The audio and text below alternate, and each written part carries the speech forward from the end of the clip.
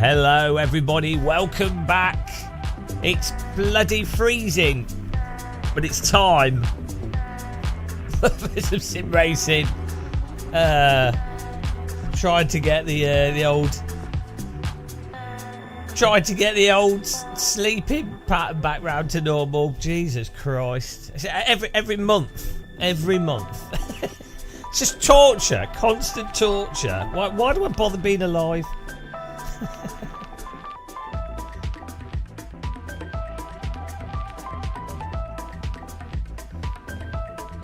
Why am I? What's going on? Right, everything's working. I think. Jeez. Bloody hell. Let's hope the chat works. Let's see if it auto connects. Hello, Eddie. How you doing, man? Welcome. Hey, how's it going? What is going on here? Oh, I just had some cheese sandwiches for breakfast. Happy Christmas! What are you doing up? You guys don't have any excuse. Oh, okay, YouTube's working, Twitch working. Oh, I didn't need to collect anything. This chat app's well good. Stream hype is on 0, guys. We've got it up preemptively too far updated. This app is called, what's it called? Streamer.bot. Well good. Best chat room ever.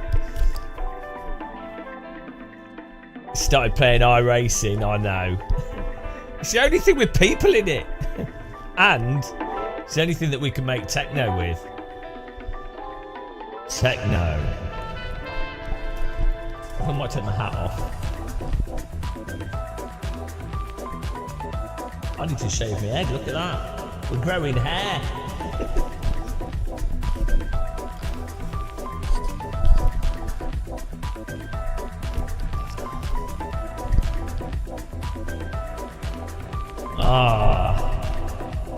Itchy head. Itchy head. That's what happens to me when I grow hair. When I grow hair, I get an itchy head. It's not used to me. I'm not used to the sensation of hair. The sensation of hair. Hair sensation. Right, that's all working. I think that's all working. I think we're all good there. I think that's working. There we go. Very good. Please, sir. Happy partner anniversary. I don't even know what am I partnered? Apparently I'm a partner. I don't feel like it's a partnership. It feels more like a divorce. Hello, Sim Racing. Welcome. God, I wasn't expecting loads of people to be in it this time. I'm getting messages from my family. Alright, game changing. Oh, what's going on here? Everyone's woken up. Oh, God.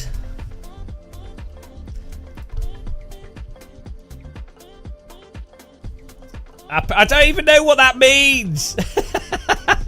What is a partner anniversary? Like, I don't get anything from a partner. Why do you keep typing happy partner anniversary? I don't get more money from Twitch, do I? Come on, Bezos isn't going to give me any money. He's too busy doing whatever Bezos does. Don't know what he does. Polishing his forehead, probably. I can take the piss out of bold people because I'm bold, so it gives me bold immunity.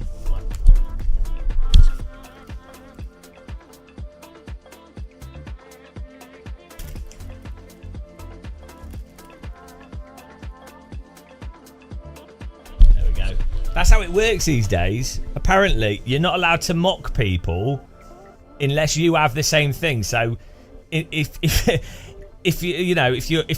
you're white, you can take the piss out of white people. If you're bold, you take the piss out of bold people. If you're disabled people. But if you dare go into territory of like something else, no, you're a whateverist. That's how it works. Because comedy's great if you can only do that. You're bold and wear glass. I'm wearing glasses technically. These are glass. They've got glass in them. Right, I'm warmed up straight away here. Oh God. I mean, I I'm dyslexic. I'm bold. I'm also incredibly intellectual. So how do you mock that? Fixing everything here. The thumbnail. Hello, Steve. Oh, do you know Pastis? I can't even say his name. The Spanish techno guy. Pastel. How do you say his name?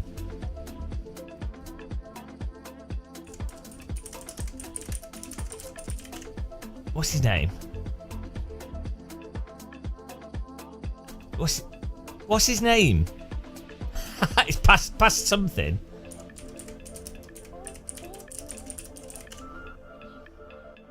Pastis. Do you know Pat? You must know Pat. It's amazing. I've been on a pastis binge. He's now my inspiration. Honestly, Steve, have you seen him? This guy is actually the best DJ I've ever seen. Ever. He's insane. He just uses vinyls and he DJs techno and he just does it all like by ear. and he looks when you watch him DJ, it looks like he's in fast forwards. Like it looks like the video's in fast forwards. He's a legend, absolute, and he's good as well. He's actually really good. I was like, it's just he's a bit over the top, whatever. And I was listening to his mixes for like hours. I was like, she's actually really good. Mixing random tracks together that you just wouldn't expect. I don't. Why is it partner birthday? Jeez. we need to get some salt here.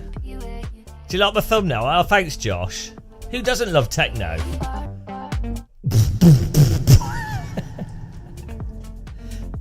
Do I play other games other than driving? I don't play driving games. Don't know where you got that idea from. We're gonna be playing Flight Sim. This is terrible music. Should we have some techno? There is no techno on it. I need to make my own. There's no techno on Epidemic Sound.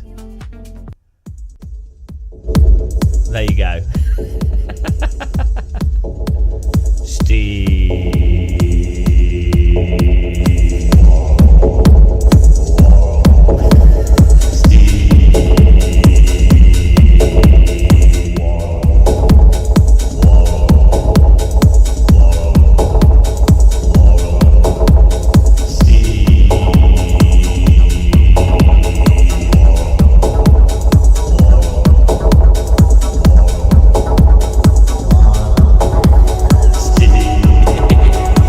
He's vibing. He's like, get into this.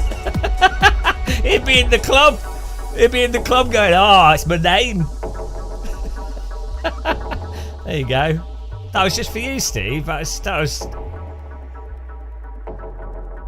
See, people complain. Unlike sim racing developers, people complain, and I address the complaints immediately. Oh, hang on, the messages are bloody paused. This is one thing I need to fix.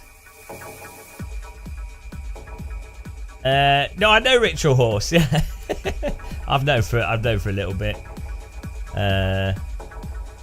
He's not really on the team. He's just working as a consultant, which is great.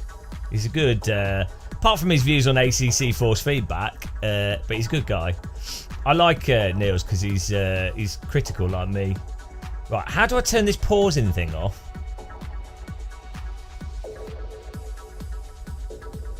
Right, have any of you guys used streamer.bot?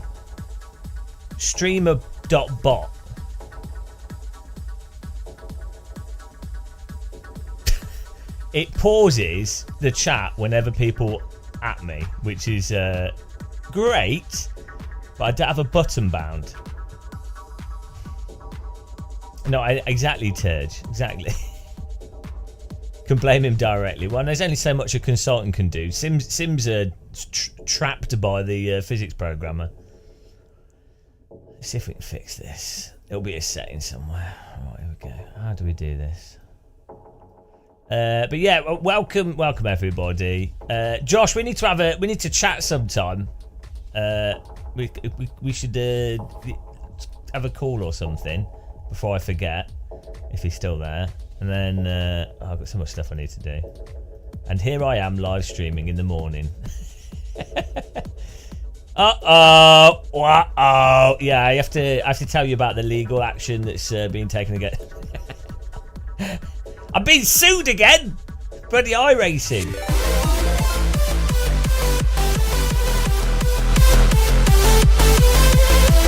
Zanis.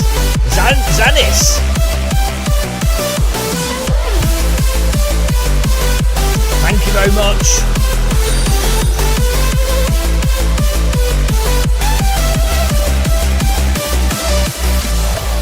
Thanks for the raid. Appreciate the raid. We're just trying. Oh, maybe you use maybe Zanis, you can help me. Do you use streamer.bot as a chat room? Oh shit! I've just broken it. No, hang on. Do you use do you use this? I need to turn off it pausing. Welcome along, guys. If you've just joined us from Zanis, who graciously raided us, topless raid as well. I was really surprised that 14 naked people just turned up, but it's all good. And everything's better topless. Let's be honest. Yeah, welcome along. What do we do here? Mostly complaining, and yes, try to fix stuff. Menus is what we do here. Why would it do this as a default setting? What is it with app developers? The pace car is out of control.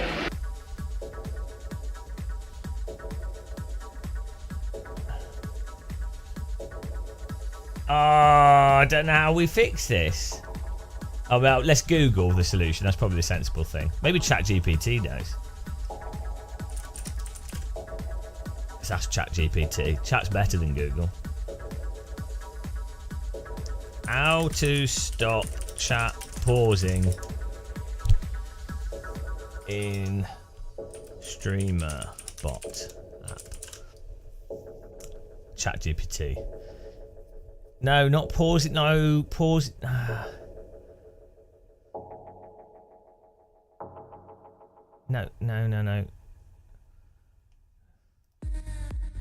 Pausing when mentioned. No. Oh, here we go. Triggers. Oh, we got to join the server here.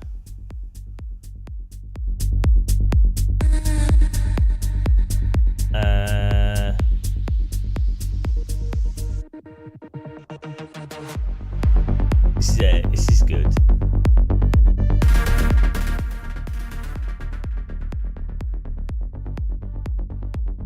Hello, Nasty Butt. Hello, guys. Hello, everyone's joined us. We're just I'm working out. So at the moment, the chat app I'm using pauses whenever people at me or mention me in chat, which is a little bit of a problem because then I have to click it to unpause it.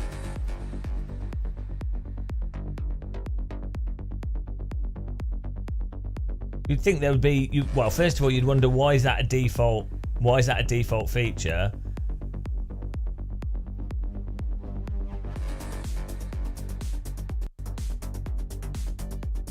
Oh, here we go.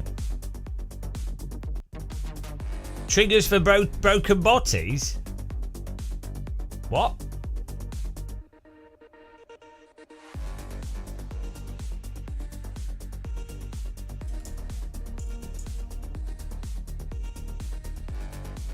Yeah, see now Turge, I think it'll pause the chat for future messages. You'd think the notification would allow you to click on the notification and go disable.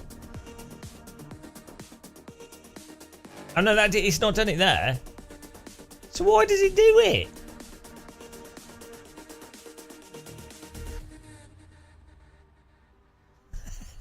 Who Who designs these programs? It's both programmers, isn't it? Programmers always do stuff like this. They just put stupid shit in that you just...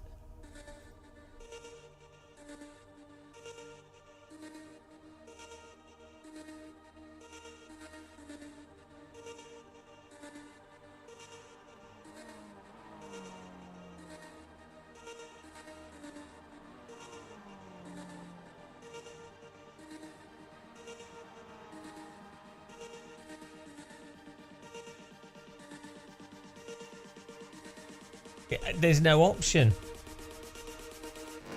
Oh no, hello Thomas.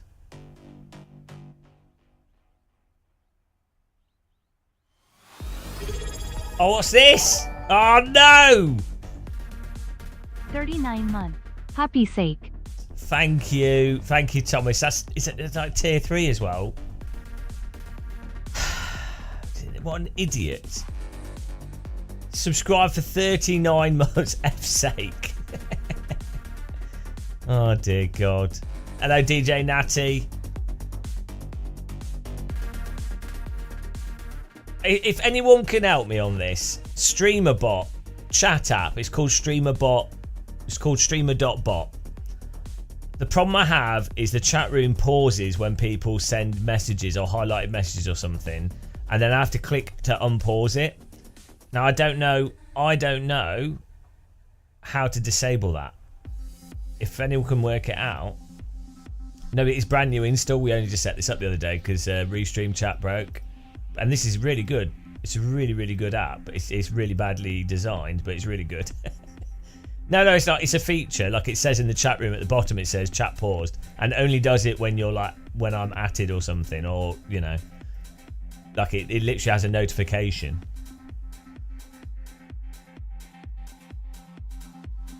I can't find the setting though.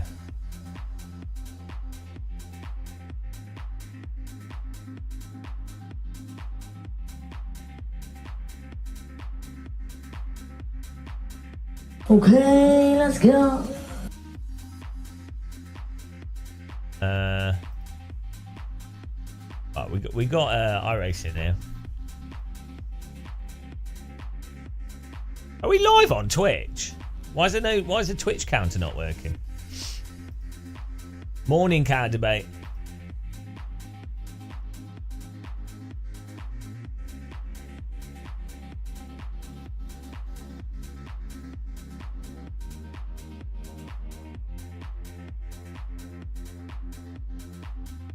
I have no idea how to fix this. Oh well.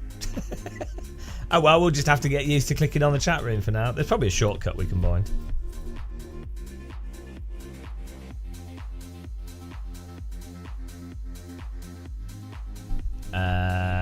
Right. Wheels working, pedals working.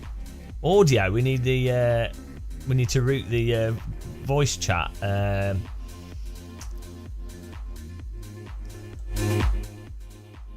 What's this? Which one's this?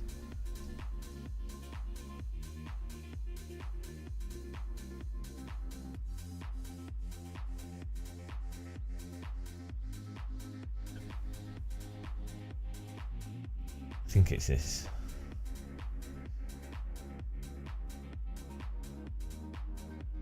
Oh, that's spotter.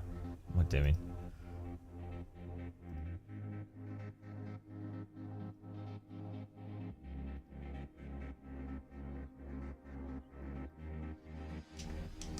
Hello? Hello? Hello. Why you so serious? Oh, that didn't work. It's not that one then. What's more important with this game? The driving or the voice chat? Well, it's not game. It's not system. It's not music. Oh, maybe it's this. Hello? Hello?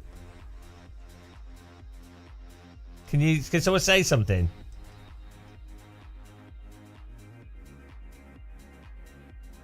Hello? Oh, let's just qualify. Yeah, but it depends how I've routed it on my Go XLR.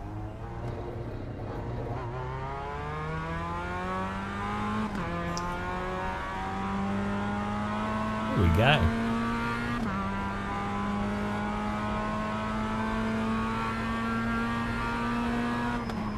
What layout are we doing?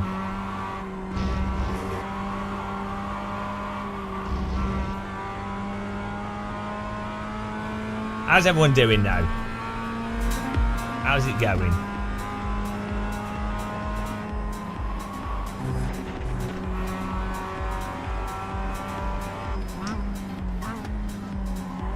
Good morning, everybody. See how?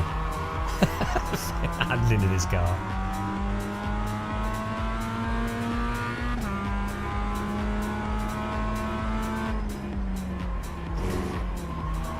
Oh, did you guys see AMS2? AMS2 1.6 update. Everyone's hyping it. Ah, the Reddit posts. I love how naive like sim races are on our sim racing, and like just the completely manufactured hype is insane. Not that I mean, good, great for people to be hyped, like fine, but it's just bizarre the degree to which hype can be manufactured for something completely irrationally. Like, so you have like zero hype for like Race Room when the developers do an amazing job on stuff, but then AMS2 you get like this crazy hype, and it's like, well, it's Project Cars 2 but with like adjustments. I mean, no one liked Project Cars 2. It's so irrational how people behave. Oh, thank you, Jim Law.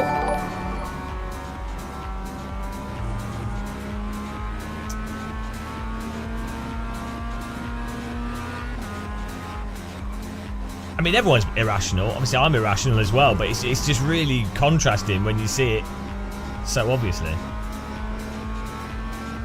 Hello, Pixel Therapy.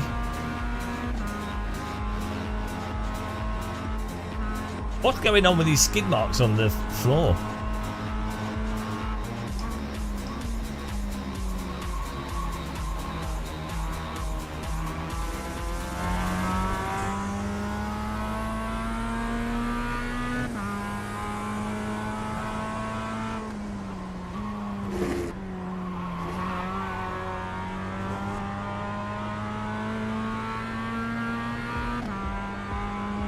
You doing the dog bum cleaning thing? What's the dog bum cleaning thing? What's that? On the carpet?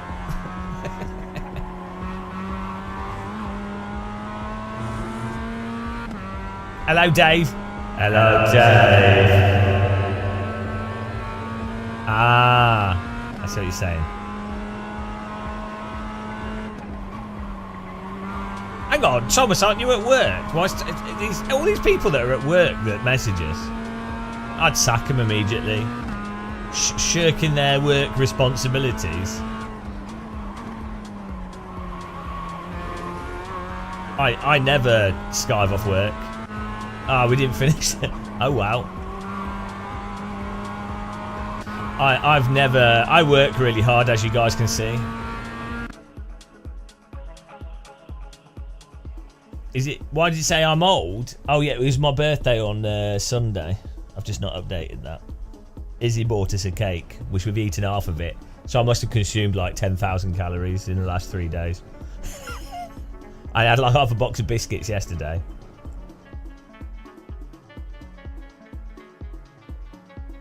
Oh, you're like an x86 processor, Thomas. I'm tracking Slippy this morning, guys. Good luck, everybody. Let's have a good race. Paul Matthews.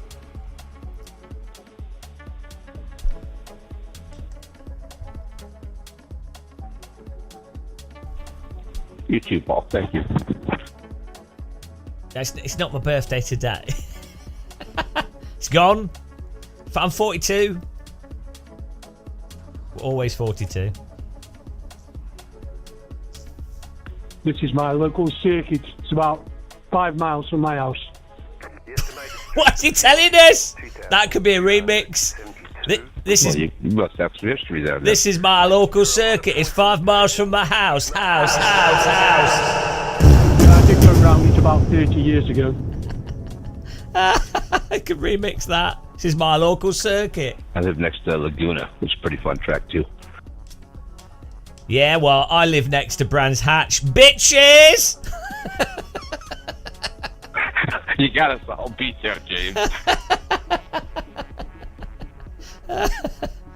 Although Alton Park's better, I think. No, it's not. Well, I can't say that publicly. It is a great circuit, man. Waiting on the final cast grid. Here we go. Still, I guess. Young man, get in pit. Green flag, green flag.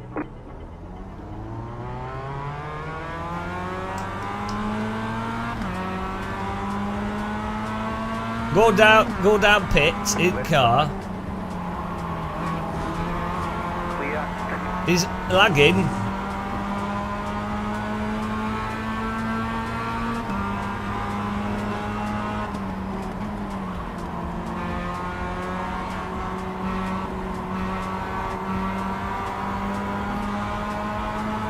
Left side, clear.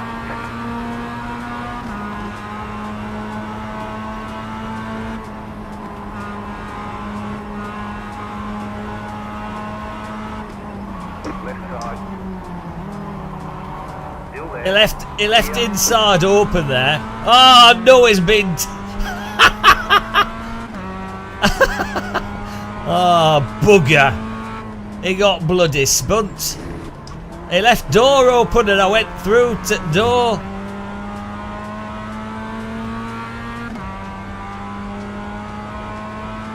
It's near Manchester, right?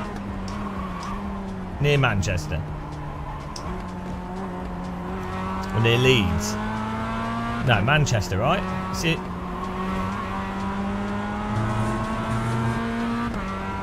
Right, Damn thanks bird. Spitfire.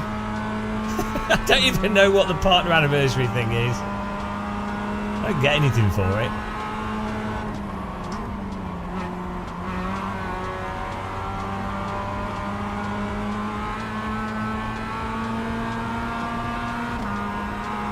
Car on your left. Still there, hold your line. Clear on the left. Yeah, well, you called it, Targo. Fudus. Fudus. Fudus. Caralho. I don't know. I'm trying my best.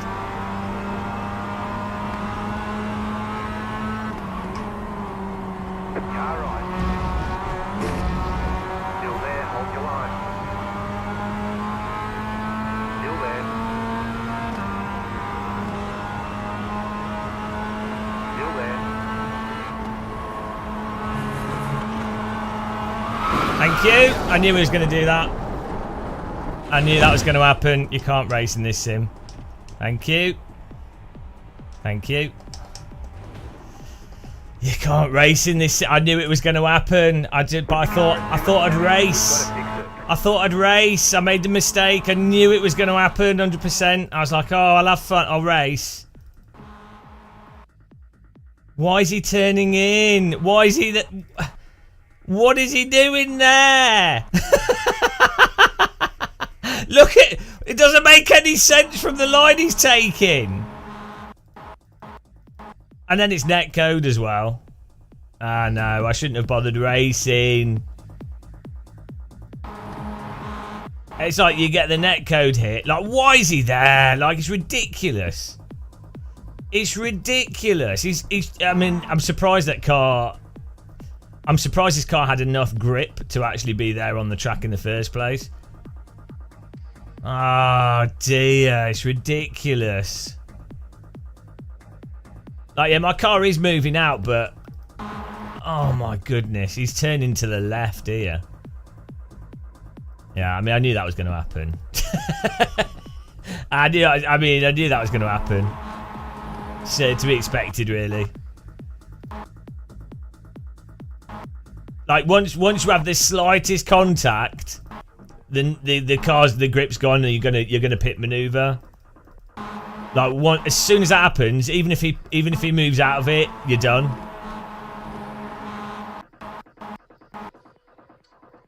Like look how slow it's just that's it. He's removed that contact has removed the grip from the rear tyres. Race over. We have overlap all down here. Ah dear. And yeah, I shouldn't have tried racing, guys. I thought we could have fun racing.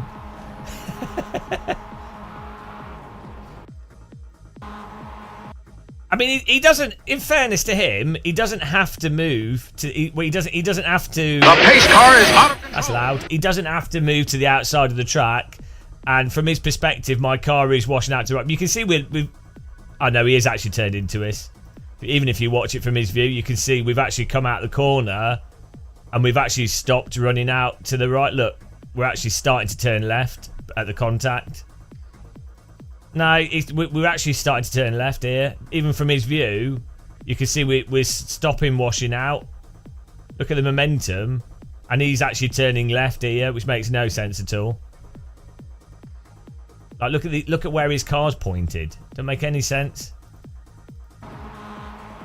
But yeah, I mean it's iRacing netcode. And also tyres been over the limit, you're done. Oh well, finish the race. Yeah, I knew that was going to happen. I've done enough iRacing to know that's going to happen. You just you have to leave like. No, we'd finished understeering J Rome. The car was actually starting to go back to the left. We did understeer through the corner. That's just what happens. At the start, that's just the line through that corner, but you'd expect both cars to be understeering a bit.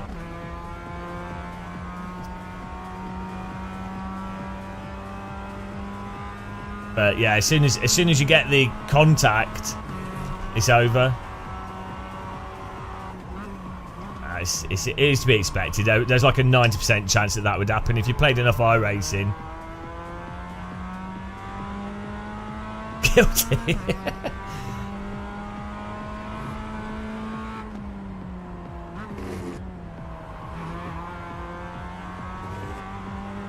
You ever see the BMW test rig where the car chassis is on a 3D rolling road?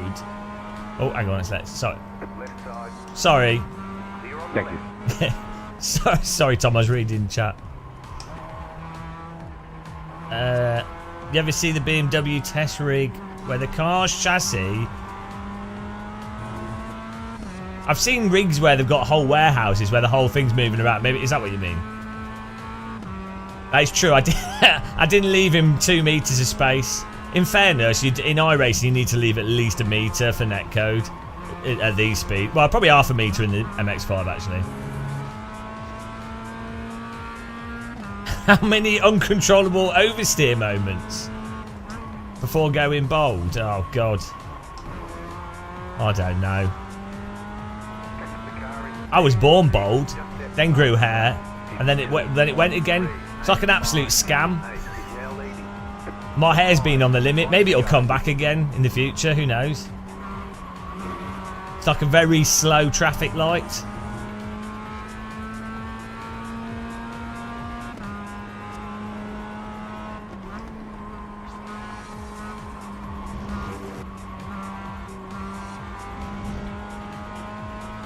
It'd be super weird if iRacing does the tyre stuff they've been saying, and it does actually massively change stuff, and the netcode stuff. It'd be so weird. It'd be fantastic, but it'd be so weird.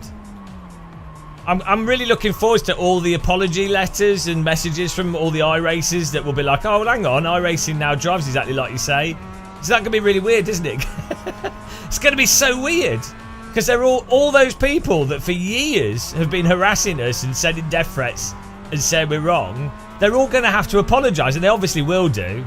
Just like the voters in the American election. In 4 or so years' time after America's economy's collapsed, they'll all come to their senses and go, oh yeah, actually, it was a bit silly voting for a fascist. But you know, but they'll all realise they made a mistake, and it'll all be okay. They totally won't double down. Because that's exactly what happened in the UK with Brexit. All the people that voted for Brexit and all the people that voted Tories for 14 years, they were all like, oh yeah, actually it's on us guys. We made a mistake. It turns out austerity doesn't build the economy. Yeah, sorry guys. We'll pay additional. We'll give everyone some money for reparations for our stupid decisions. That's what happens. Car 3 is up the front. People realise their mistakes. That's what's great about humans. That was your fastest lap of the session.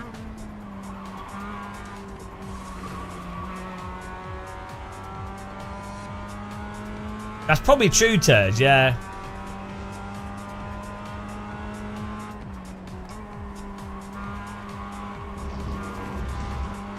Have I been checked for low test levels? Democracy's disappearing. Oh wow, it was nice whilst it lasted. Like, you know, fairly good run. We're being positive, guys, though. Yeah, I mean, like a cheap suit on that one, James.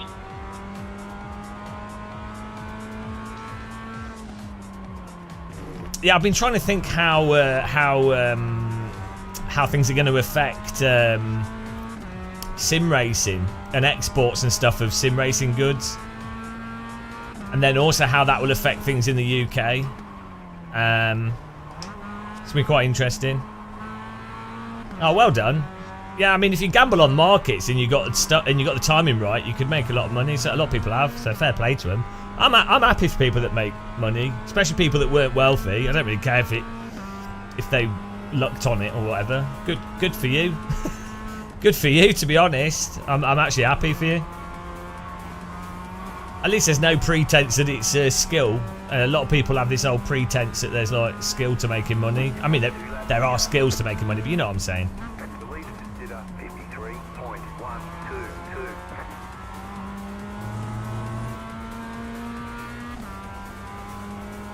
53.122. If it was me right now, if I'd made a load of money on Tesla or Bitcoin or something, I would probably I would take out the majority of my profit that I've made right now, and then I'd sit on that cash for. This is not financial advice, guys, because I don't know what I'm talking about. I'd sit on that cash for a year or two, and then assuming that stuff collapses, which it probably will do, then I'd buy up a bunch of assets at that point. So you get the double whammy. You've managed to get the in on the before the growth, and then after the collapse, you then get back in when it's all low.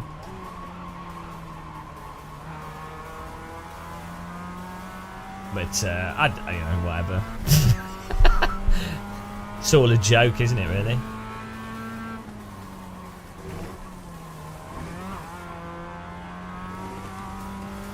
I know, Turge. Same. Yeah.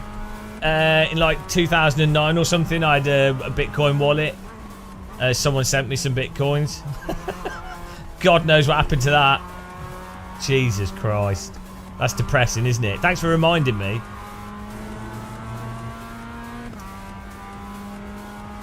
Yeah, you don't want to sit on cash normally due to inflation, but sitting on cash could mean not sitting on cash. It could mean buying bonds or low risk or stuff in other currencies. You know what I'm saying. I don't mean cash. I just mean, you know what I'm saying. Yeah, you don't really want a shitload of money in. You'd obviously have a financial advisor and you put stuff in tax effective things that are isolated from the specific market that's probably going to go up and down. New fast flat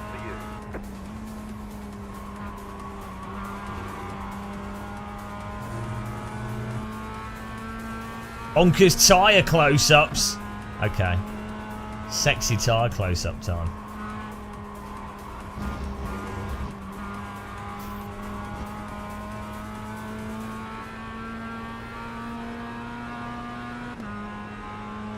I think probably the best investment that people could go for is Game of Muscle memberships. They're pretty good. Like, they don't offer a return, but they're good value. You get what do you get? Oh, you get nothing. You don't get anything. Oh, you get a headache. Not bad. Who doesn't want a headache?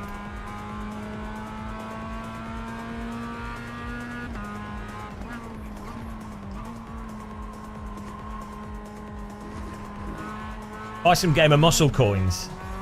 They're all printed on tea bags.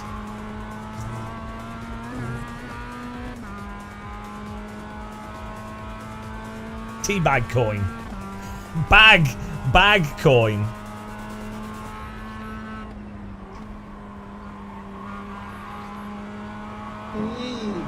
Oh, thanks for subscribing. 3D printing trucker. Hello.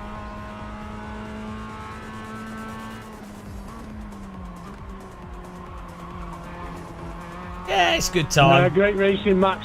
Great racing, mate. Well done. Good race, everybody. See you next time. The good Dan, thanks for following the channel. Welcome to T-Land. Logic Santos has subscribed for 3 months. Thank you very much.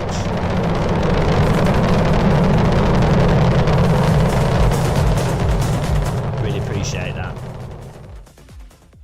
Right, let's have a look at that crash at the start.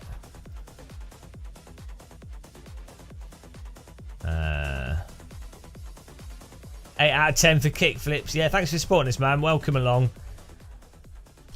This is a zone of despair. Is the Evo the one sim to rule them all? I don't think so, Nasty Butler. No, I wouldn't say so. I think Evo.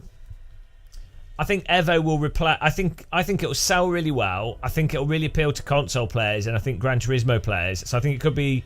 I mean, people will always buy Gran Turismo regardless.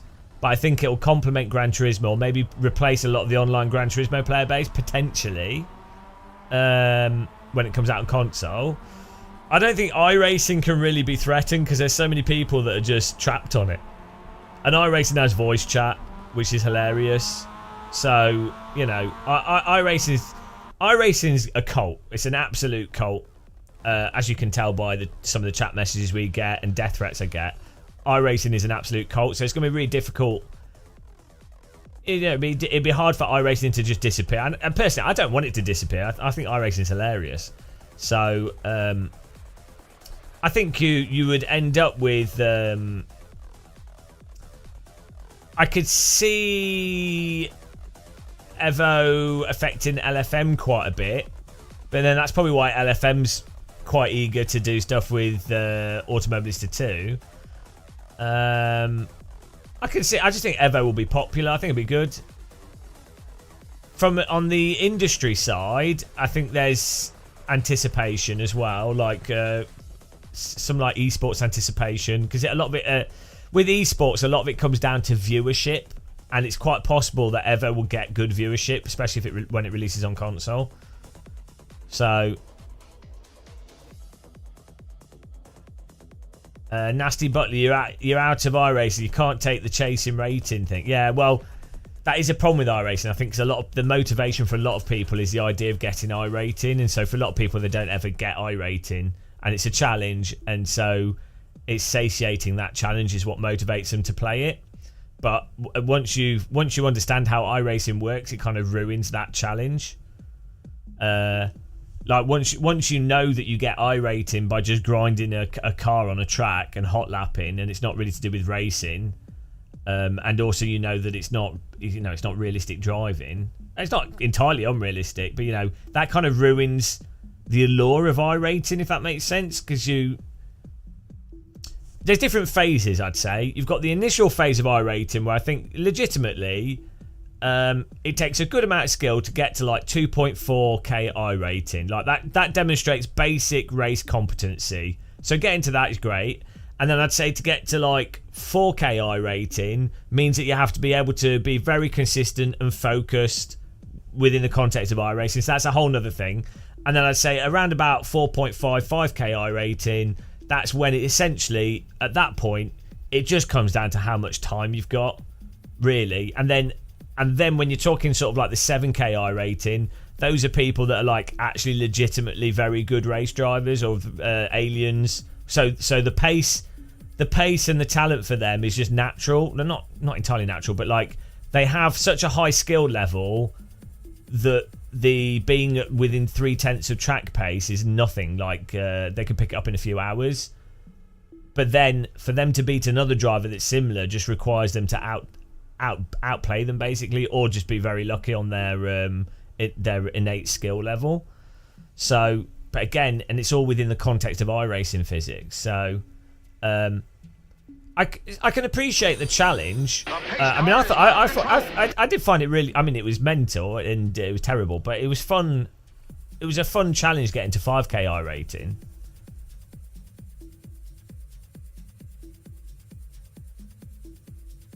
AMS2 1.6 is just going to be like a slight improvement over previous versions of AMS2. It's still going to have like the same underlying physics issues, like, you know. So I wouldn't get too. I mean, but it might be good, but I wouldn't get too. Mike Racing, bonjour, ça va? We've got the French in here. Hello, hello, hello.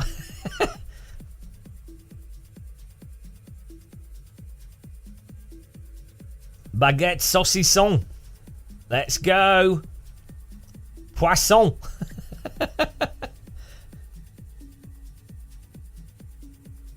Bof. Ça va? Oui, ça va bien. C'est pas mal.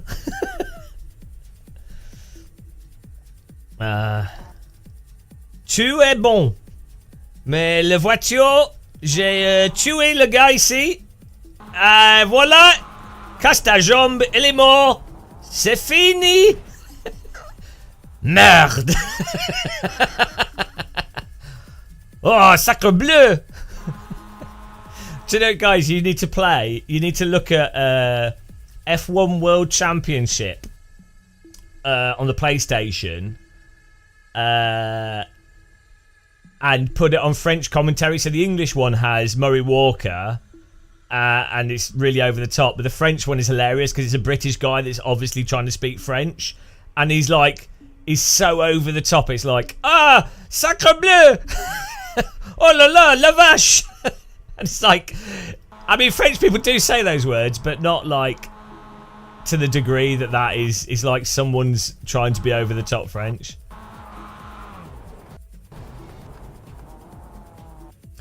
"3D, you don't pay attention to iRating, just safety rating, yeah." Oh, thank you, Mike. It's really not. It used to be a lot better. I need to go live in France a bit longer. Yeah, I mean, but then again, you also find if you play a lot of iRacing, safety rating basically just comes down to how much time you spend repeating the same thing over and over again and not racing. So one of the things you find with iRacing is actually it really encourages not racing. Oh no, Moser Pithouse has moved on to another window and now it's going to keep crashing until I reinstall it. Stupidest bug ever.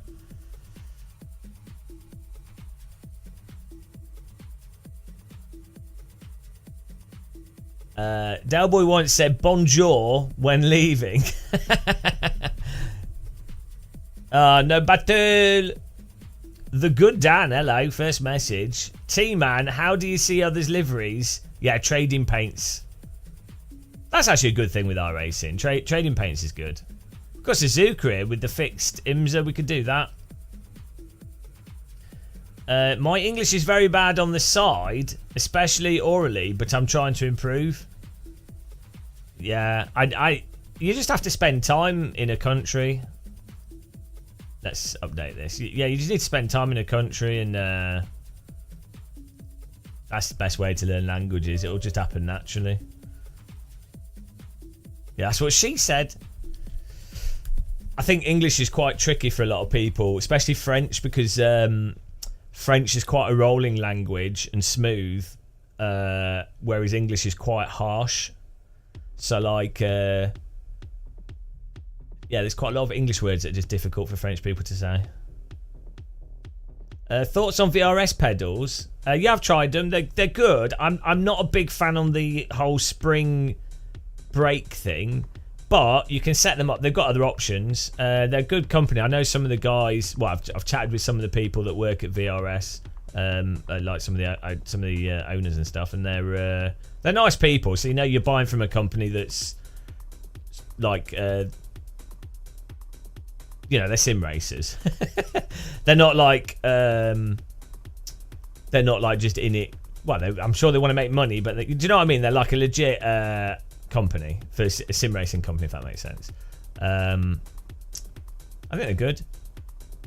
You can see what they've done philosophically with their pedals. So, like the throttle pedal, just having a spring that then deflects.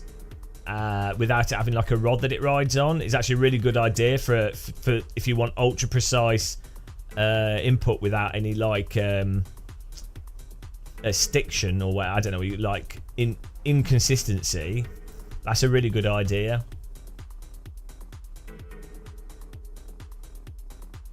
So yeah, I mean they're not my favourite pedals, but I quite like light pedals as well. Which you can set the VRS pedals up light. You can do whatever. I mean, they're fine. But my view is that like all the pedals, all the equipment, all the pedals are fine. The problem is the software. For all this stuff, the software's got issues. Like the physics, the tire models, the force feedback. That's where the problem is. The like a Fanatec CSL V2 pedals are totally fine. And I know very fast real-world drivers that are fine with that, and they own race cars. so like the thing is, there's a whole industry in sim racing of making money out of selling the illusion or the dream of realism and advanced equipment and everything. And it's mostly a load of bollocks. Like the equipment's quite nice. I'm not saying it's bad. Oh no, we've missed the event because... Oh no, we haven't. I'm not saying the equipment's bad, but it's all so far past the software limitations. Right, we're doing the IMSA race here. Trading paints will only affect performance if you have a really... don't have any very good memory, but you can turn the graphics down. It's just loading car textures like it would load games textures, so no, it doesn't really affect performance.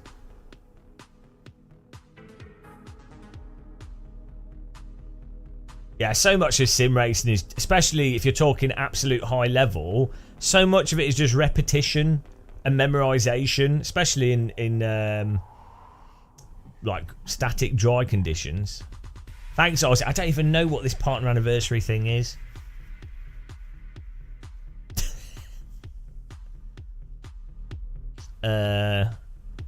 Yeah, so there's this whole industry, like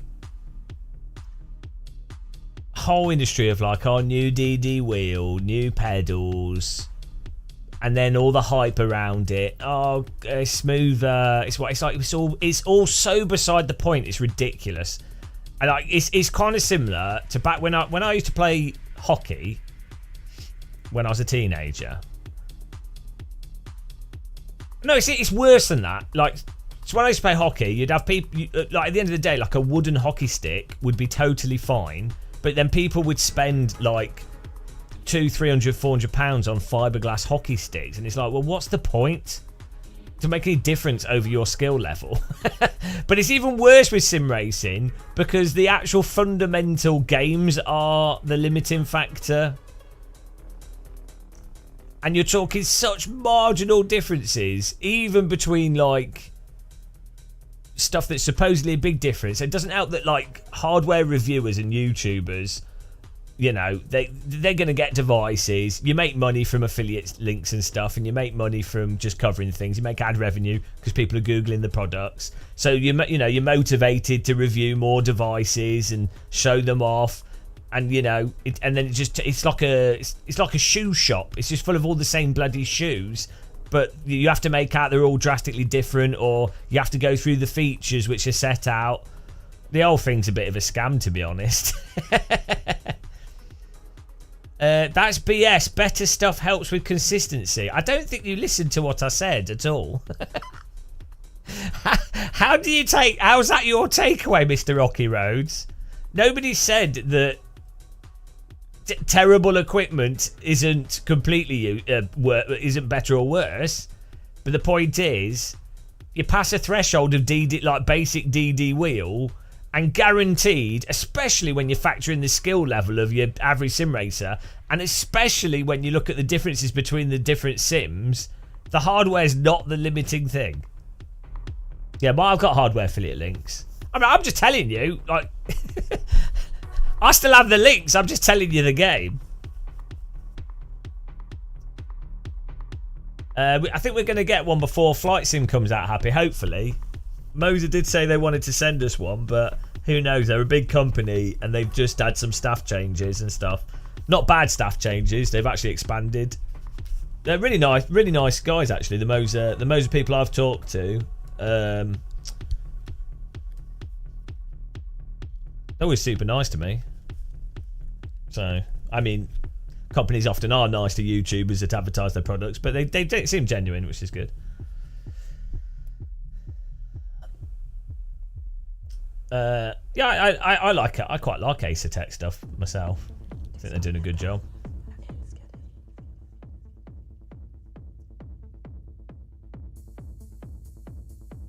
Thanks, Vandis. It doesn't mean anything. The partner anniversary. Right, we're doing this IMSA race here. Fixed setups. I don't know how fuel works with this, but oh well. Should be good. Yeah, so the thing that's really ironic with sim racing hardware is that most people are playing iRacing because it's the most active sim and you can get competitive racing, so it makes sense, like it's just the most active sim. Or they're playing ACC, which is also the most active GT3 sim and probably most affordable with LFM, right? The irony there is that iRacing has probably the least realistic time model of all the sims on the market. Worse than Automobilista 1, worse than AC, worse than R-Factor 2. Like, fundamentally, you can't... The meme is that you can brake properly in iRacing, but you actually, logically, it's physically impossible because you can't brake at the limit in iRacing. So if you go over the limit, get stuck over the limit. Therefore, you cannot, logically, you cannot brake naturally in iRacing. It's physically impossible. The game doesn't support it. If a tyre goes over the limit, it's stuck. If you're braking absolutely at the limit in a real car, you will be testing that occasionally. Like, you will lock up occasionally or whatever. You can't do that in iRacing. It'll completely screw you. So it doesn't support, and you can't do a whole, you can't throw a car into corner properly. You can't lean on the tyres and have the grip come back. It doesn't support some of the most basic aspects of driving. ACC doesn't have dynamic range to force feedback at the limit because the tyres are so peaky. I think it's because of Unreal Engine and the tyres being super peaky. There's such a narrow range for where the grip falls off. It's just like you've got grip and then it goes off, and so you're driving in like a sort of robot, constantly snapping the car. And then in ACC, the cars get stuck in these like passenger slides that you don't bin from it. But if you're at the limit, it's like you're under the limit and then passenger slide, and then it's back, and then passenger slide and it's back. There's no range and sort of movement at the limit like you have in AC1 and Automobilista 1. So the big irony is the two most played simulators, GT7 as well, it's probably the third most played racing game. That force feedback is basically clipping most of the time. They've made it worse with the new physics updates. The game has like locked V-Sync, so there's horrendous input delay. I don't know why people don't talk about that. And then, well, I mean, the physics are Gran Turismo physics, which is fine. You can have fun playing all of them, but the force feedback's awful in Gran Turismo, and the physics are just a bit baked, right? So the three most played racing sims on the market that people are buying, DD wheels, load cell pedals, you know, spending £1,000, wheel rims, all this shit for, right? The three games are massively screwed up. They're worse than Automobilista 1. They're massively worse than the first Assetto Corsa. You know, in any way that's pertinent to the hardware, right? They're basically completely messed up. So it's just really ironic that you have the hardware market is mostly people buying expensive hardware for iRacing and ACC, and those sims are categorically not using the hardware properly. But it's a whole industry. It's a whole industry, and well, if you're a hardware reviewer, you're not gonna get as many affiliate link clicks or have as many viewers if you're as blunt as I am. Let's be honest. If you say, "Oh, why buy this?" when what I've just explained, it's just going to upset people. It'll put them off, and it'll ruin their sort of sim delusion, which is what's making them buy into the sim racing space. So there's no motivation for people to be that clear about it. You'll just alienate your audience. So yeah, it's just really bizarre with the sim racing hardware space. But I mean, on the other side of it, you can think of it a bit like shoes. You know, someone buys equipment and they enjoy the equipment and they're having fun, and they know obviously a lot of people know that XYZ sim has XYZ problems, and they just want nice equipment. It's shiny. You know, it's like buying a stupid shirt that's more expensive than another stupid shirt. It's just it's just, you know, it's just consumerism. So, you know, on that level, it's fine. It's a shame about pollution, though. It's a shame that Sims and stuff is sold and marketed kind of on the performance component of things. So I think that's a bit disingenuous. It's also sold on the sort of, you know, the idea that it's getting you into a real car, closer to a real car. So I think that's a bit of a, you know, it's not sold as gaming and you're just having fun gaming. That is partially sold like that. But, you know, it's... So I think there's a lying by omission. There's intentional lying through marketing. And there's a lot of disingenuousness to it. But yeah, on one level it's harmless and it's just people having fun. But yeah. That's sim racing for you, and capitalism. And the world will burn as global warming increases and countries voting fascists. And it's fine. It's all fine. Just concentrate on making money, guys. Don't think too much. Oh, hello, random course. How's it going, man? Funness.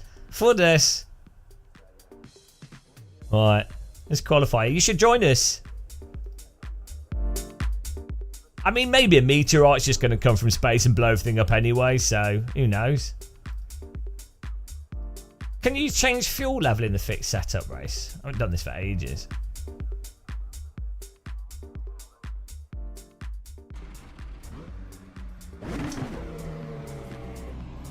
Oh, I need to turn the wheel off. Don't know why it's on. Where's the wheel setting? Guys, go and follow Random Call Sign if you haven't. He does lots of reviews, does live streaming. He does a lot of Fuddess. What else does he do? Pastel Donata Eater. Where was... I can't remember where the setting is, guys, to turn the... Oh, here we go. Show steering wheel. Hide steering wheel. There we go. Oh, no, the chat room paused, and I don't know why. Right, there we go. We're back. Sorry. You should check what fascism is. Right, so this is... a lot of people get confused on this. So the argument that people get confused on is they think that unless someone is literally the H-man, I don't know if we can say his name because of how YouTube works, unless they're literally the H-man, then it's not fascism. Now, the problem is, that's not, if you're going to go for that definition, yeah, no, nothing's really going to be that. Okay, if you want to take a absolutist historical use, semantic use of the fascist word, and you're going to go, okay, I'm defining fascism as a specific person that's linking like blood of the nation, a sort of eugenical view, a workers' blood of the nation combined with like national, sort of nationalist socialist view. Fine, I can agree that some of the people at the moment are not fascist by that definition. However, what you can do is you can see that there's fascistic elements to differing governments on differing degrees, because things aren't binary. So it's not unfair for someone to say that, oh, this X person is being very fascistic, and therefore you can describe them as a fascist. That doesn't mean that you're describing them as literal the H man. You are just saying that if you go through all the like things that you describe to fascism, you go, oh, actually they're lining up with a lot of those things. So I hope that explains that for you. So yeah, if someone is basically using typical things that you've seen, like the H-man, Mussolini, and God knows who through history, use techniques of division, appealing to the bourgeoisie middle class and the working middle class, and then manipulating their fears against unions, manipulating their fears against races, and then pretending that you represent their interests and that you're not representing the interests of billionaires when in fact you are. Well, it's pretty fair to describe that as fascist, to be honest. So yes, I have actually read a reasonable amount of history on this because I find it fascinating, and it's also incredibly depressing when you see humans making exactly the same mistakes repeatedly over and over and over again. Let's do the same stupid shit that kills millions of people. Why not? Sounds like fun. Did that answer your question? Did that help?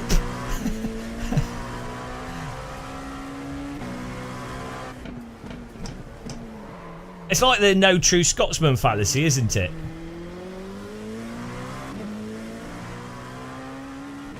But even if you're talking about that Slotan, as I say, you just define it beforehand.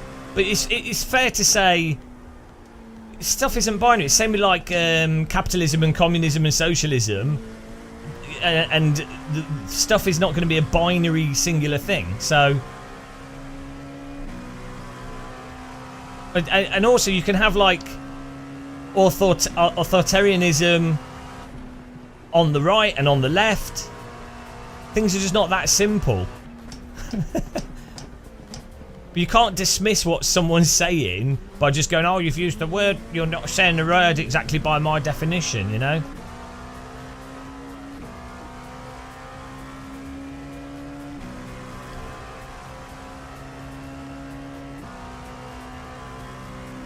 Back to techno. I love it when people assume, because I'm an idiot, they assume that I haven't read like any history books or like any like or you know, it's like just because someone makes jokes about stuff doesn't mean that they haven't read like any history.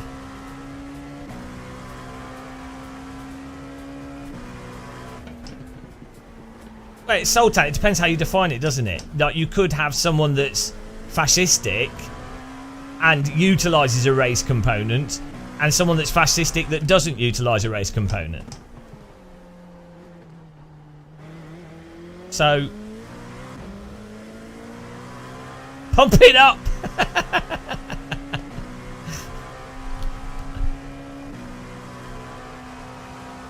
Pump up the jam. Yeah, that's true, Salt. I agree with you. Yeah, no, I agree with you. However, if someone or something is being fascistic, it also dilutes the word if you don't call it out as being fascistic. You see what I mean? So it goes both ways. So I totally agree with you. Totally agree with you. But yeah, it goes both ways. Yeah, you definitely get too many people shouting something. It's in the same way that they go, "Oh, that's communist," when it's not, or you have like a tanky going, "Oh, that's right-wing fascist." It's like, well, no, not necessarily. It might just be actually good. Could be good competitive market practices taking place. again, like the way you can often tell a big red flag is when people really overly simplify things. Why can I not find the fuel? This is my problem.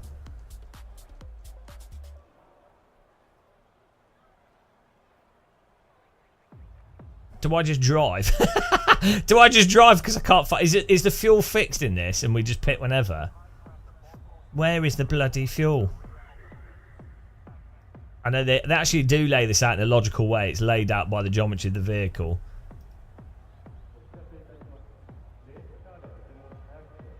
Oh, it can't be changed. Okay, fair enough. So we just do it by the box. One left to green. Line up on the right side. Everyone. Pit road is well, I think it's pretty fair to say. So the Republican Party has used fascistic methods to gain power in America. They've appealed to the bourgeoisie and the middle class and the working middle class by acting as if they're in the interest of the middle class by basically by just making shit up, basically, which is exactly what the Mr. H-Man did. One of the things he did. They've also used the idea of immigrants. So now you're doing whataboutism. No, the Democrats didn't in the same way. The problem with the Democrats is that they represent. They also represent billionaires, and that's why the Democrats can't actually do proper left-wing policy. So the Democrats are doing neoliberal. Supporting billionaires, and the Republicans are doing sort of a fascistic supporting the billionaires. Both of them are lying in different ways. Populism isn't inherently fascist, but it can also be fascist, and fascists do use populism as a way to gain power. So I don't know why you're getting really like annoyed by like the semantics of the words here. It doesn't even really matter that much. car is off. Be ready.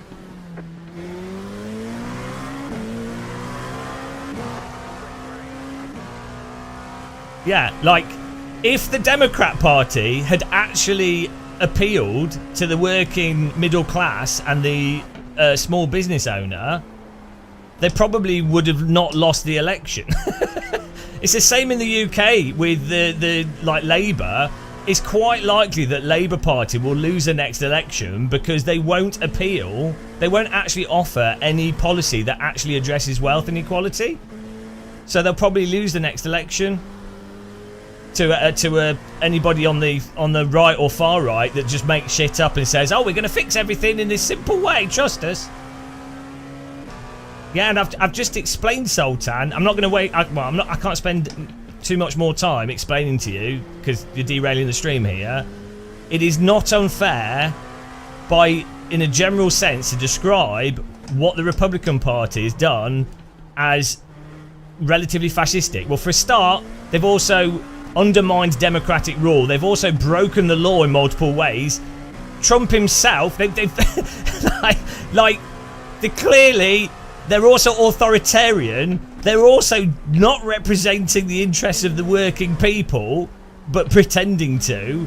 But, you know, it's fine. But, yeah, just go and watch some documentaries. We all like techno.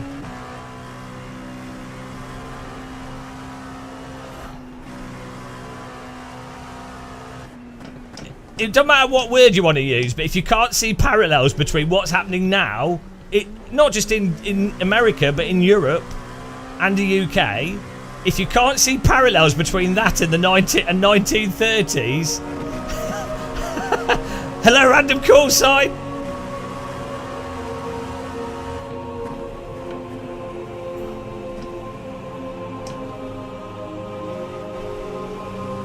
Thank you for being a member, you Pastel Donada.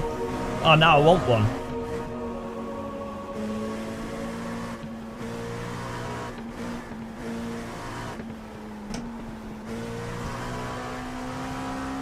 Pump it up!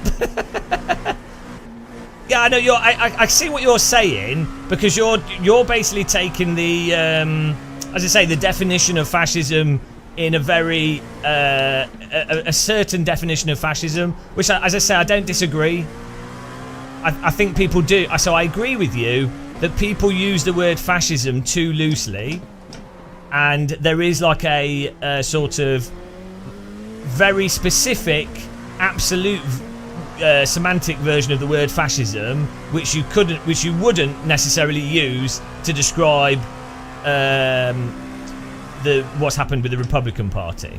So I don't 100% disagree, but then my point is that nothing is binary, and there are elements that are very fascistic, and there's still utility in describing it as fascistic when it is fascistic, because otherwise you're going to have to use other words, and it's like, well, what words do you actually use? You're going to have to make something up. Yeah, so you're just having a semantic conversation, basically, which is fine. I think it's good to have to define stuff, especially complex things. Non-binary, who knows? I just think, regardless of your political views, that there's problems that arise if you have someone that's been found guilty of crimes, rightly or wrongly, and then once they get into power, that they don't have to go through the traditional legal process, or they're immune. Regardless, I say this is independent of whoever's in charge in a country, it fundamentally undermines the law or the belief in the law, which I think is a problem. And then you also have the issue that if you have someone encourage riots and also outwardly state that they won't accept the results of democracy, and then you're just going to ignore that, well, that's a problem again moving forwards, because it means that, well, the other side's going to do that. It doesn't matter which country you're talking about here. It could be like some like country in Africa or UK or whatever. So the issues are more like not what's happening right now. The issues are the issues are like longer term issues, and this is why I think for the rest of my life we're royally effed, which is a little bit depressing. It's a little bit depressing. Oh, it's Sultan. See, look, you've clearly made your mind up on all these things. I thought I was giving you the benefit of the doubt, and that you were having just an honest semantic conversation, but you've now just brought in another thing that is like a de facto talking point. It's really weird. So, hello, Sky Blue. You could be right that there's unfair stuff that happened in BLM riots. You could be right. I don't know. I haven't followed enough of it. But wouldn't that be irrelevant to other bad stuff? Like, if there's bad stuff with one thing, it's the same with everything. So that's how you know when you're in a cult, or if you're looking at a cult, the really good way to notice is you're like, oh, hang on, let's apply the same rules to everything and see how it pans out. And then you're like, oh, hang on a minute.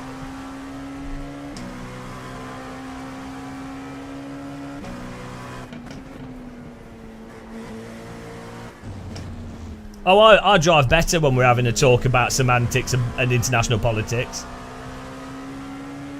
Okay, yeah, so there is stuff on all sides, which is fine, but that doesn't by default mean that both sides are equal. So that's another mistake that people make with not just politics, with everything. So it's like, getting back to racing sims, it's like how people say, all racing sims are different, they're all equally valid, and it's like, well, they're different in different ways, and some things are more important than other things, and you can have a conversation on that.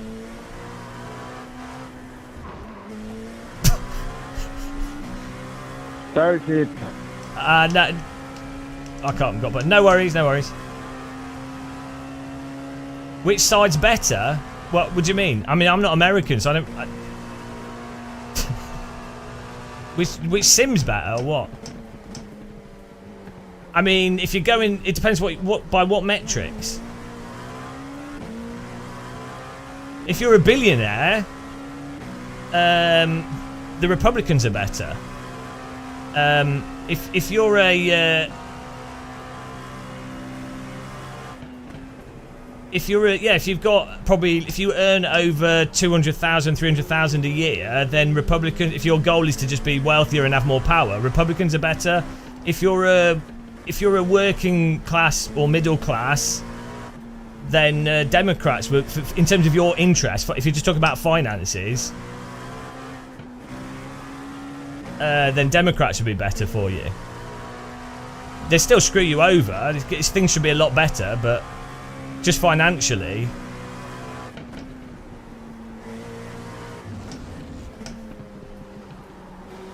What have they done for the working class? Not much, not enough.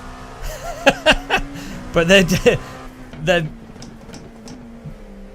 Biden-Harris administration were actually doing pretty well with inflation in terms of investments, and actually the inflation rates in America are not that bad relative to the rest of the world, following on from COVID. I think they could have been a lot better. Don't get me wrong, I'm not a Democrat, so I don't agree with neoliberalism.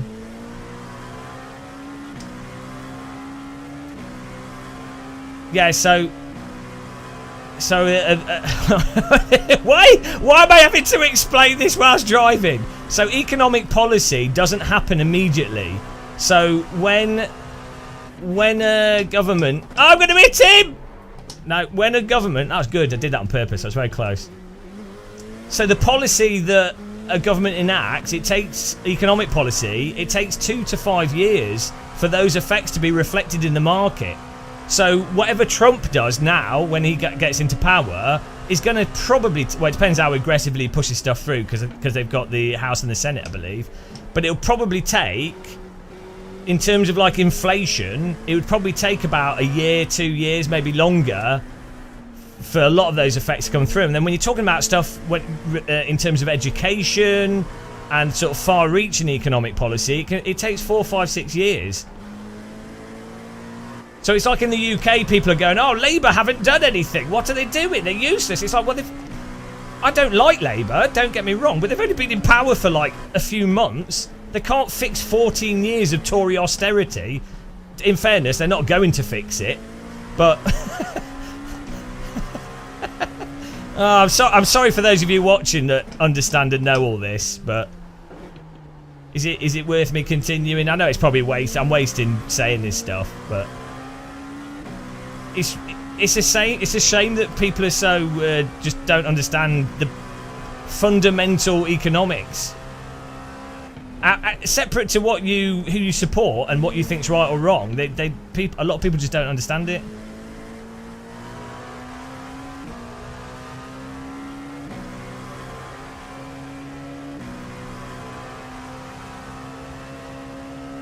Yeah, no, I don't like Labour. Yeah, they're neoliberals, so they're not going to address the core underlying economic issues exactly the same as the Democrats in America.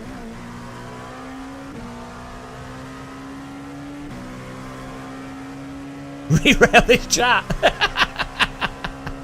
We need more techno. Oh, it's all fun. Everyone's being friendly. People are nice. And the main thing for me is that people are nice to each other. No one's shouting at each other. Thank you.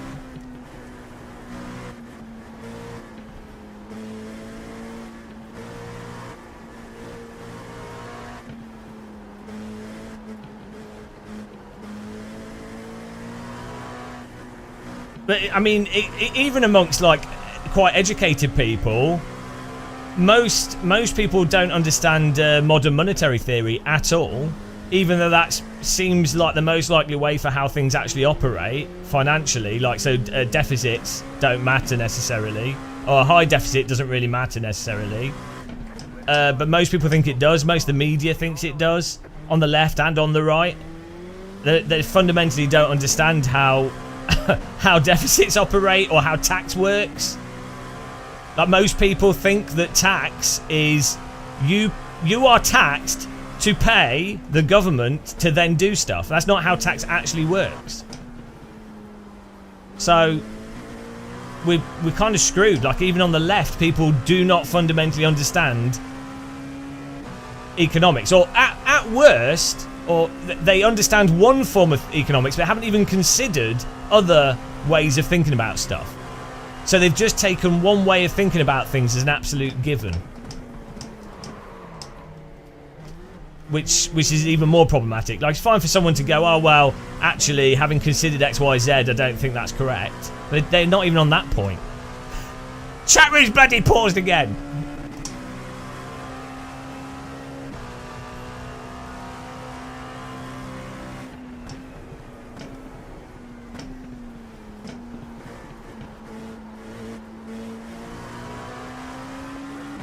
Do we have to pit in this race? Oh, I guess we will do.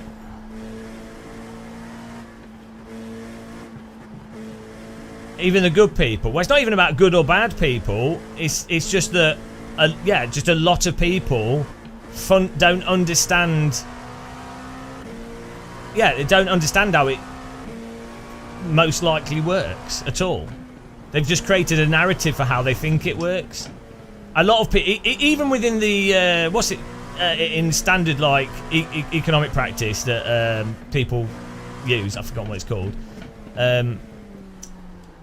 Even within that paradigm, people think of the government budget as if it's a household budget, which is just not how it works. So we're like 3 degrees of wrong. It probably works, I believe, in how modern monetary theorists would say it works, right? That's probably how it works. Most people haven't even considered that. Most people are on whatever the standard way of doing it now is, or thinking of it is.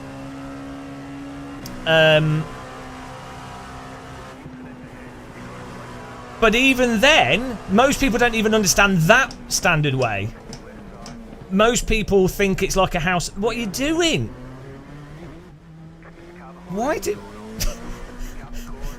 What's he doing? I was well up the inside. Why did he just turn into us? Starts pitting me. I can't turn.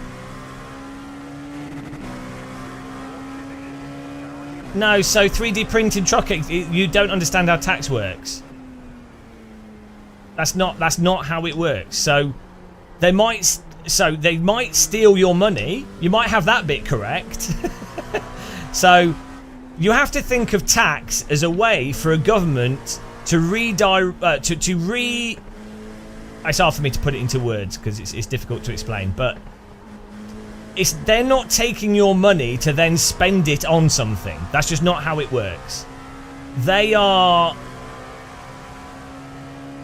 It's a redirection of economic stimulus, if that makes sense, but not direct. So it's not that they're taking your money to spend on something else. It's not even a redistribution. That's the wrong way of looking at it.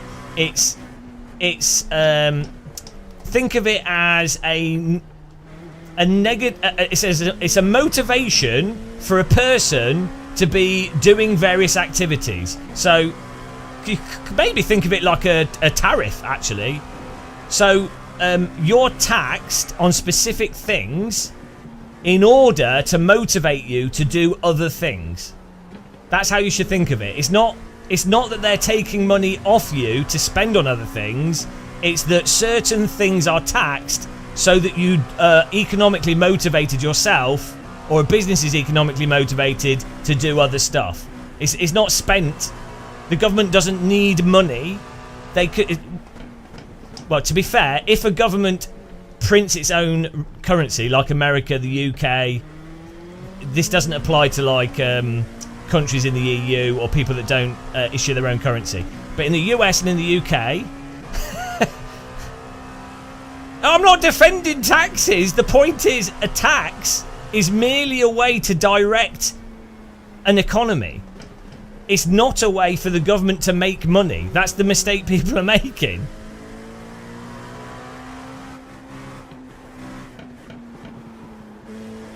No, look, see, you've just... No, you're... Well, you could argue it's a theft. It's a theft of you... It's a theft of making it... Like, let's say you want to do something, but that thing is taxed heavily. Then you could go, oh, no, I'm being financially I'm being financially demotivated to do that thing I want to do it, so I feel like it's a theft. So you could describe it like that. But the key takeaway is the government does not do tax to pay for other things with the money that they've taxed. They're not getting that money. They don't need that money. The government can issue money out of thin air. The government doesn't need like your dollar to spend that dollar on an ice cream. The government can go, I want an ice cream. Right, I'm just gonna go to the central bank. Give me $1, okay? And then so then it comes down to a question of like inflationary forces and what creates inflation, and at what points in the market does the inflation occur, and where is that inflation, and is it stimulus? And the bigger question is more a question of the bigger question is more a question of what can the real economy, the actual physical country economy, what can it sustain? This is all too advanced for people.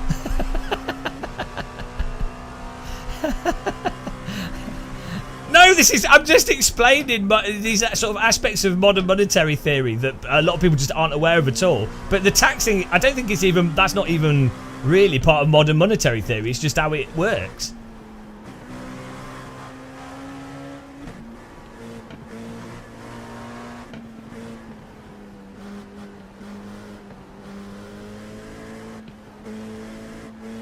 No, so you have to think of the government more as like a decision body for how resources are distributed.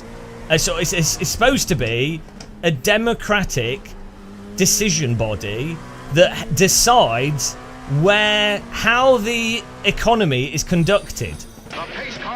You might disagree with that, and you might think that individual businesses do that better. That's another conversation. Who thought they were going to choose? This is Techno, guys. Thanks for following the channel.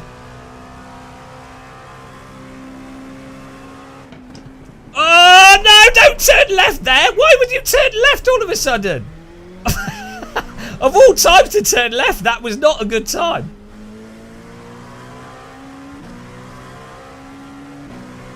But you have to think of it. If you're working in a company... Fellow Max Verstappen, fan Max Verstappen, hello. Oh, can't believe I've hung around this long. I know, neither can I. I don't know why I'm here. I have to listen to myself, imagine that.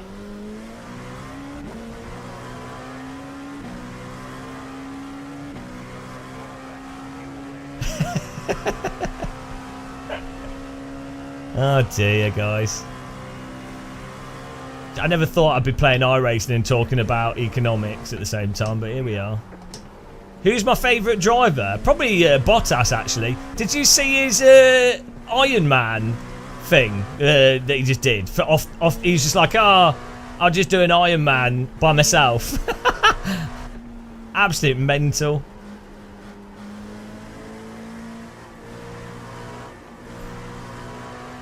Absolutely insane. A degree, yeah.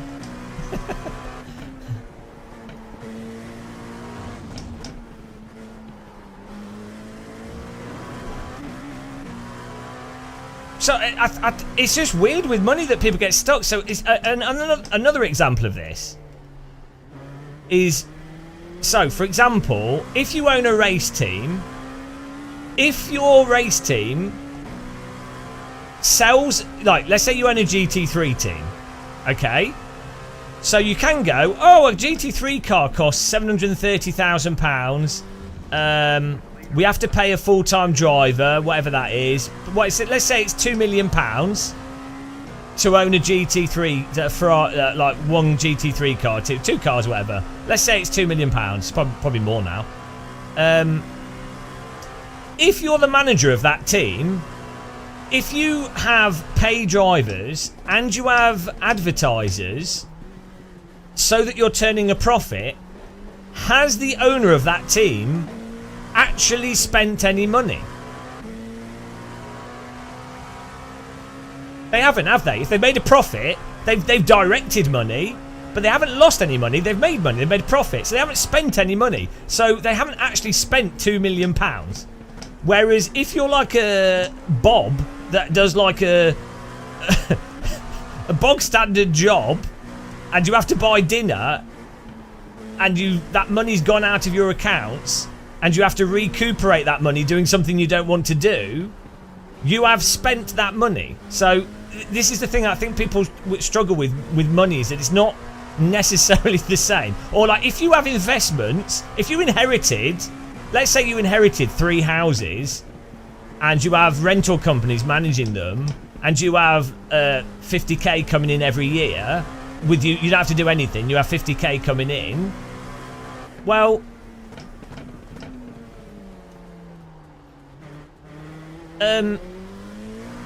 you're not losing any money when you spend that money, in a sense.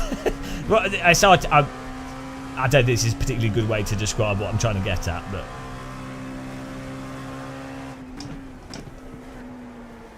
it's really interesting though, actually. It's just if you have a token as a currency, it's just interesting.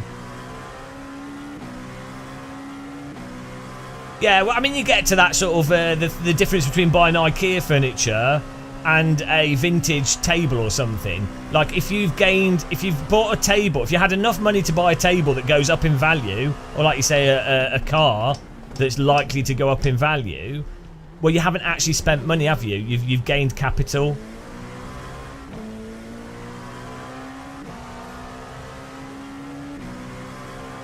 Hang on. What if your government gives 22 billion to the other who's the other team? I don't think your analogy works.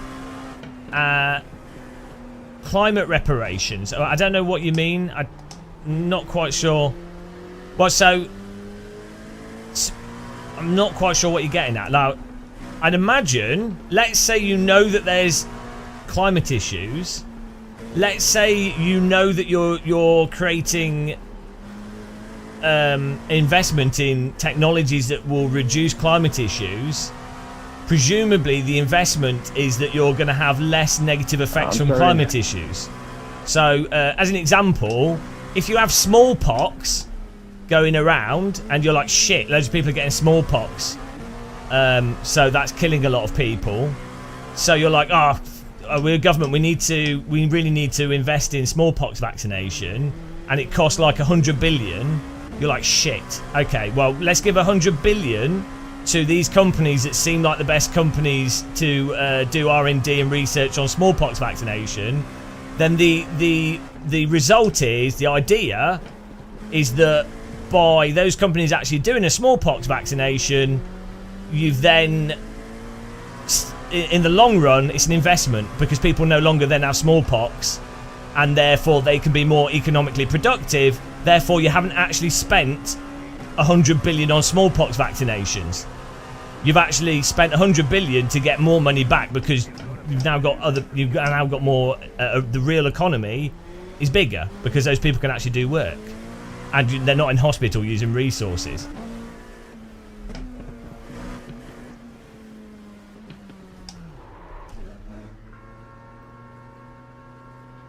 I've not just driven past my pit box, have I? No. It's there. I don't know why this is hard to get. Right here. All the damage is repairable. Oh, I didn't do auto fuel. Oh, is it? No, it is doing it. No? I thought I had it ticked on.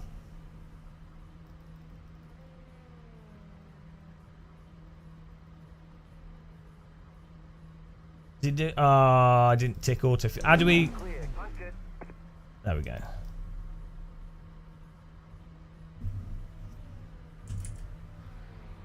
Oh, okay, well, that'll do. I know what I'm doing. Hang on. Climb. Why? You're hitting Sultan. You're hitting all the balls out of the park here. So you're a Republican. You're a Republican. Are you an anti-vaxxer as well? You're a climate denialist. It's like there's like a list of things. It's just politicised. You could at least be like one on one of them and not on another. You know, mix it up a bit. Hello, James Beaches. It doesn't destroy the economy investing in green technologies. It's actually a it's actually a good way of. I'm sorry, Carlos. Well, you're not triggering anyone, so you've just ticked another box. So you haven't you have people going, oh, look at we've made someone else emotional as a goal. So you're ticking all the boxes here. Like the box ticker. Are you anti-vax as well? We'll get the combo.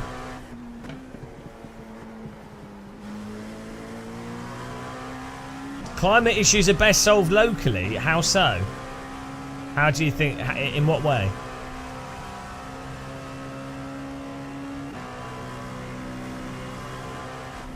Yeah, I really don't.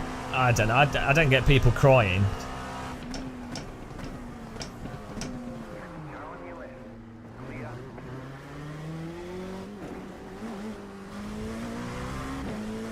No farting allowed.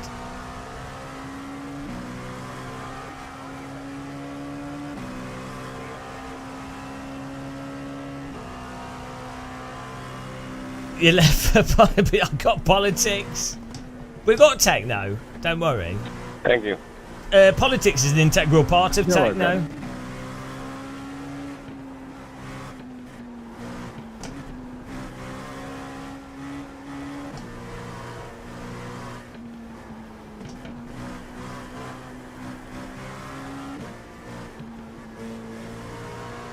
Think of the children. Ah, well.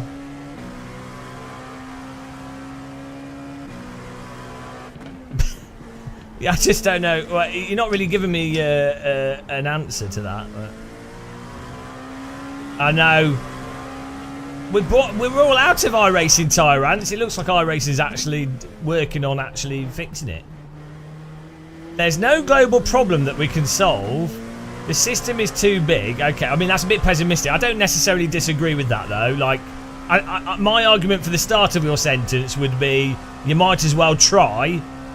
But I don't necessarily disagree. Like, it probably is futile. Okay. Too much inertia. You worry about CO2 output. You still haven't actually given a local... What should local people do? And also, it's a bit... You're a bit underselling, like, if America... it's a large country and quite a powerful country. If America pushes for something and embarrasses other countries, do you not think it would have a bit of effect? Like...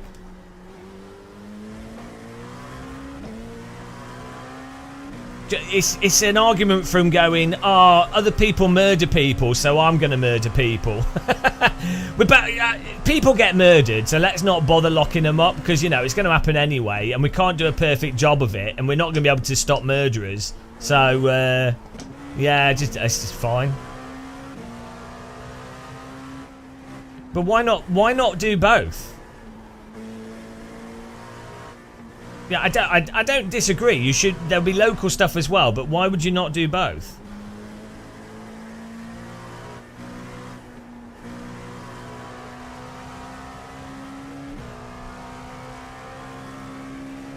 Well, the only good thing is world music.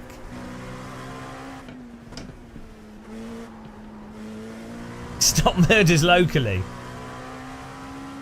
You've just decided it's totally futile. No, but you... Okay, even if it is futile in the sense that maybe other countries wouldn't do stuff because they're outside of your regulation, how is that an argument for you not to do it within your regulation? Yeah, that's fine. But how is that an argument for you to... Why would you still contribute to the problem? God, that other country is destroying the planet. Shall we do something to not do that ourselves?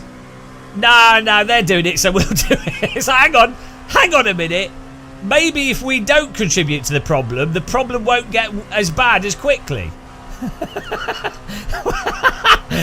Come on. Sorry, Oliver. Think about what you're saying. Do you have to agree? Just because another country's making a mess of things doesn't mean that you should as well.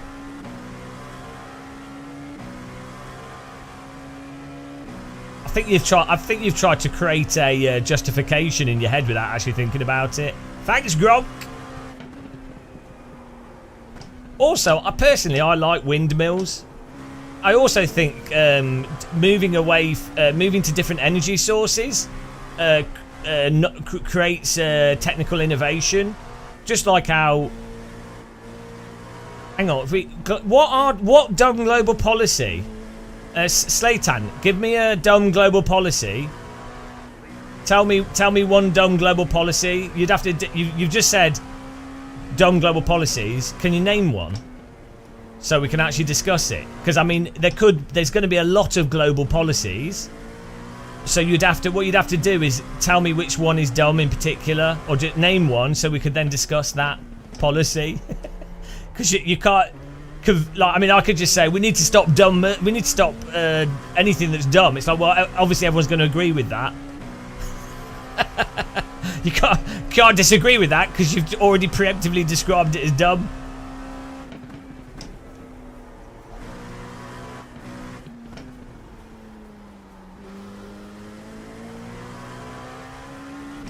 I like the ozone though, Colossal Squid. It's the only way I can get a suntan as a Brit. So that's actually a negative. How dare you paint that as a positive?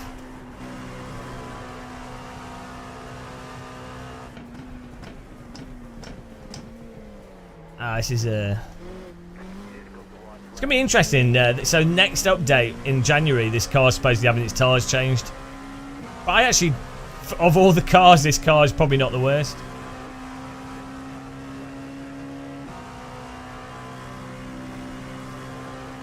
Well, this race was not successful, but that's fine.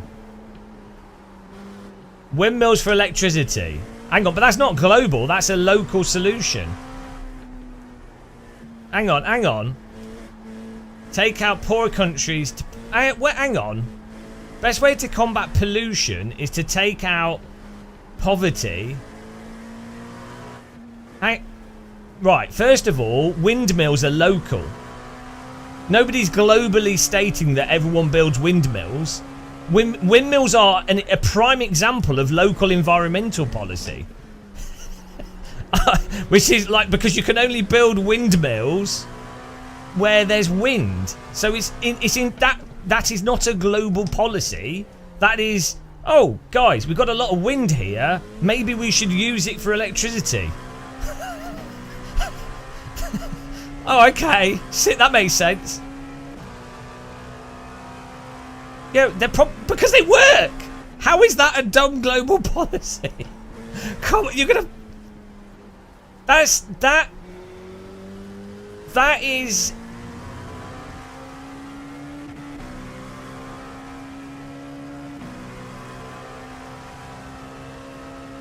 I don't think that's a very good example. Like, windmills are. What's happened is independent countries and regions have gone, oh, windmills actually are a cost-effective way of generating power in regions that have a lot of wind. They don't work. In what way don't they work?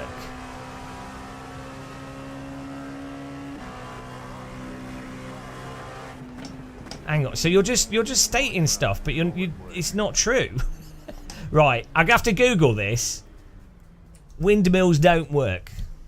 So you think there's like a big windmill conspiracy? You can't store wind energy. What? Who says that you have to store it all the time? Right, what's happened is you've come to a conclusion in your head, and then you're latching onto individual things. It's bizarre. Look, okay, so I mean, I can't be bothered to have this conversation. Everyone in chat is like face palming. To be honest, I'd imagine most people are face palming. I'm not necessarily entirely pro windmills, but I'm not sure. I don't think it really. Right, let's chat GTP. I don't know what the arguments against are. The point would be, if you have wind in an area, if you have daytime capacity that can be mitigated by using windmills, you might as well do that, right? If it's cost effective.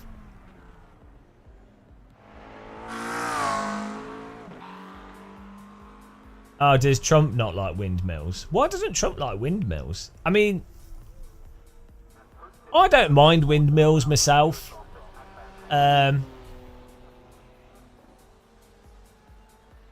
Yeah, they work. They're not. So So this is where the confusion on this comes in. So people that are anti-stuff only focus on the negatives. The fact is, solar power, windmill, nuclear, all these things don't work perfectly, and they're certainly not. You know, they do their own pollution. There's a whole load of negatives with them. However, what you have to do is you go at this point in time.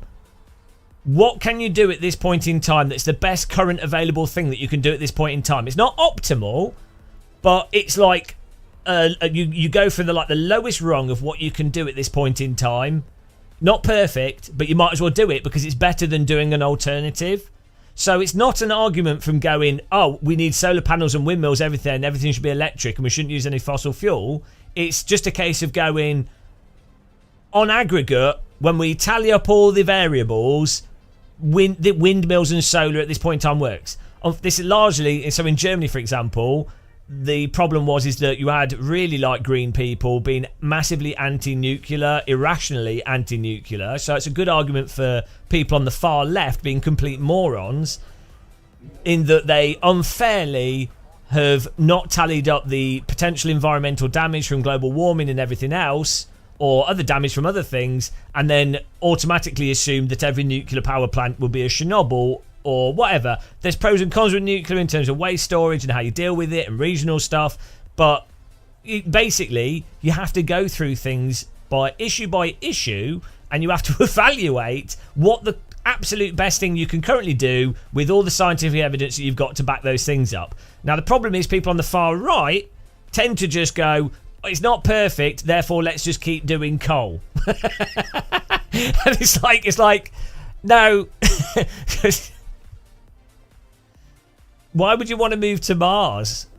Make Britain better, make Earth better. I don't know why this is hard for people to. I don't know why this is tricky for people. Well, no, but so Sultan, every comment. So recycling is another conversation. It's a completely different conversation, and I don't necessarily disagree. There is a huge scam around recycling. There's a whole load of misplaced stuff around recycling, and actually just putting stuff in landfills might actually be optimal. Or just when it comes to recycling, you're probably better off just not using certain types of materials in the first place. But that's another conversation that is and again I think recycling is mostly BS because that's what the evidence suggests. But I have a feeling that you've come to that conclusion in a somewhat disingenuous way. Exactly. Yeah, yeah, the evidence on recycling is pretty clear that it's largely a feel-good measures. I say just burn it all and generate power from it. Although, ironically, burning stuff rather than recycling it is actually sometimes better. But Sultan, right, I'm timing you out because I actually just agreed with you. You're getting a 10-minute timeout. There we go. I literally just agreed with you. Or not agreed with you, but explained a nuanced view on it. You've done it. I've given you an hour. Everyone's had to have listened to this boring conversation. I mean, you can't make some people happy even when you agree with them. Ah, there we go. 10 minutes of peace. 10 minutes of 10. Yeah, I think recycling's a load of bollocks mostly. Apart from certain parts of recycling where it makes sense. Jail time, off to the gulag. That was me being authoritarian. That was a Game of Muscle fascist manoeuvre. We'll get the techno. Let's do another MX5 race and a non-alcoholic beer. Oh no, we've got tea to finish here. Got more birthday cake to eat as well.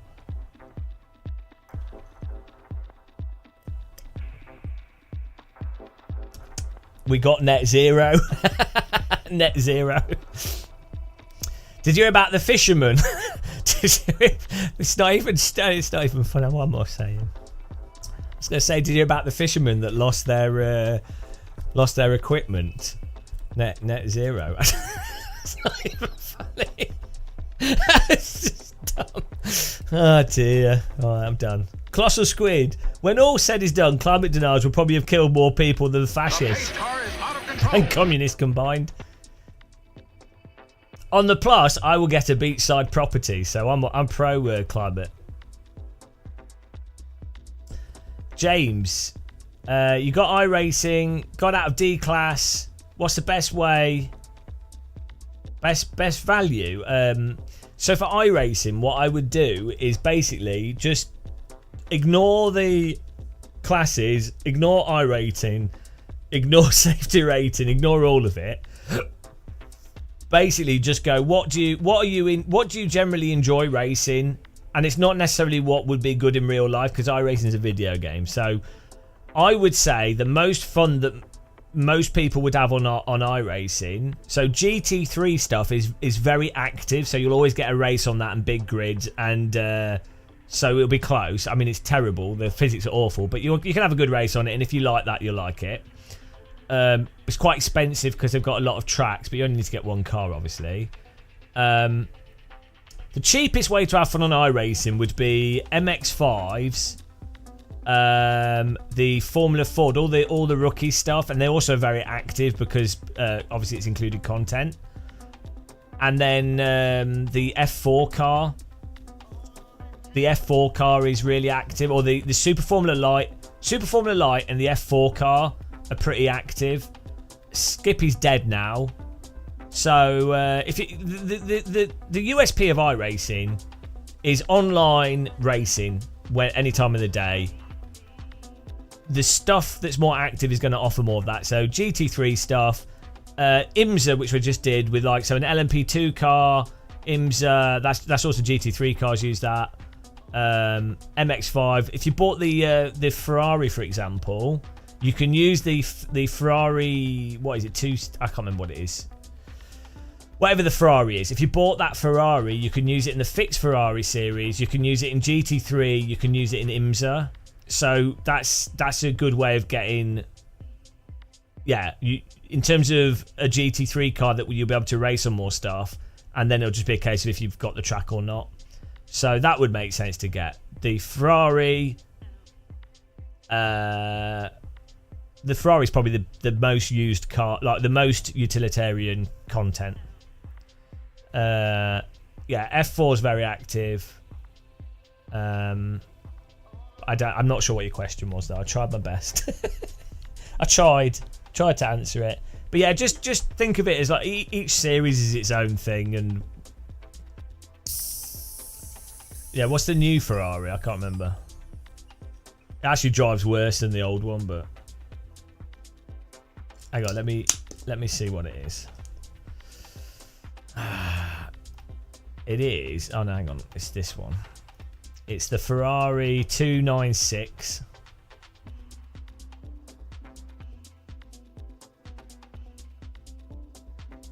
So yeah, but then what I would say though, realistically, from my experience, iRacing costs about £350 a year, or like in your brain, you should go, iRacing is going to cost me £350 for the next 3 or 4 years that I play it, and then it'll go down to like £100 a year. So it might be cheaper, but like if you've just gone in with it going, that's how much it costs, then you're not going to be annoyed when you have to keep buying tracks for a race series you're doing. If as soon as you go into iRacing trying to you know, oh, I'm going to play the cheap thing, or I'm going to only buy this, which is what so I've had an iRacing account since 2009. So people wonder why I complain. Been playing this for a long time. And yeah, when I first started playing iRacing, I had no money at all. So it was it's a real big stress when you've got no money and a video game's like, oh, new track, and then it's like, well, 10, 15 pounds. It's like 50 pounds is a lot of money. All right, Turge, trying to outdo me all the time. Cheers, everyone.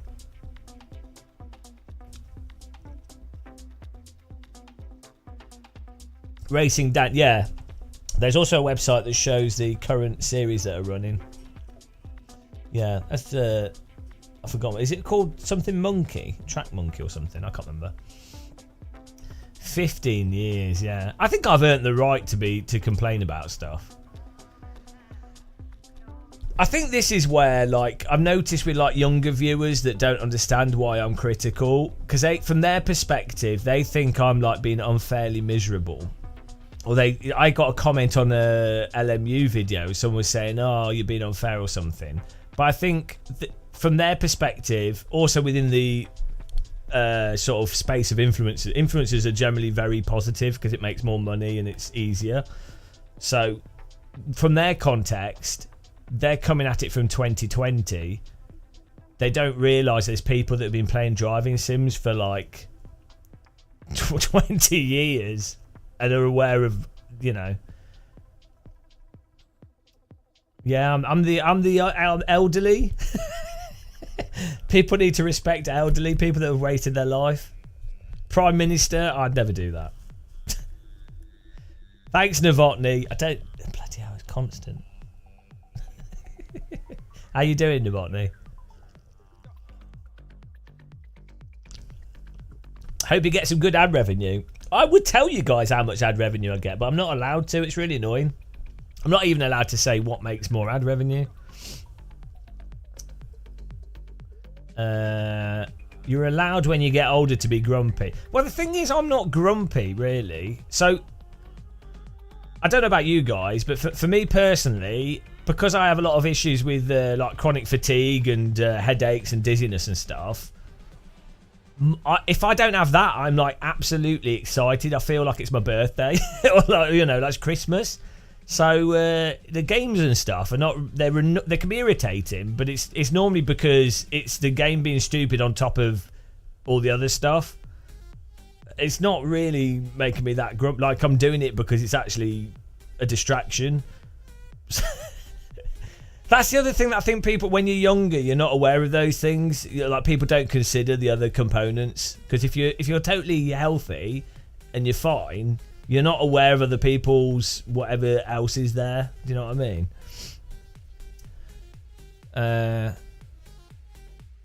But yeah, you just start saying the truth when you're older because you don't care as well. But I've always been like that. So, born old. Get off me lawn. Born 70. Benjamin Button. I've mellow out as I get older. Go in the opposite direction. Here's one, guys. I know. Let's get back onto techno politics. What happens if what happens with sim racing stuff? So if America, I think Trump will roll back a lot of the tariffs because I don't think it's even actionable. But if they do the tariffs, and that massively, like you've had a big boost in, there's been a lot of market speculation, which normally. So the key thing is, if you go through history, whenever governments have reduced the deficit, a recession has followed, and it looks like Trump will massively reduce the deficit because he certainly doesn't understand economics, and the Republican Party don't at all, even more so than the Democrats. So that combined with tariffs on everything is going to be a big inflationary force for the lower parts of the market. But the thing is, sim racing is a luxury market, and it's entirely possible that you create like the COVID situation where there's a big wealth transfer to the upper middle class and wealthy. And if you look during COVID times, not just because of lockdown and people being bored. There was a huge wealth transfer to people, which then meant that there was a lot more people with money to spend on real world GT3 driving, £40,000 sim rigs and what have you, because they just had a surplus of cash. So it could actually be a big boost for sim racing, especially luxury sim rigs and high-end DD wheels and things. So that is just interesting. It's hard to really. I can't form a solid view on if it's gonna be a net. Well, the average person's gonna be screwed, but I know Skyworld, but this is what happened in COVID. Is that there was a massive uptick of sales of for like £30,000-40,000 sim rigs. So for your average person buying normal sim racing equipment, I think things could get really bad, especially if there's lots of tariffs on like stuff produced in China, right? What equipment is built in America? Most of it's built in Europe and China. So sim racing equipment for most people is going to go up in price. There's a whole thing about graphics cards as well. People think that that's going to be massively affected. So this is a thing, like, regardless of if you think Trump's policies are good or bad, it looks like he's going to do like very sweeping actions, which normally causes economic shock. Which then causes massive price fluctuations. I mean, you've already got people, companies are already massively stocking up on goods.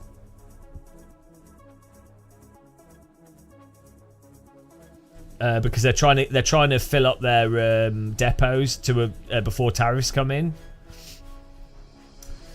Sim racing's moved to the Far East. What's Far East? Like Asia, China? Or Asia, or like, do you mean like Dubai and stuff? Not much left in the US.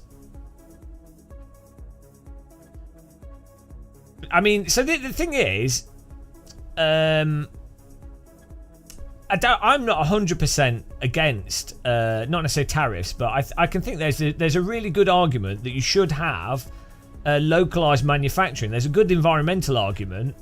And also, there's a good industrial argument. Like, I think it makes sense for America to produce a lot of the stuff, and like there has been, through globalization, industry's been moved away from America to Asia, and that's been bad for the environment. I think it's been good for Asia and other industries, and pros and cons.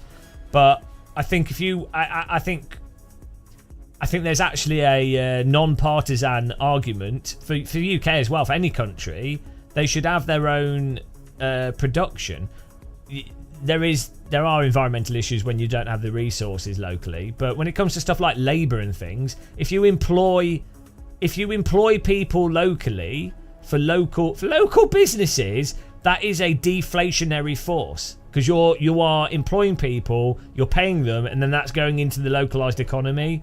So that's actually good for the real economy. You're also building up skills, and you're also adding value to your country. So this is what's weird, is if you're a Republican, you can actually make quite good arguments for tariffs, just not aggressive tariffs in short periods of time with no planning. You can't Liz Truss it. Exactly, Colossal Squid. Exactly, 100%. That's the thing. So it's really dumb, because you could actually do a positive. You can actually make a very good argument for it, but you just not what they've got it planned. God, is being older, being aware of how shit everything is. Is that what age is? It's that you're younger, you don't know things, and you're ignorant of it, and you're like, oh, so this is great, I'm stupid, I don't know these things. You're not stupid, you just don't know stuff. But as you get older, you learn stuff and you're like, oh, that's great. I've learned some stuff. I can see how this works, how that operates. Great, that's fantastic. I'm still pretty ignorant, still an idiot, but I've learned more stuff because I've had more time to read more books and, just think about things. The downside is you're then like, oh, shit, it's bad, not because people don't know or these things aren't obvious. It's bad because the people in charge are complete absolute muppets. Which is not a positive mindset to be in, is it? Oh dear. I feel that way too. Well, at least you've got feelings. I guess that's a pro.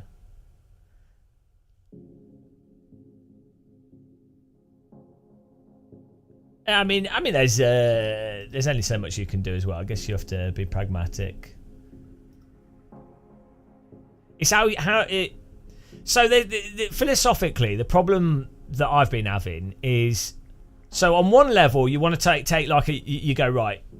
You can only control what you can control, and there's no point worrying about things that you have no agency over. So you go, fine, okay, great, and then you can actually, if you meditate and stuff, you can be like, okay, totally calm about that. Doesn't matter. But then the problem is you then go, well, hang on, where do you draw the line on that? And you can't just bury your head in the sand. And actually, the reason why you are agitated by certain things emotionally is as a way for your body to go, well, no, you should take action. It's a motivational force. So the problem is you could be like a Zen Buddhist about stuff and then basically do absolutely nothing when you should have actually done something because you did have agency. So then it becomes a question of going, well, where does your agency start and stop? And where does your self-responsibility start and stop? Obviously, there's no point being emotive about anything, like negatively emotive. That's entirely a choice. There's no point in that. But there is like a degree of like, how much do you invest of your agency? And it's very difficult to sort of decide, and then also to decide like how much is reasonable, how much isn't reasonable. There you go. This is why people just drink, because then I guess they struggle to not think about things, or it bothers them. So. Yeah, no, but I just gave a bit of a more nuanced view on that, Steve. So, I mean, for example, let's say you were in 1930s Germany and you're like reasonably educated and you can piece together what's going on. You're like, oh, hang on a minute, this is going to be pretty bad, or you know, a good proportion of people will have left Germany before things got really bad. And so they'll have been able to protect their families, you know. So they took agency when they had the ability before things actually got really bad, so that they actually took action. Whereas someone that was just burying their head in the sand would have then been very negatively affected by things. So there is a protective process, or there are actions you can take. All right, James, have fun at the gym. Try not to pass out.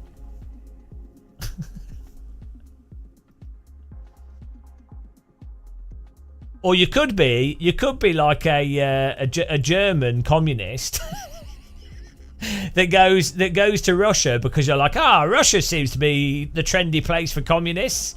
I don't agree with all this fascism. I'm going to go to Russia where the communism's taking place, and then you get purged by Stalin. Or you don't get purged, and then you're like, somehow I've survived this, and then you go to East Germany, and then you're like, hang on a minute. No, everyone's lying and nobody's telling the truth and nothing makes any sense. I don't know what to believe. The absurdity of life. All right, Michael, I'll try to drive into you. We're in the same split, that'd be good.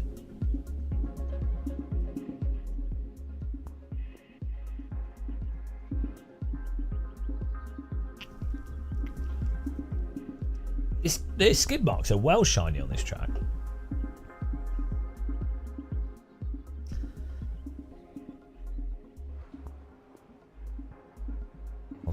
broken stuff here.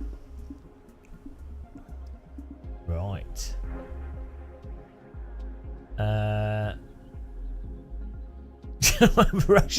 Russia's in a pretty good place for sim racing. We have cheap Chinese DD bases. There's always a silver lining. Oh dear.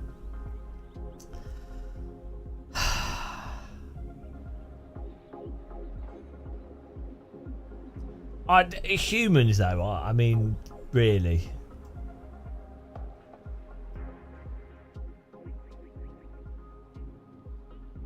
You want this to end finally. Hello, Geoda.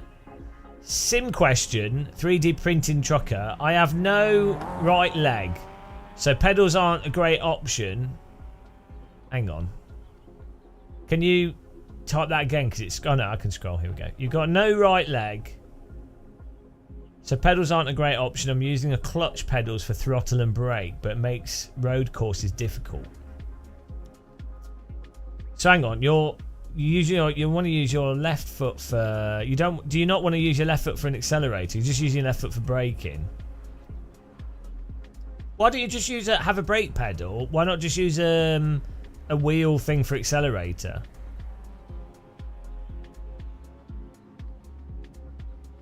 Can you not get a wheel with an analog? I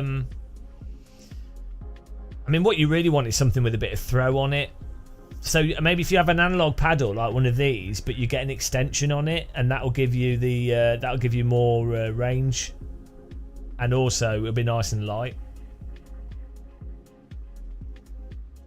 Yeah, so just get like a wheel that has analog clutch, analog paddles. Yeah, and both sides exactly.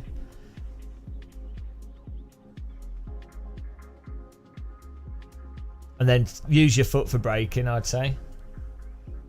Seeing it's already your left foot. Where is your right leg amputated, if you don't mind me asking? Is it like below? Is it below knee or above knee? Because if it's you've probably got quite a few options. Or either way.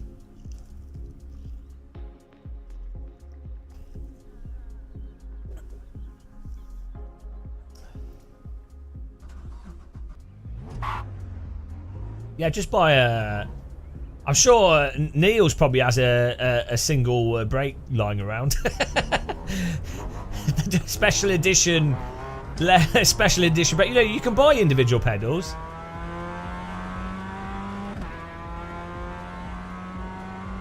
I'm sure you could... if you've got below knee amputation, you could get some kind of like... you could mount a pedal... and then have it so you move your leg down or the below knee down. But even if you've got above knee amputation and you've got hip movement, you could do something with that as well. There'll be loads of options. There's a couple of people that do specialised equipment.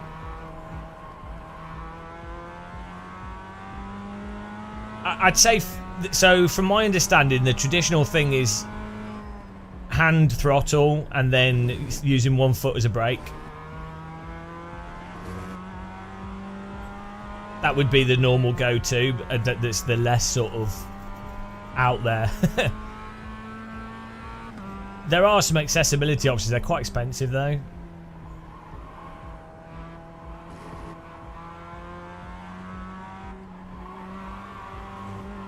Yeah, just do what Neil said with the get a wheel that has 2 analog paddles on it and a single brake pedal. I think that'd be great. It'd be totally fine. You'd be easily competitive with that. Easy.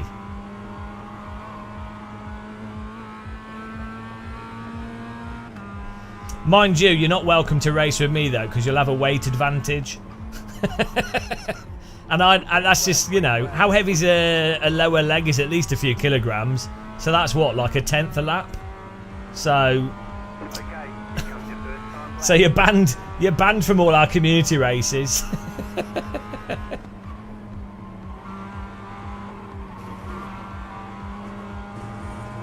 Imagine if your seat weighed you when you do sim racing, and took that into account. Live for Speed actually took driver weight into account. You could type it in.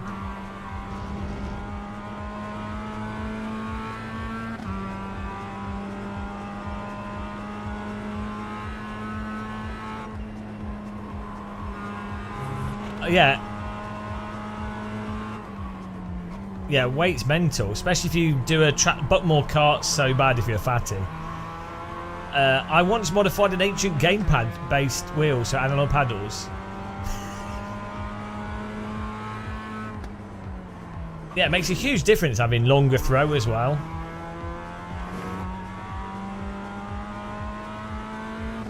Yeah, so this is the Moser KS. Yeah, it's not gonna affect your track pace using an analog accelerator. If anything, logically speaking, fingers are more precise than feet. So, in theory, you would have better throttle control using your hands than you would your feet. Also, there's less. There should be less latency from the brain to the fingers as well, because it's closer. I think. I don't know. It depends how it branches off your spine. So yeah, finger accelerator from a sort of brain to body. Also, I'd imagine your hands are probably better. You use them more, so I bet your brain's optimized better for your hands than feet. The thing is, in a real car, you don't actually need to be that precise. There's so much noise and bumping around, so that's why, you know, you need to be really precise, but it's like you're not talking like 0.01 millisecond.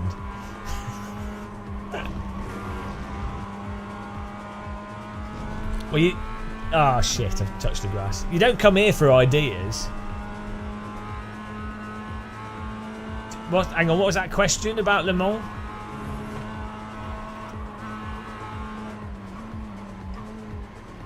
There you go. Neil's with the accessibility tips.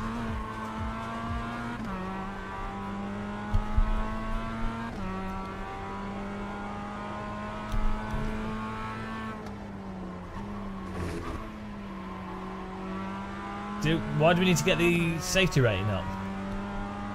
Do I think iRacing getting the 499p means it's ripped for LMU? No, what do you mean? People playing LMU are not concerned about iRacing. I think LMU, what might be RIP for LMU is stuff that I can't talk about. And also Assetto Corsa Evo coming out. So cars content's not really a big thing if you've already got GT3 and stuff. I think that'll be good for LMU GT3 cars.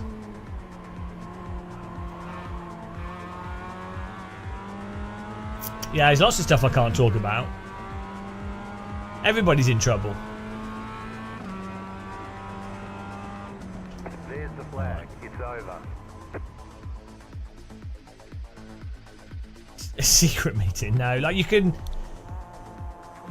just read on the internet. You can do research. You can work things out for yourself. The pace car is Wee Rabby, thanks for following. I hope LMU's GT3 cars do well, though. I like the LMU developers, and they've done really good work. Yeah, well, that's what's going to happen. To be honest, Microsoft Flight Sim is going to replace everything. Everyone's dropping sim racing for planes. That's the real iRacing's in trouble. I should do a video. Will Microsoft Flight Sim kill iRacing? Is Microsoft Flight Sim's tyre model better than iRacing? Probably isn't. X-Plane 11s might be.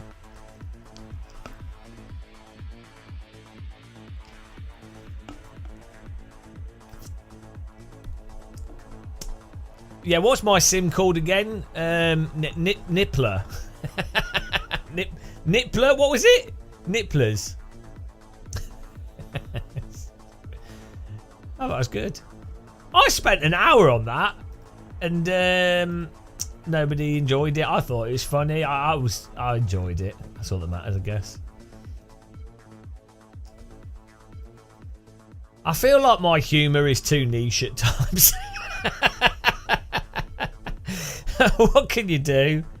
What can you do if your humour is stupid and niche? You're screwed.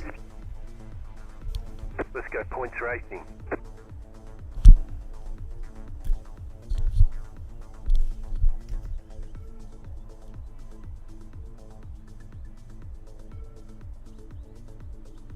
That is actually an interesting thing I was thinking about recently, humour, and then what humour can work. And then if you think about it, it's like with films and things. With films, obviously the stories, the plots, the themes, and everything has to be commercially viable, so it has to cater to a lowest common denominator to make the most money. If you're talking about capitalism. Everyone's gridded. But like with comedy, you're not gonna get. People are not gonna get a joke if it's too niche. Green flag. So, but you think how that affects all comedy. So it's just quite interesting. Go left.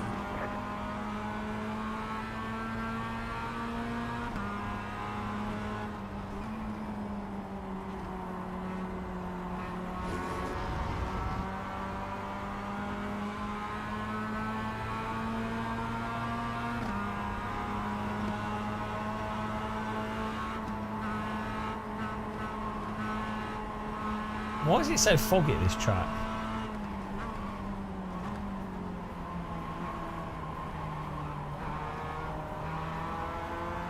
Car on your left. Clear. Left side. Okay. Clear. Okay. That was... Don't know what that was. It's interesting racing going on there. Car stops and then vanishes. Bro, your lag is so bad.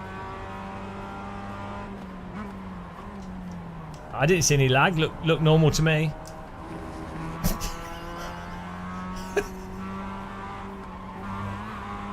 Great racing. Good overtake there. Schroeder. No, not you, but further behind. Yeah, you see, he missed a joke.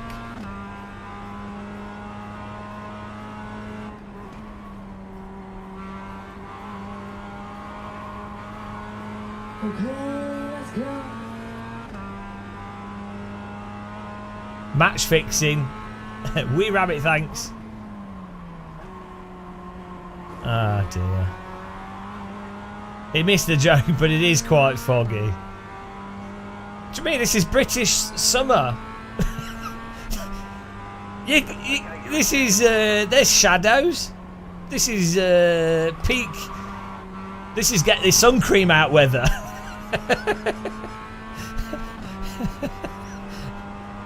This is a real chance for the for third-degree sunburns here in the UK. This weather. Actually, weirdly, you do tend to get sunburnt on cloudy days in the UK. Well, I do, because you think it's fine and it's not.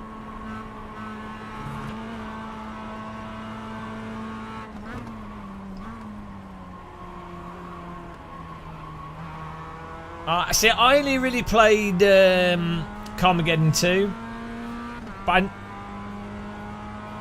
do you know what? Actually, Carmageddon is another really good example of the whole less technical is often sometimes better, because Carmageddon 1 just had sprites for the people, your pedestrians you could run over, but it made it really like responsive. Like if your car hit the sprite, the pedestrian exploded and died and what have you, and they had like animations that looked pretty good. Whereas Carmageddon 2 used 3D models for the pedestrians, which had the advantage that you could knock the legs off and stuff, and they'd hop around and things, and their arms could come off and what have you. But and you could also hit them over your car. But then it meant that it was like really quite unresponsive running people over, And there was loads of times where if you were trying to do certain things, it was actually really quite tricky and frustrating. And they also couldn't have as many pedestrians because they were 3D, so obviously they're harder to render. So it's actually, even with that, the whole complicated versus simple that works. Yeah. I think Carmageddon 1 was more the sort of death race, inspired more by the film, the Death Race film, that sort of apocalypse type thing. I really like Carmageddon 2 though, because I just got the Voodoo 2. I really enjoyed it. Carmageddon 2 was like one of the first games I fully completed. It was terribly designed. I mean, like the levels, it was fun, but there was some really bad game design in that. Can't believe I put up with it.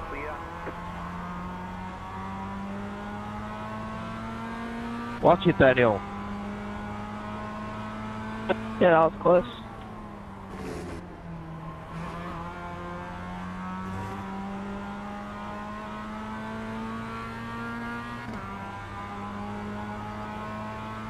Car on your left.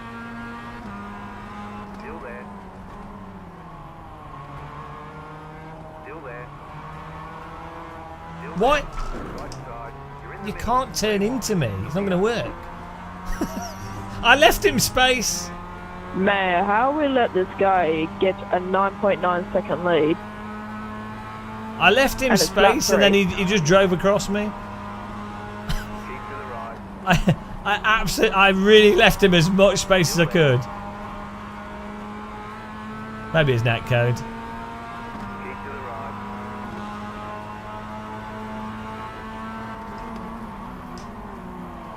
Keep to the right. Clear. I mean, look, that wasn't my fault. That was him. That was on him. That was him. That was on him. Why do I get 9x from that? That wasn't me. That wasn't me. 9x for someone driving into me. Oh dear. Gamer Menace, hello Lily Panda. You killer. I mean, so unhinged this. I think the thing is because people don't have a reference for having. I mean, I don't know. Maybe they've not watched real MX5 races or they've not played them in other sims. But like, it's so unforgiving, and this is like a rookie car. It's so unforgiving. It's crazy.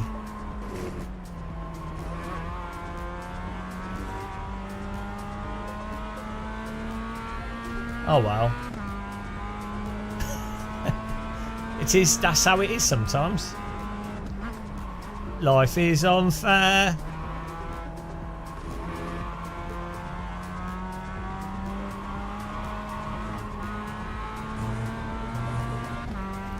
Moist. Moist. Give me that moisture.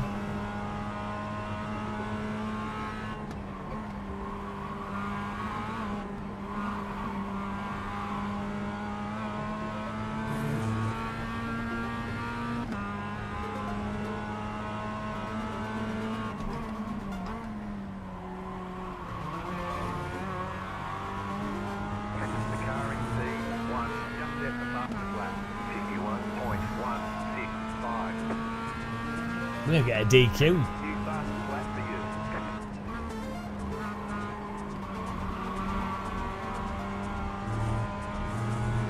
Perfectly balanced. Oh. We've got a little bit of damage. I'm gonna middle arm my way into second though. We got some good good crashes in this. I'm surprised there's not more salt.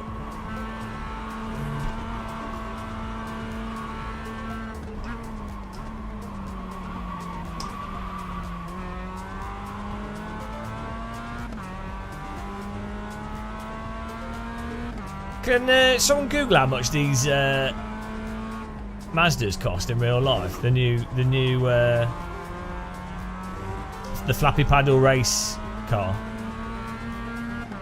Was it MX-5 Roadster or something? I don't think they're cheap.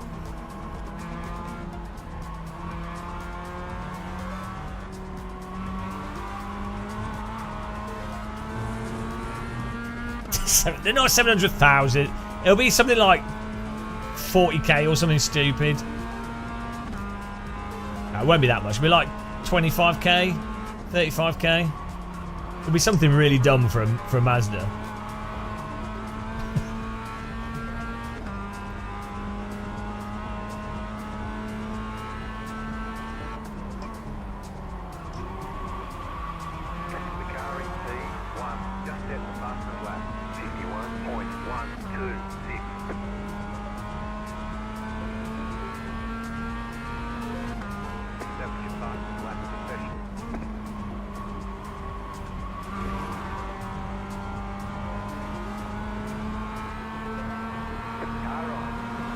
Why is he trying to go around the outside here?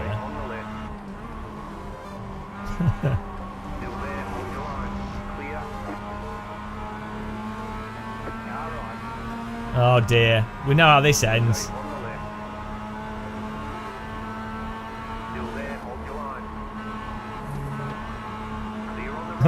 We know how this ends.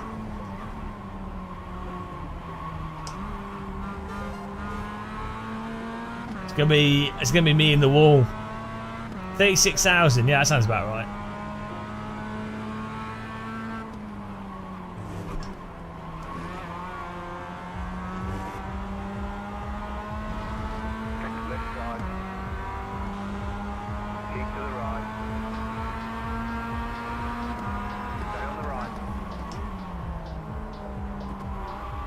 Oh my god. He was going through there, whatever. It's a bit of a tight squeeze either way. Fair enough to him. That was alright overtake. Yeah, it's a good fun track.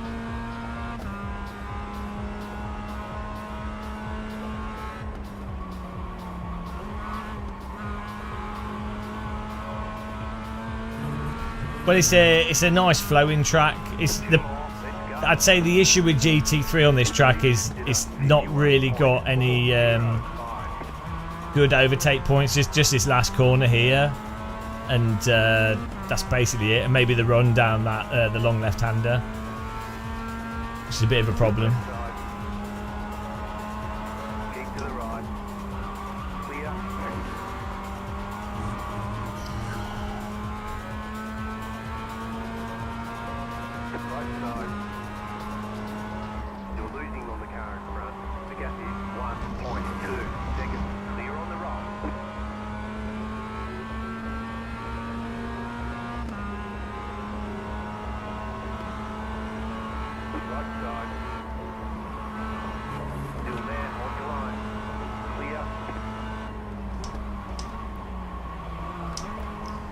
I think this track's better for like vintage minis and Formula Ford, MX-5s, for actual racing.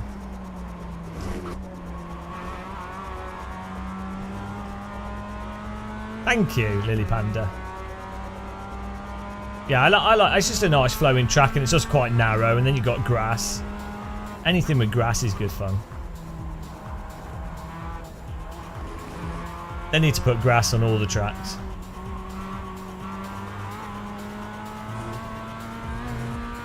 Nah, I don't think Cadwell Park will. I don't think it's a very good track. I think it's a good track day track, but I don't think it's a good race track for, especially with iRacing's physics. If you could lean on the tyres more, stuff like Cadwell starts making more sense. So maybe it'll be good in the future, but it's such a hard track as well.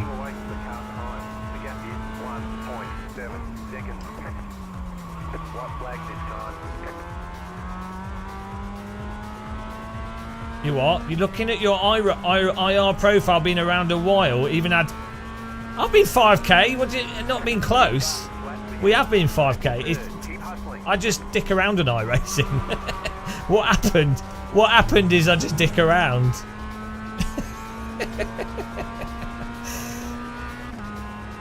So basically, iRacing just comes down to hot lapping and being 7/10 in pace and not racing people, which is not very fun. So I tend to, if we're doing iRacing, I tend to just drive stuff that's entertaining for live streams and has lots of crashes. And I don't practice anything, we just jump in and drive.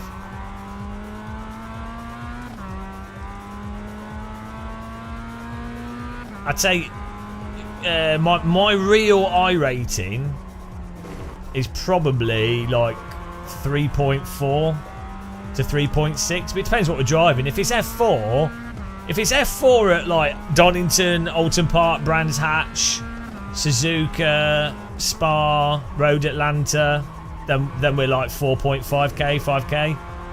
If it's GT3 in iRacing, I'm like a 2k I rater. If it's I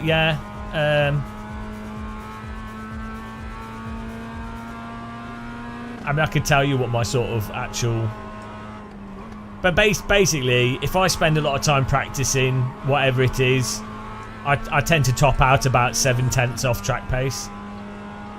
Then it's diminishing returns for how much time I have to put in to get faster.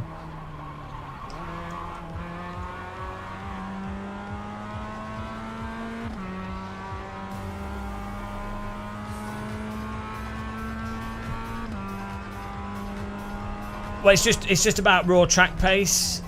It's just hot lapping. Once you sort of, also for open setup, there's a lot of setup shenanigans in iRacing as well in terms of what gets you the actual pace. Like, yeah, not bad for an elderly person. Eurofight, well, it doesn't really matter because you can't drive in slip properly in iRacing, so it doesn't really matter what wheel you use. If you try and push this car into slip, you'll find yourself going very slowly. I mean, you will be in slip going through corners, but like if you were to try and actually overdrive this, if you were to try and drive this like a real world Mazda, you will lose like 2 seconds a lap in iRacing. It's ridiculous, but you know, it is what it is. Aaron, mate, I got a 0x for it, so obviously the Ben game sounds fine. drunk. Why is there no mute button on? Let's have a look at the crashes. Does full negative toe work? I don't know. There's some weird tyre temperature stuff in iRacing. So I don't know what works and what doesn't work. A lot of these rookie things are fixed setup, so it's fine.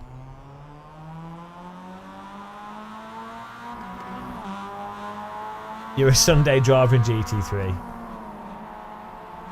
Drunk kids, it's a new meta. Ah, there goes one. Bonk. Oh dear, let's see if we killed this other guy.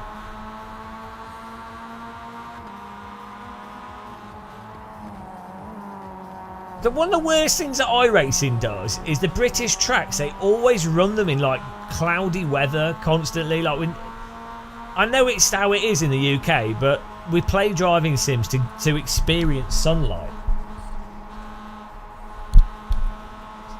Do you know what I mean? It doesn't have to be always foggy and dark and wet and miserable. We have plenty of that in day-to-day life. Sims are an escape. Oh, there we go. That guy just disappeared. That made no sense at all. Yeah, it is, but it doesn't need to be like that. So, this is where realism's bad.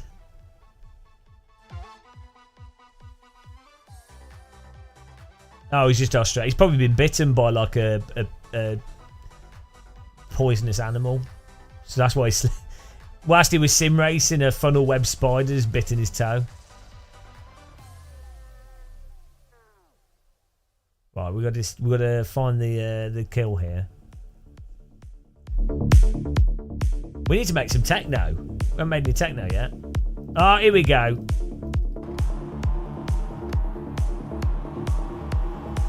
I mean, I think that's on him.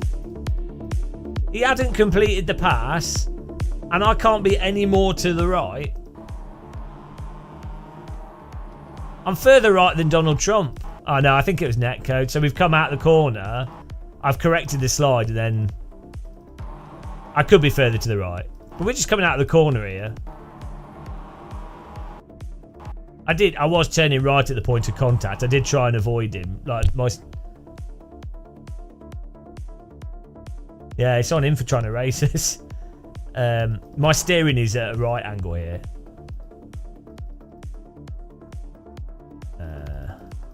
I could have been further to the right, so I can see why what happened. But I'm just catching this, like, we're on the limit here. Back's come out. I'm catching the slip, and look at where his car's pointing. So I mean, you know, he can't exit that corner. But I mean, I could have lifted. I didn't expect him to come across, so I could have avoided it. Yeah, his car's like jotted to the right. But then it gets again, but it can be like netcode. That's the thing. And then it's an over the top reaction.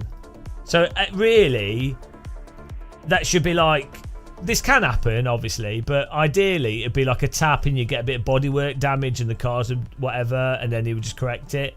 But because of the delay and everything, he gets stuck in a pit maneuver. I think he's thought that he's passed me. Look, I think he's just thought that he's passed me because he's come out of this and then he's turned. Look, he's lost his rear a bit and then he's overcorrected it. And he's tried to connect it. Yeah, his car's just sliding. It's just from the slide.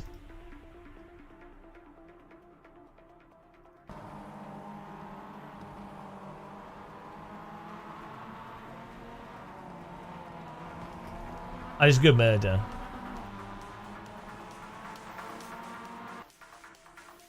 Right, where's this other one? Oh, here we go. Right, I think this is fine by me. So we've you squeeze the car on the left so that they can't turn into you through the corner.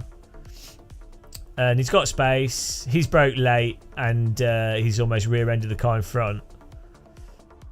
Because he's missed the brake point. In fact, he did contact the car in front, which has then caused him to lose it.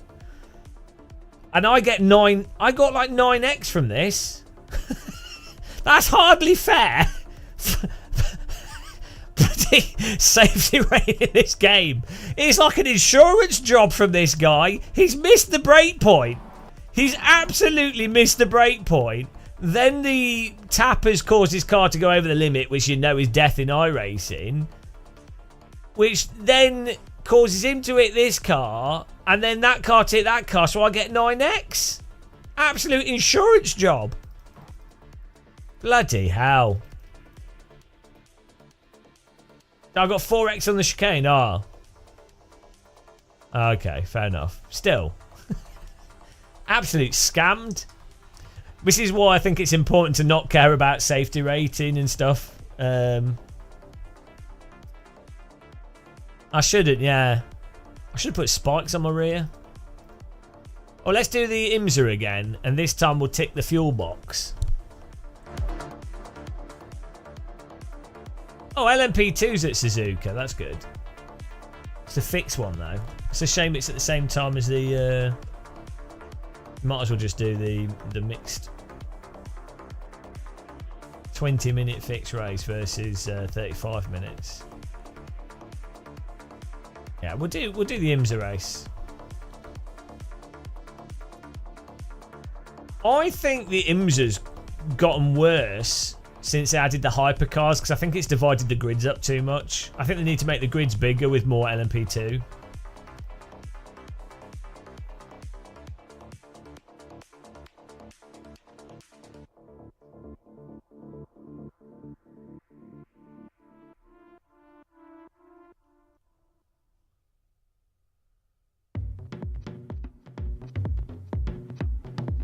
It's not bad though. Doing all right. I need to put some food on, I think, quickly as well. And grab something. But I'll make a quick sandwich actually. So I'll be back in. I'll be back in 2 minutes, guys. Just gonna grab a sandwich.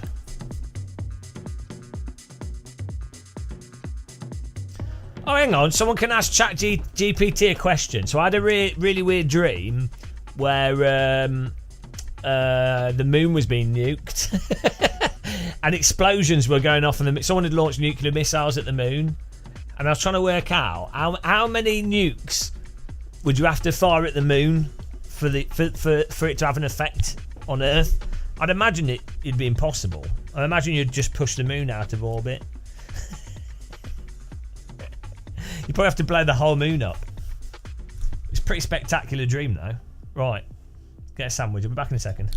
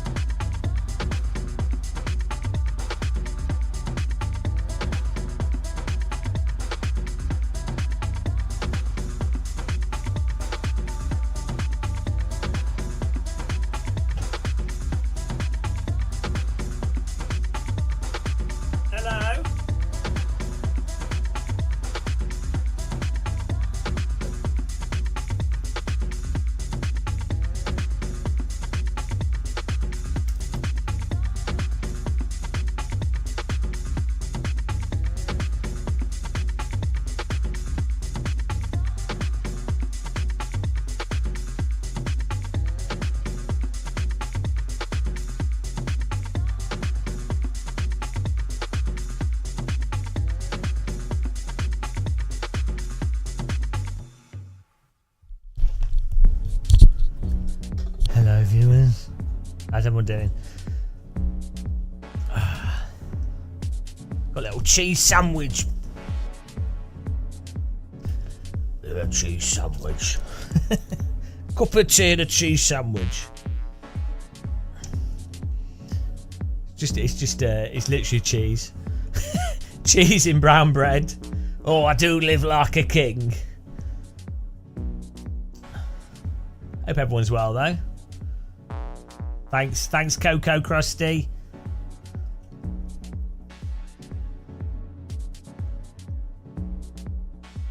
What?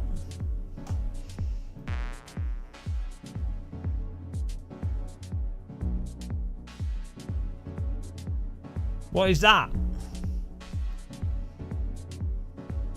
I can't read that message, it's too big.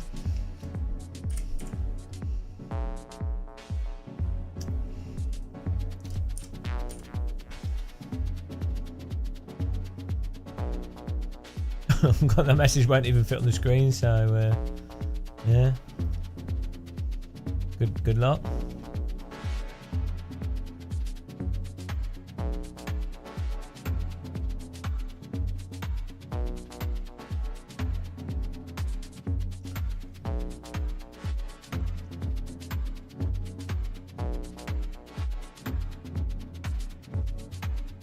I don't know what you said. Hang on, I'll click on it. Let's have a look here. Read it on Twitch. Jonathan Hunter. The higher the iRating, the more clean battles and close racing you can have. Well, that's not true. It is and it isn't. It depends to what level, because at some ratings in some series, it's a complete shit show because it's all like try-hard go-kart drivers and they just ram into you because they ignore netcode. So, yeah, I think in GT3 in some series it can happen, but it depends, doesn't it? It's really dependent on the car, the time of day, who you're racing with. It's not really iRating, but yes and no. So it's kind of true and not true. So it's not quite obvious, is it? Because it's going to depend what you're racing. So that's probably why it's not obvious to some. Sweaty and try hard. I think that what they're referring to is just how much time has to be spent hot lapping. But yeah, so like it depends. Yeah, it's just semantics, isn't it? When people say sweaty and try hard, they just mean that people have practiced a shitload, or rather than them just driving. I get what you're saying.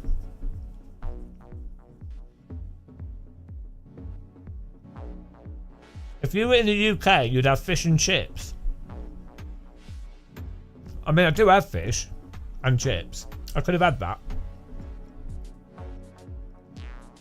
If fish and chips is too expensive from takeaway, though, I just buy frozen fish.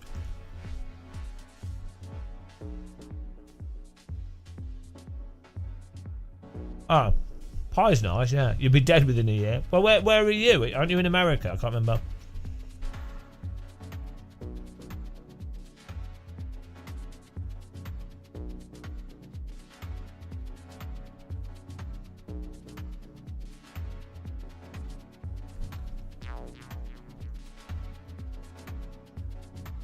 Would you have jellied eels?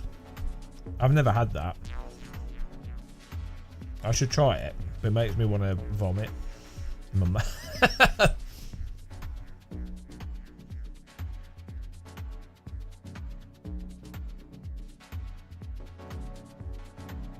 Pucker pies, they're alright, yeah. New Zealand. It's like the UK, but it's nice. Yeah, well. I'll probably have to move to New Zealand.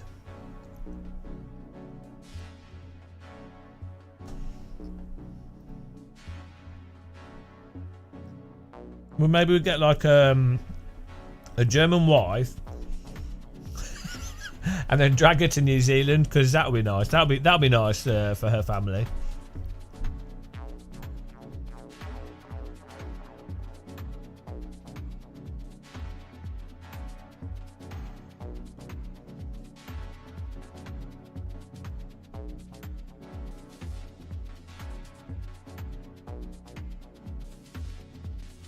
A lot of the Lord of the Rings filming locations are really not good places to go in real life. Like, is it Minister? What is it, Ministerius? What's the place that's on the hill? One of the towns that's on a hill, not the one in the mountainside, but it's like in the middle of a valley. There's like a castle in the middle of a hill with a town, like a hamlet around it. that whole location most of the year is like insane winds, like terrible, like just would be awful place to be. There's no like cover, just mental winds. Good for gliders.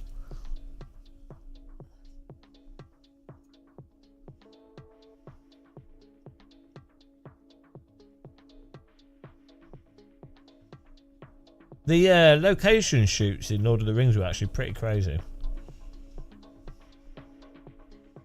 Yeah. I really enjoyed that about Lord of the Rings. I watched the director's cut. And then this, you know, the special edition that had all the behind the scenes stuff in it. It was really good.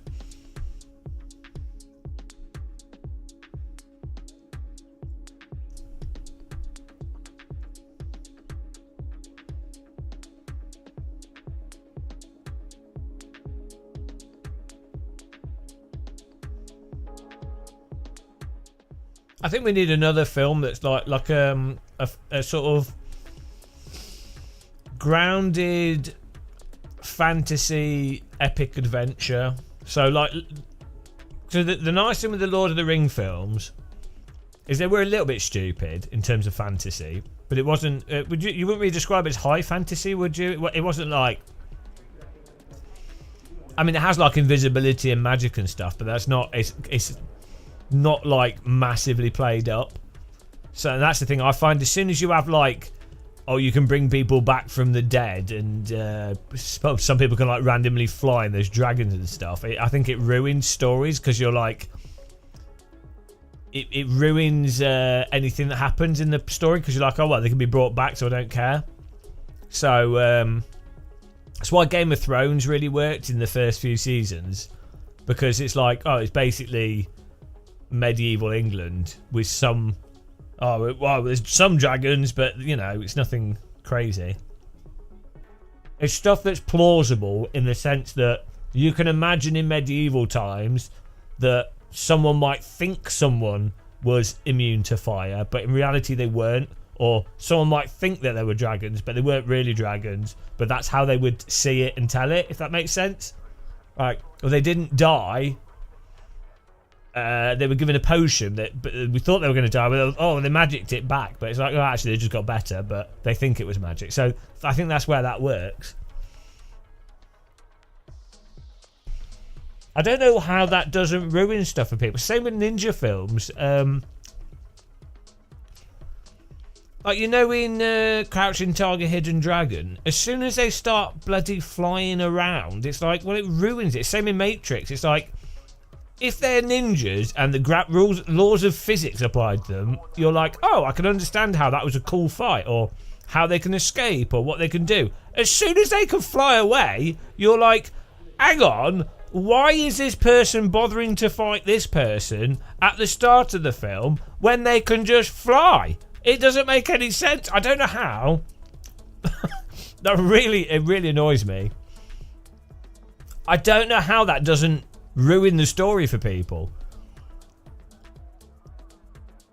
Well, if they do it from the start, no, don't get me wrong, if they do it from the start and the plot of the film is all designed around that they can actually do that, and that they're doing that from the beginning, fine.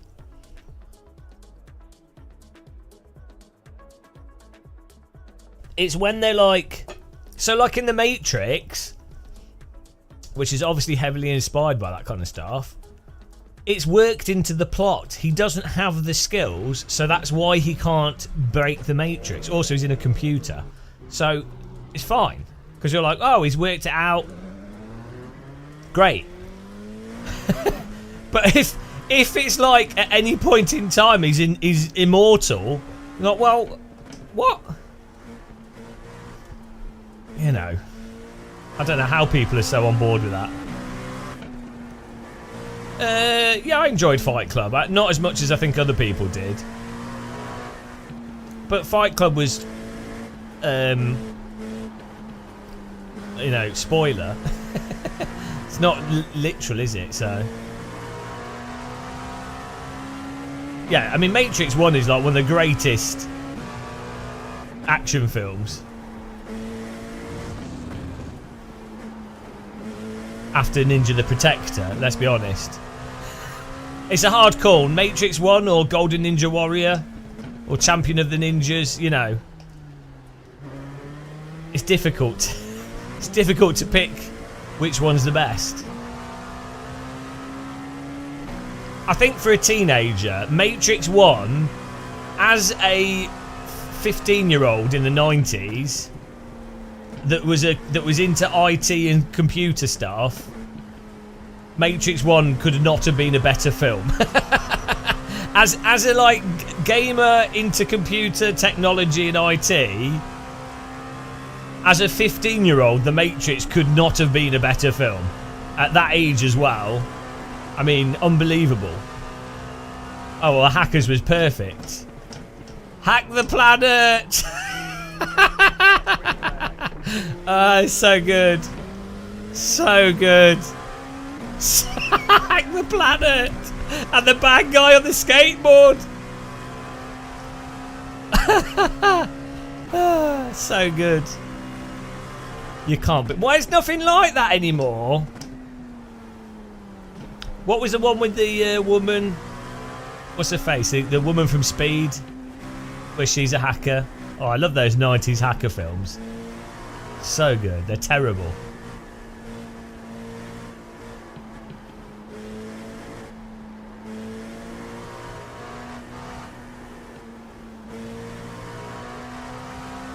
War Games and stuff was good as well, but that was a bit before. It was 80s.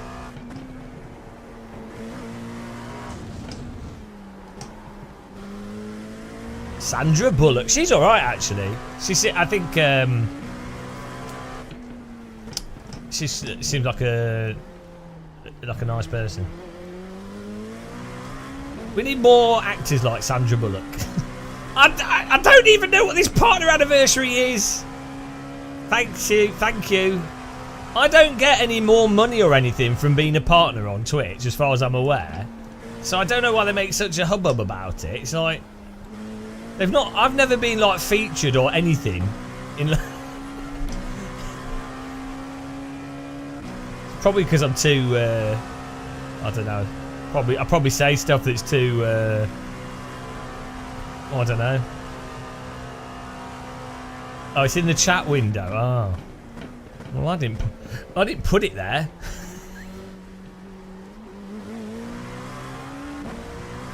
It's weird that I don't know why my Twitch partner anniversary is the same as like 2 days after my birthday. I don't understand that.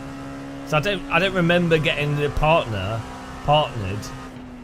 on my birthday. So it's very strange.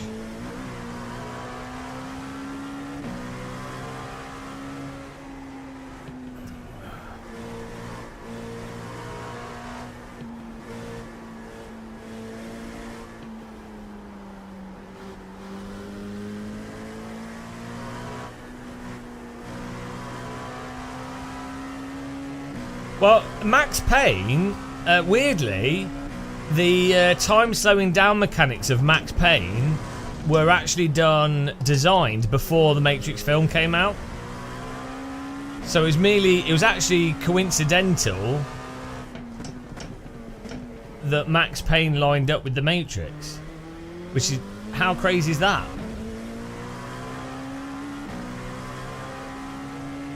Oh, yeah, Max Payne was so good. There's supposed to be a new one, I think, in the works, which I hope is like 1 and 2 rather than 3, which wasn't very good.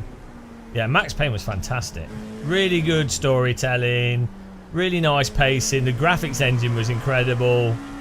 Really fun. You were too old for Pog? Do you mean Pong? Or Pogs? Pogs were like 93.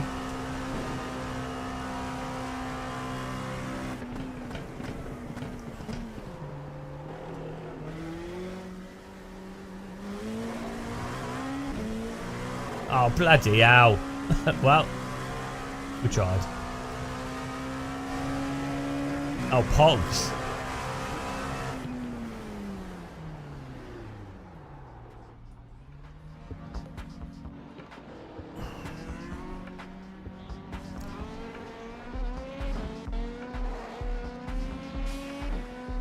We need to set auto fuel at the start. Woo. Get in there. Cheers, everyone. Isn't it a bit egotistical drinking tea out of your own logo? That's so stupid. Oh dear. I guess you could all make your own logo and print it on a mug. So. Oh yeah, they're in a little blue envelope, but then some idiot child choked to death on it. I never won that. Because you also had the ketchup as well, ketchup packets. Yeah, some child that choked to death on that ruined it for everyone. How cool was that? The chance of winning at £5. That's what, like 80 quid of today's money. Does it taste better in your own logo?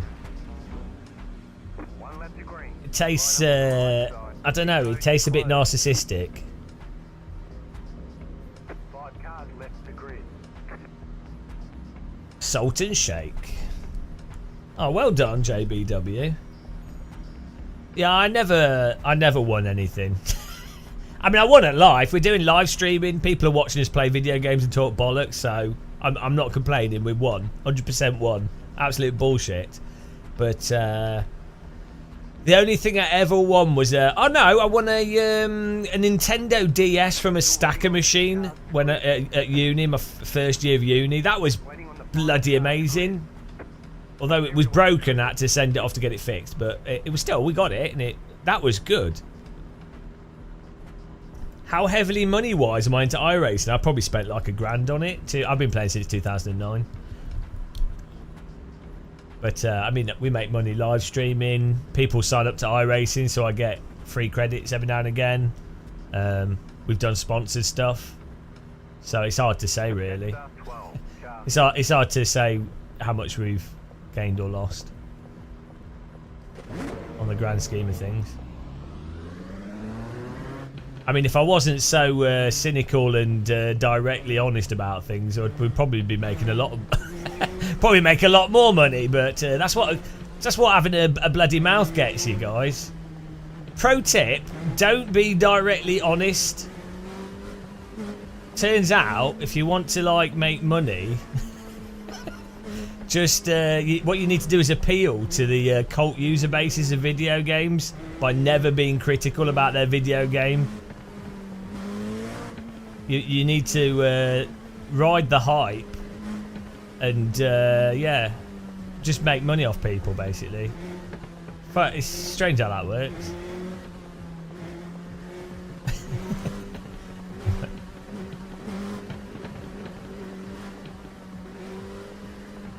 Hype! Talking about hype, Microsoft Flight Sim. I am genuinely hyped for Flight Sim.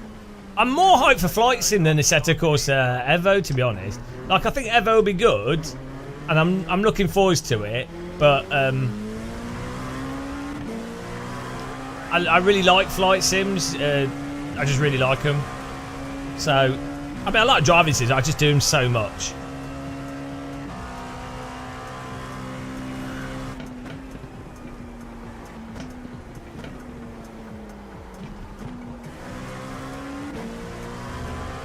No, it's 7 days.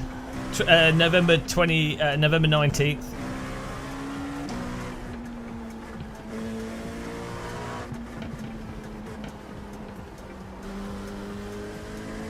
Oh yeah. I mean, I'm half tempted to install Windows 11 on this system. What I might do is buy a new SSD, install Windows 11 on it, and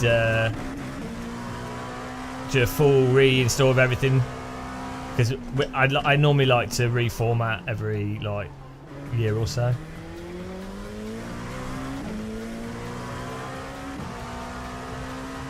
It's just easier to do a fresh SSD. So much easier than moving stuff around.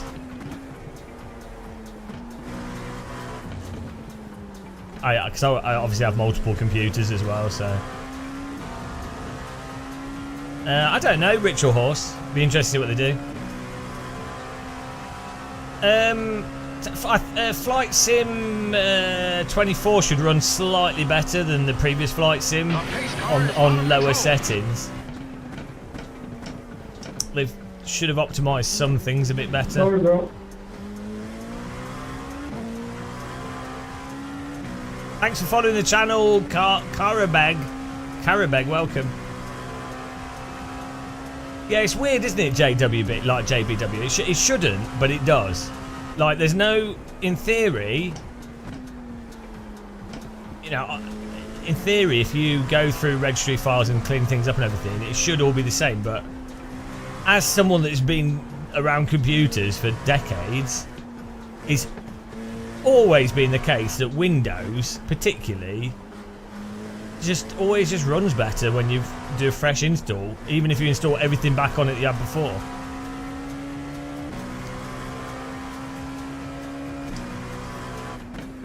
Android phones are a bit like that. I've never found that to be the case with like Red Hat or many like Linux builds.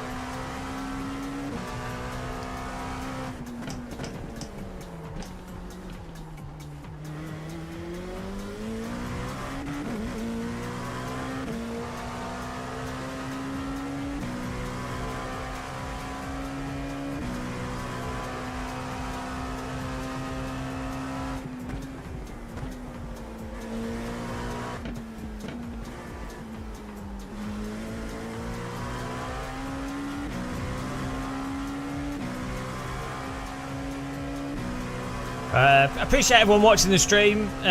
You can we're on YouTube if you want to subscribe on there as well. We do like talk videos, review videos. Obviously we live stream there as well as here. We also do we go to like Sim Formula Europe, Sim Racing Expo. Might try and go to the American Sim Racing Expo once we have a little bit more details, and I'm gonna have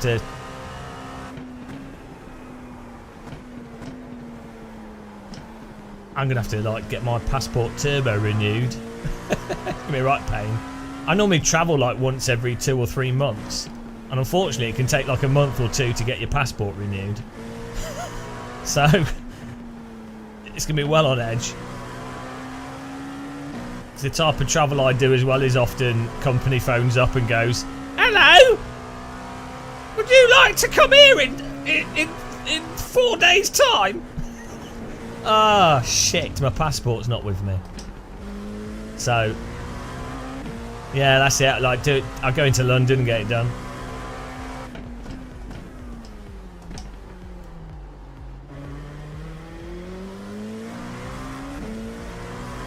Oh, I'm not welcome in America. I'll get deported.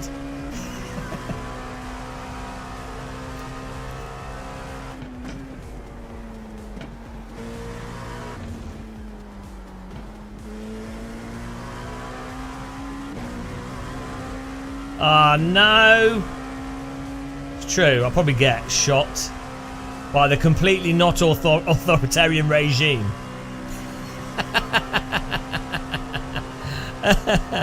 Oh dear.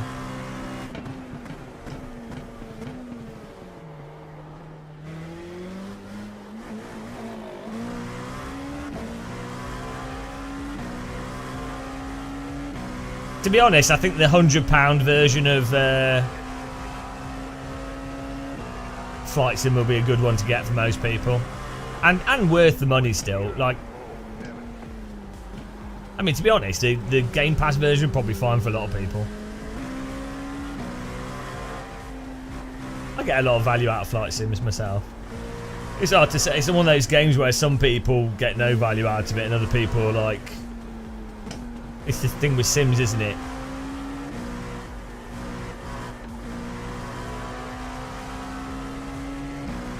Alright, JBW, have a good time, good luck. Make sure if you crash people, you crash them hard. No soft crashes.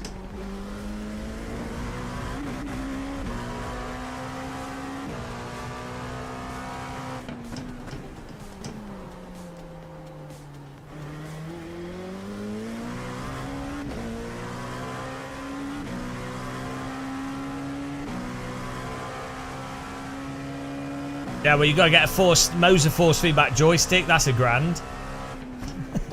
And some rudder pedals. That's another 500. Amazing.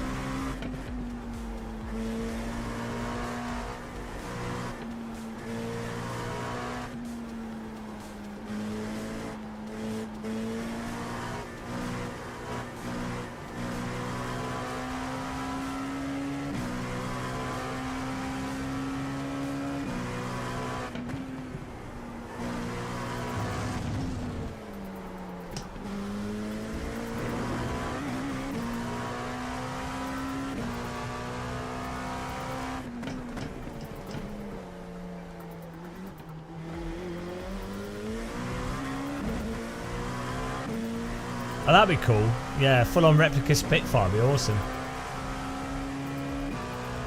Have you got the pump to do the startup procedure? I never understood planes with fuel gauges where you have to push a button to see the fuel levels. You'd have thought of all things that are a bad design, a fuel gauge that requires you to push a button to see how much fuel you've got. Like, surely like a mechanical passive fuel gauge is better than that.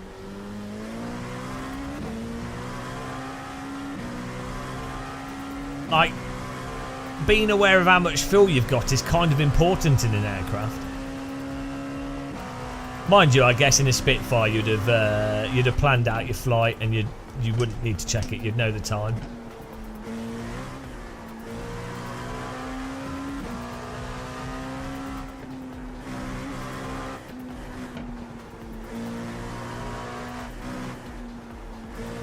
Yeah, it's probably to do with where the fuel tank's located.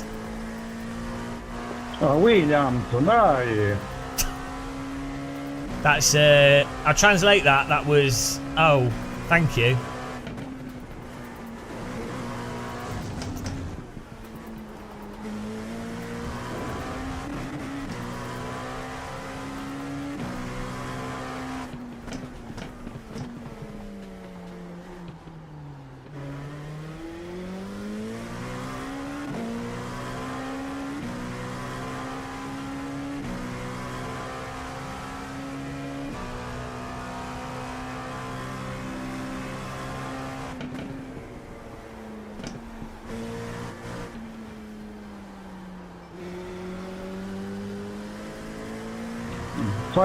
Yeah, it's a very exciting race, isn't it? It's because there's hardly any LMP2 cars.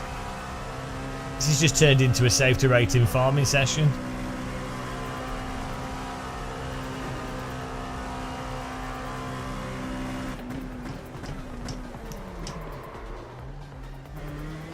This is the big downside of them having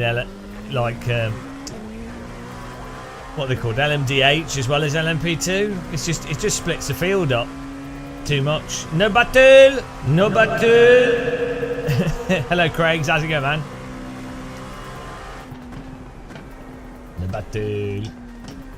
Le battle de non. Sam battle. Yeah.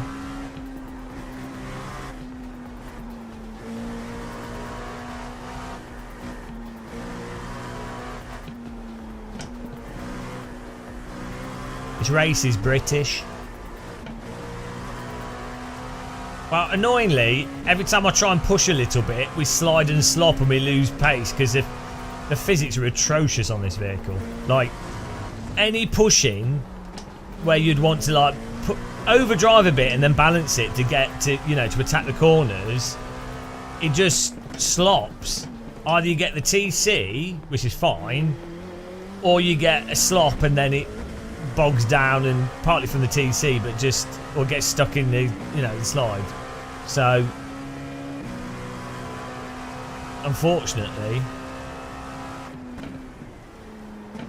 it's a mixture of not enough cars, the physics being pretty absolute shit. So, yeah, we'll just do the MX-5s. Hopefully the GT3 cars will come along, and then we can, there'll be some cars to overtake. That'll be nice. Yeah, new tyre model. Game changer. Oh, it should help this car actually, to be fair. Even before that, the big tyre model. But the adjustments they've said should actually be should help.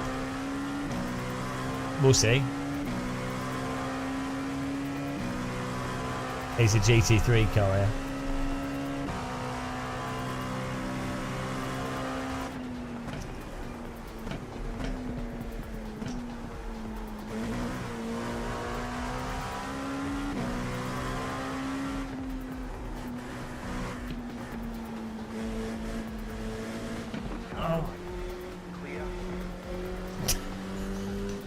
I'm sorry. Sorry. He lagged! I was going up the inside and then he like 0x and he fired off the track. What happened? I'd not got any damage or anything. I was going up the inside, he then lagged to the left and went flying off the track. It was a 0x.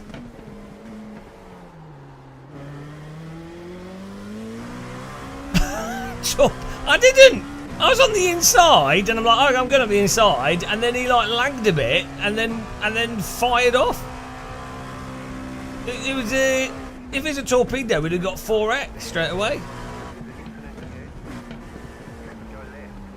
Well, that's the wrong way driving around the track there.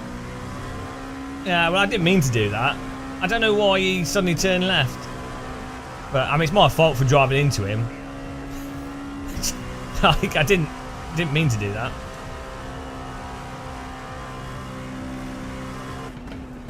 I was not expecting that to happen.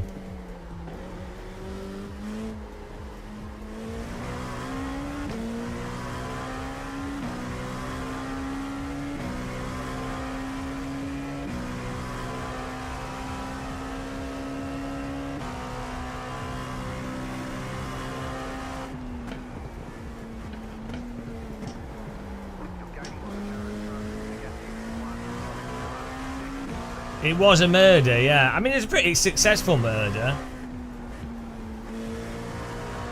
I mean, if that was like actually what happened on my end, my car would be damaged. I think there was a lot of netcode involved in that. That's the that's my defence at least, the Wookiee defence.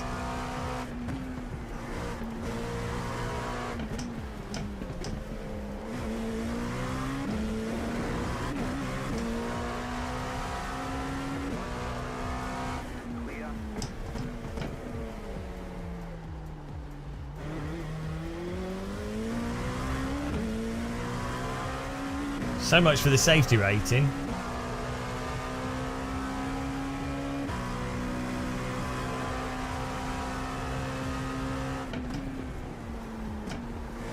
Didn't see nothing.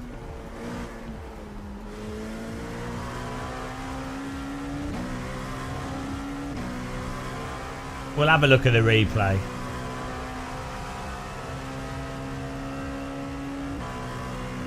Yeah, drive. I think they should have joggers running around the track.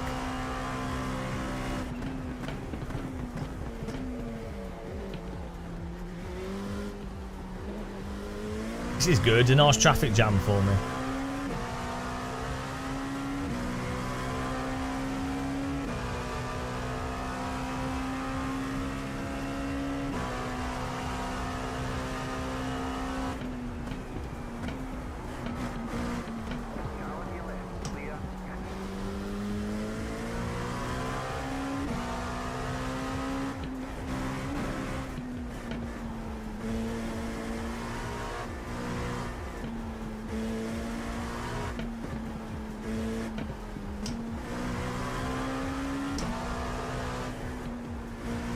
Do I have these two guys here to race?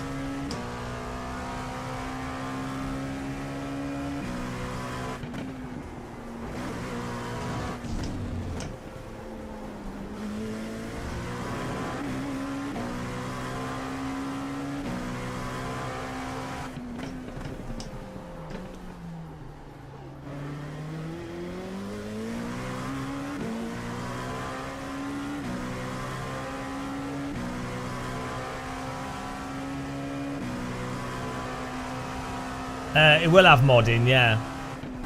To what degree we don't know fully, but it's going to have modding, yeah. Not sure like how it'll work, if they will have an in-game store as well for mods, or if you'll just be able to download stuff, or if it has to be like if mods have to be validated by Kunos. Nobody knows yet, but the intention is for it to have mods, yeah. Be interesting.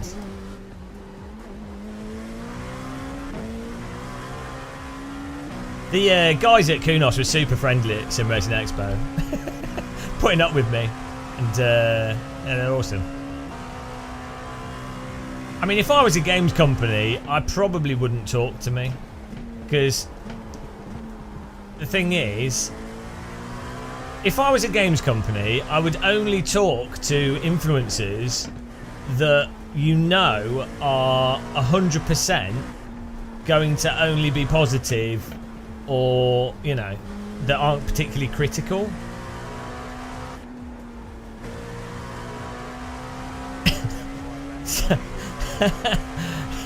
So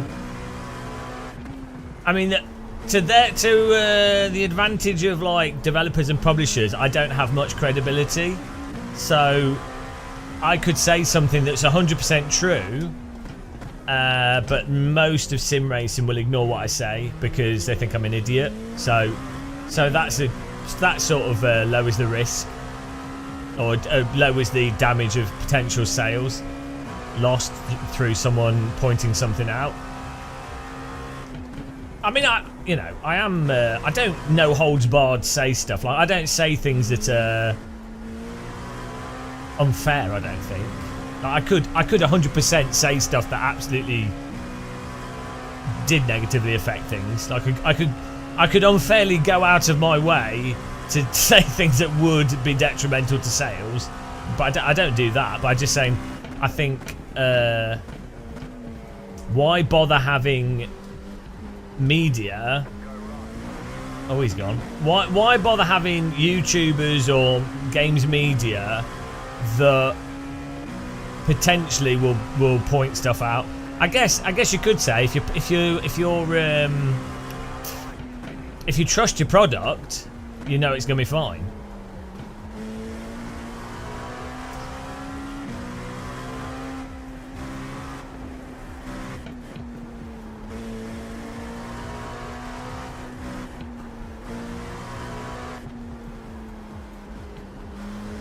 The thing that a lot of companies do now is they want to get influencer marketing.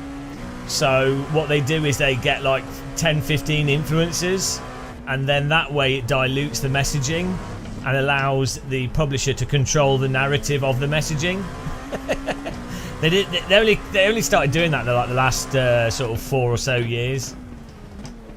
Because I think what happened was, in the past, they would just work with individual influencers, and then they realised that they can't control the messaging.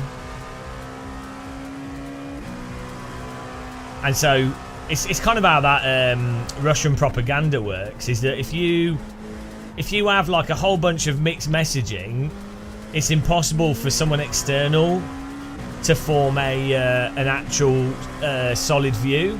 So it just ends up being a noise of marketing.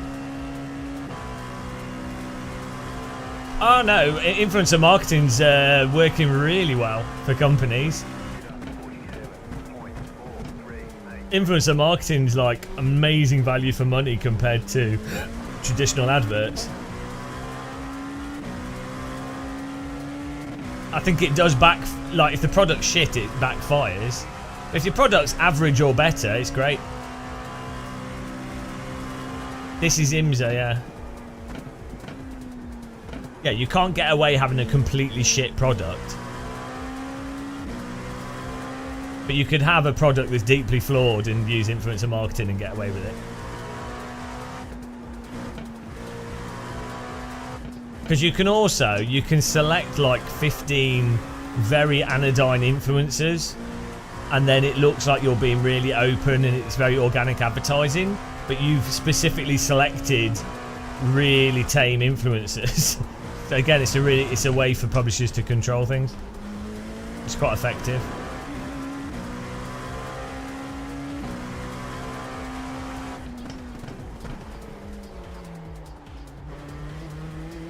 I'm in LMP2.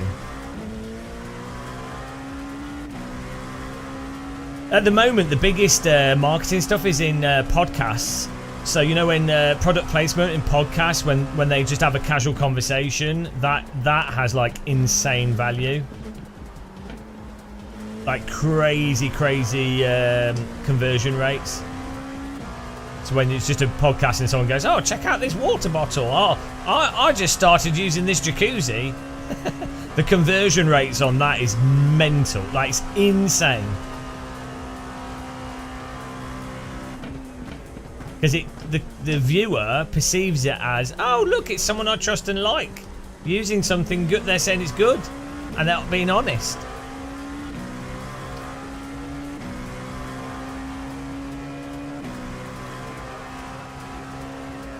Funny that sort of Machiavellian subversive advertising is effective. You'd almost think that you'd want some kind of like standard to stop that from.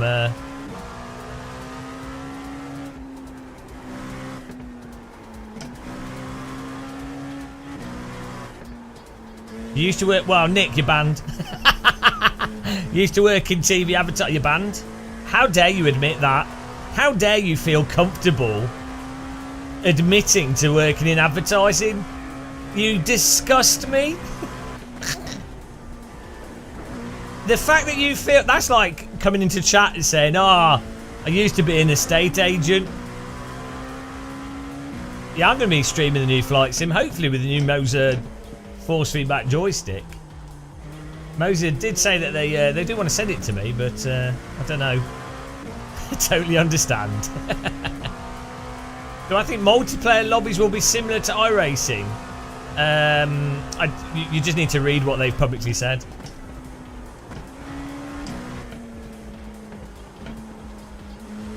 Thanks, Decav.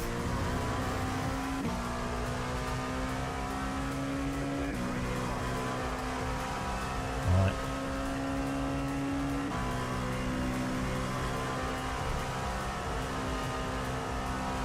It's the thought that counts. Now, Moser have been great, to be honest. So the people I talked to at Moser are really nice. And I think their products are pretty good. Good price.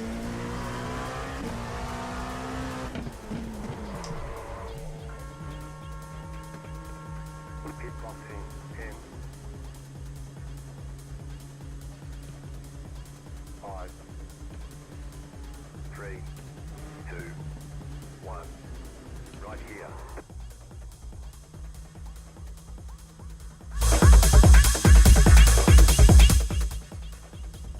No, I mean, I'm not really accepting stuff for review at the moment because I've got too much stuff. But I'll accept the joystick because we'll use it with Flight Sim, so it makes sense. We'll use it with that. It's good marketing for them, and I'll be able to review it at some point. Well done. Get going.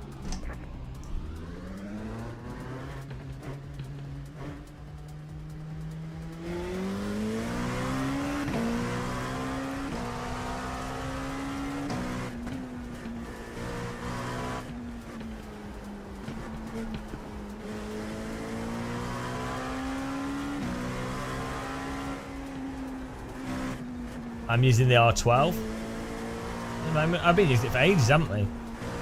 To swap it over with the other one. It's been great. This R12's been fantastic. The only problem I've had with it is the software. If you if the software goes onto another window, it crashes and you have to reinstall it to get it back. It's really stupid.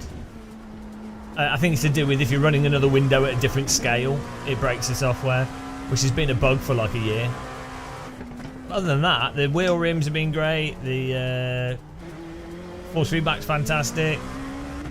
I mean, we use it for hours, don't we? Like non-stop. So.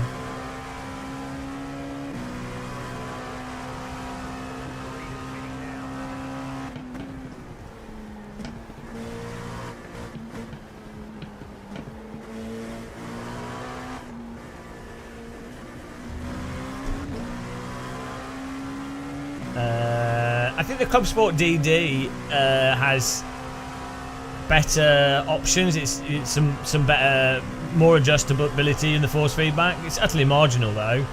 I think the Moser wheel rims are better value for money in terms of quality to price. So if you're happy spending more money on wheel rims, the Fanatec stuff's okay. But if you're trying to just get the cheapest wheel rims that have got really nice feeling buttons and stuff, then I think the Moser stuff's probably better.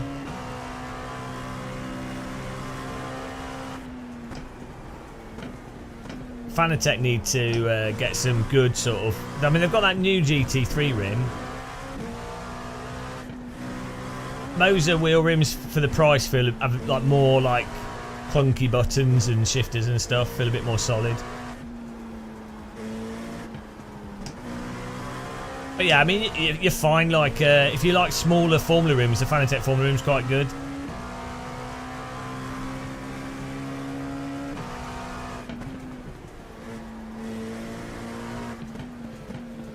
Some of the full force type stuff, though it's a bit of a gimmick, same as True Force with Logitech, it's quite nice on sims that have kind of shitty force feedback.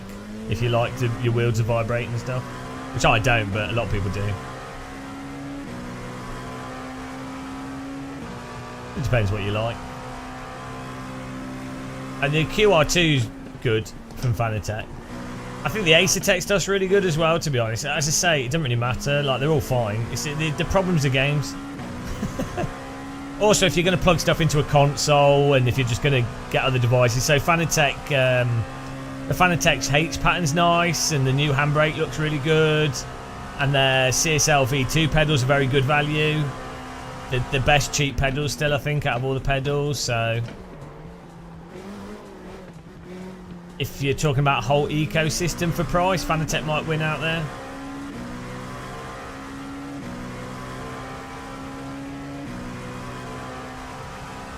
Have they put it on the East course? I don't know. I don't know. iRacing often feel like using the mini layout is somehow another track, but it's completely stupid. They're just dumb. They do that with Alton Park, and then they run stupid versions of Lime Rock, and they're like, oh, it's a different layout. It's like, it's terrible. They do it with VIR, although to be fair, the VIR layouts are quite good, so it's not too bad. Yeah, it's iRacing, they're just a bit stupid with that kind of stuff. And I think sometimes they try and mirror what the real stuff is using.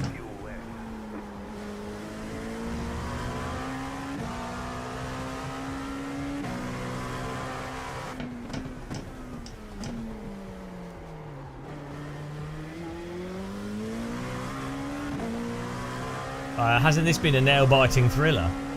I might have some birthday cake after this. Have I got more tea? I'll make another cup of tea and we'll have some birthday cake. Well, good. We're doing, tomorrow we're going to be doing another Mercedes thing. You know, the Mercedes Virtual Championship. That'll be in the evening. That'll be good fun on ACC. Sponsored stream! Mercedes.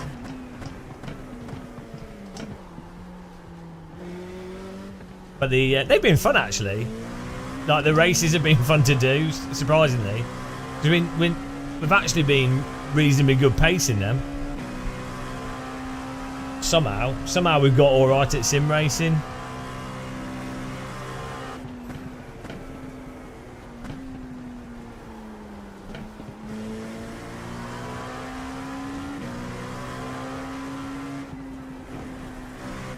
hopefully we're in the same split as Mitchy Hoyer. Mitchy's a ledge. It's nice to see actually. Mitchy's channel's picked up quite a bit in views and stuff with LMU, and he's doing more sponsor stuff, which is good. He deserves it. Mitchy's a nice guy. Give him a sub or a follow on YouTube and Twitch if you haven't.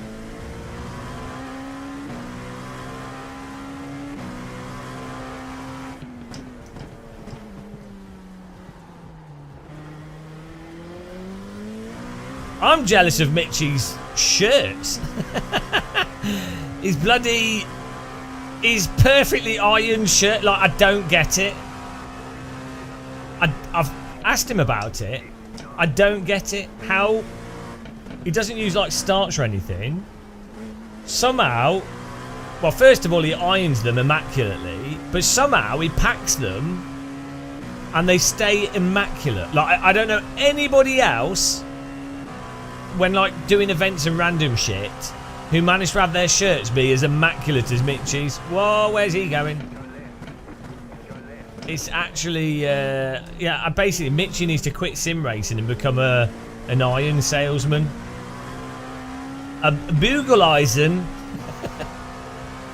They do have irons in hotels, you know, in Germany. Ein Bugeleisen, Dankeschön. It's my German language skills. Of course I know how to ask for an iron. They're always surprised when you ask for it in German. They're like, how do you know that? I know what I want. Cup of tea and a Bugeleisen. Yeah. He probably carries it around with him. in a backpack. It makes sense. It all makes sense.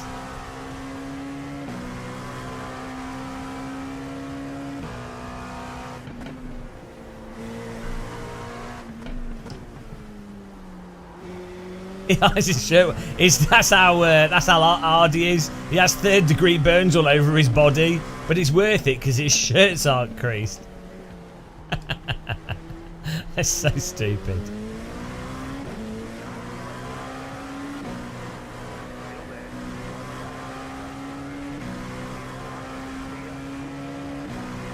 I just stay behind the GT3 to let them go through there.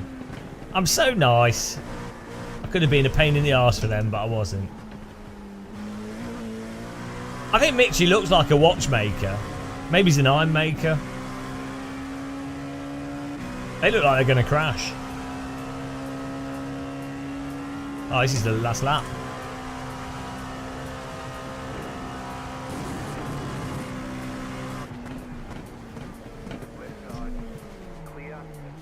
Ah, there you go.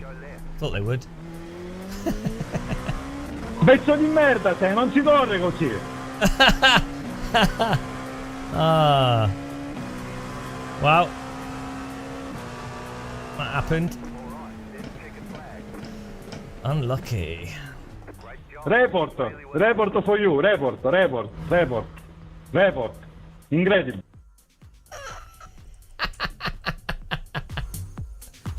So we can remix that. We can remix that.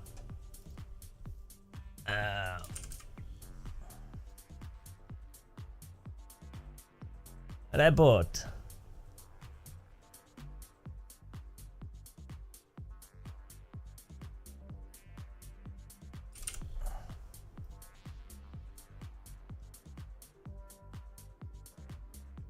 Let's save this.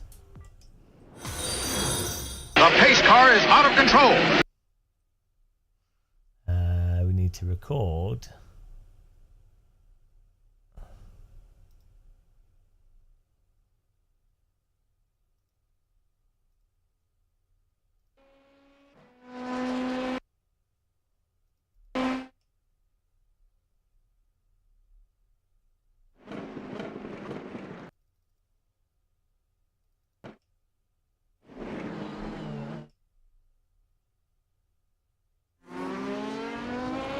Pezzo di merda sei, non si corre così.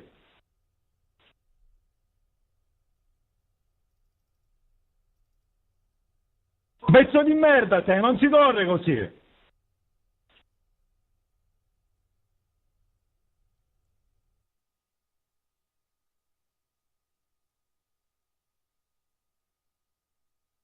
Report for you. Report. Incredible.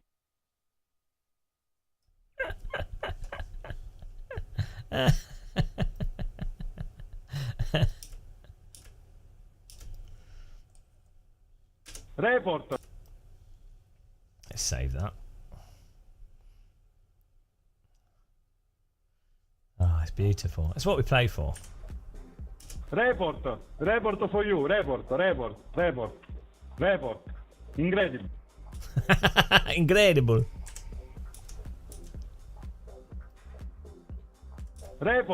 Report for you. Report. Raybot. Report for you. Report. Incredible. Just save that. Save. Export. Export audio. Wave file. Browse. iRacing sound clips. Rayport for you. Incredible. Rayport, guys.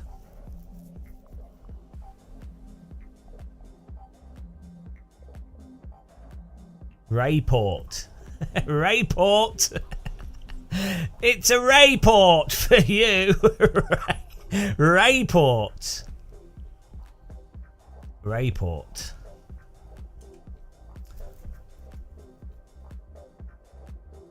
We got loads of these. 7 meters of track and you collision with me. It's incredible.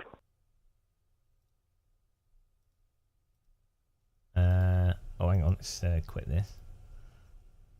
Ah, my computer's been stupid. Oh, here we go. You ready? You ready for another classic? Oh, you damn idiot. Damn idiot. Forever amateur. Remember my words. Forever amateur. Forever amateur. Remember my word. Forever amateur. Remember my words. Forever. I'm remembering his word. remember my word. Forever amateur. Oh, I want that on a t-shirt. Forever amateur.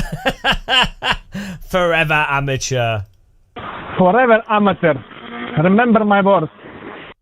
Action idiot and idiot pilot. How many times you gonna move, James? How many times? Inside, outside, how many times? iRacing is the most advanced and comprehensive. I'm trying to fucking let you go. What are you doing? I'm trying to fucking let you go. What are you doing? I'm trying to fucking let you go. What are you doing? I'm trying to let you go. What are you doing? I'm trying to fucking let you go. What are you doing? Ah, it's so good. Nice. Give space. Nice, bro. Report for you. Report. Incredible. You just stopped in the middle of the fucking track. Describing yourself? No, I'm talking about you, man. That was an intentional wreck. Trust me. That's going on Reddit. That's getting reported. That's hitting the whole 9 miles. You can't drive for fucking shit, dude. That's going on Reddit. That's going on Reddit. That's getting reported. I'm going the whole 9 yards.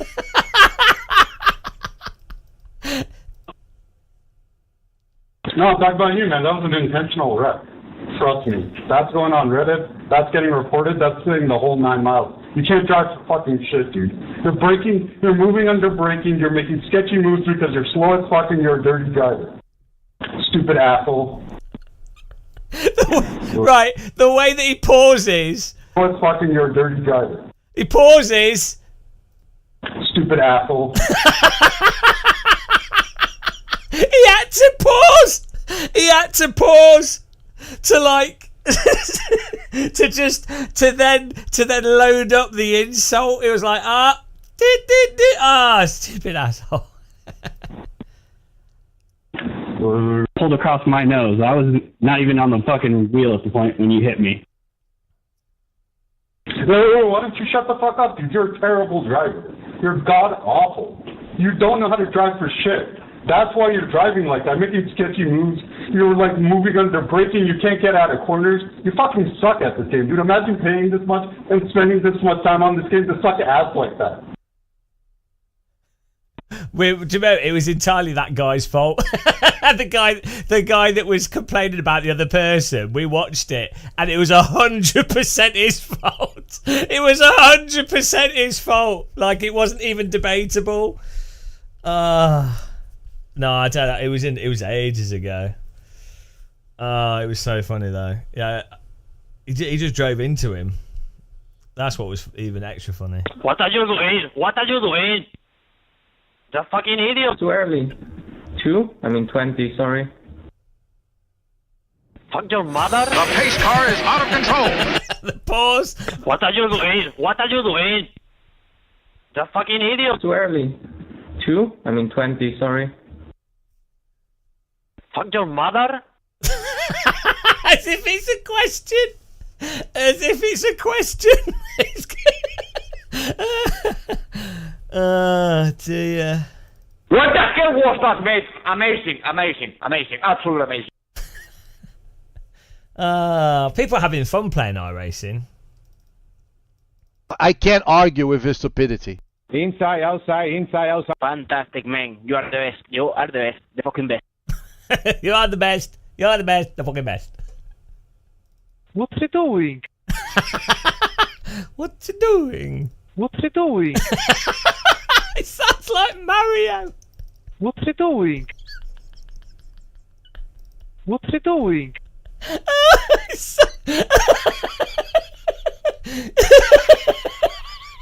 What's he doing? What's he doing? Oh, that's just out of the blue. What's he doing? This is why I play iRacing. It's not the driving, it's this. We've got the iRacing sound clip gold mine. Ah dear, so good. Right, what a great use of time on Earth. Right, we can do an MX5 here, 14 minutes. What's he doing? Ah dear. Hello guys. Hello everyone that's joined us. How's everyone doing? I need to get some cake. I think it's cake time. Another cup of tea and some cake. We'll sign up to this next MX5. I don't know what we can do for techno beats as well. This is the thing. It's very hard to work out how to use these sound samples in a techno banger.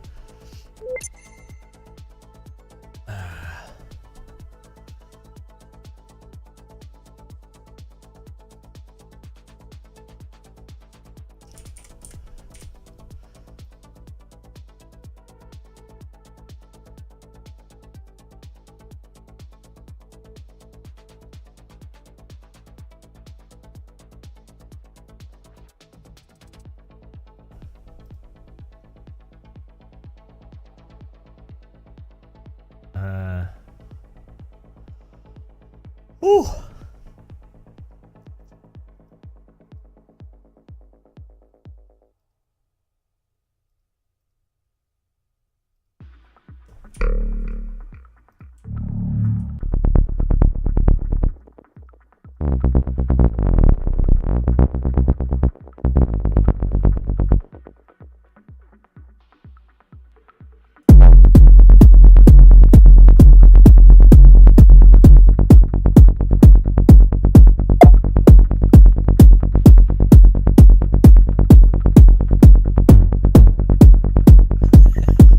You just need some hi-hats.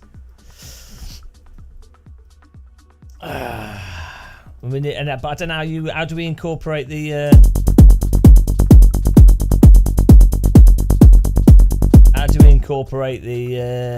the audio into that? That's the real question. That's the difficult part.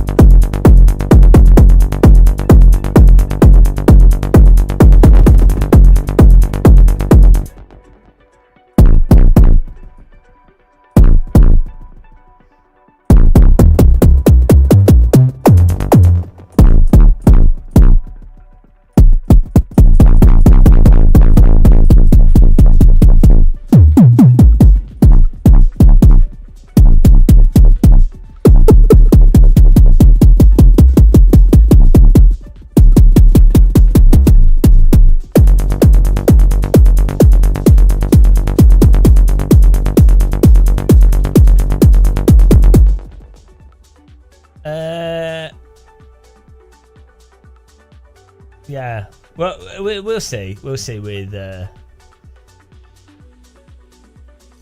We'll see with iRacing physics. Right. How are we going to put this audio? How Techno doesn't normally really have that much audio. It's normally just like a word that's looping. So, do you know what I mean? It's not really singing in Techno.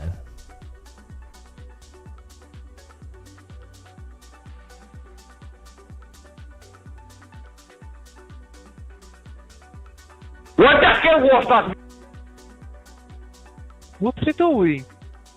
Fantastic, man. You are the best. You are the best. Inside. 7 meters. Oh, you damn idiot. Whatever. Action, idiot. How many times you gonna move? iRacing is the. I'm trying to fucking let you go. What are you doing? I don't know if that will work.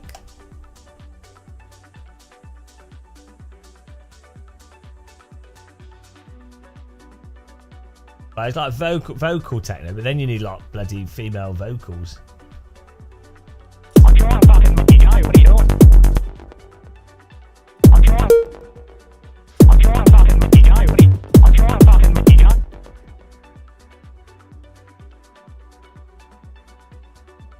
You go. What are you doing?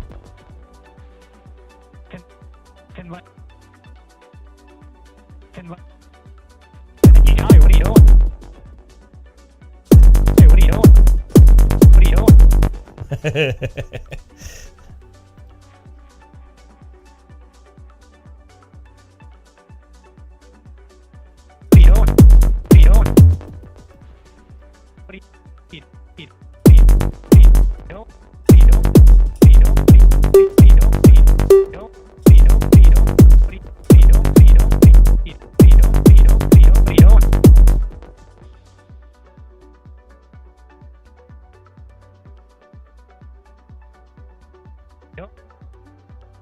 How long we got for till the next race? 8 minutes.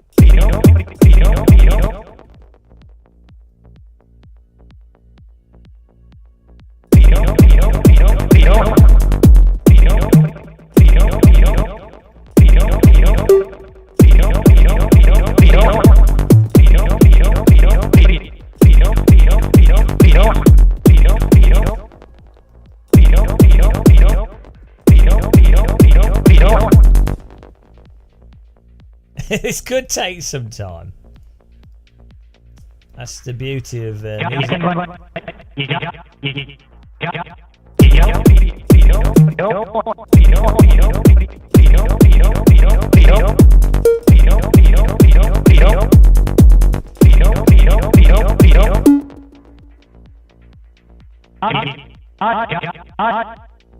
Maybe a different audio sample. 8 minutes, guys. You just stopped in the middle of the fucking track. Fucking track, that could work.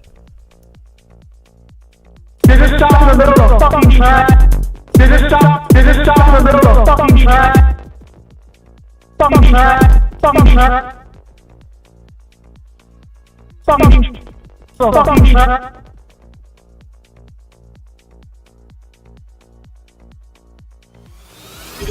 Oh, hello, Twitch. She subscribed to the channel for 10 months. Thank you. Fucking track. The myth, the muscle. Fucking track. Thank you very much. Appreciate it. Fucking track. Fucking track. Fucking track. Fucking track. How long we got? 5 minutes.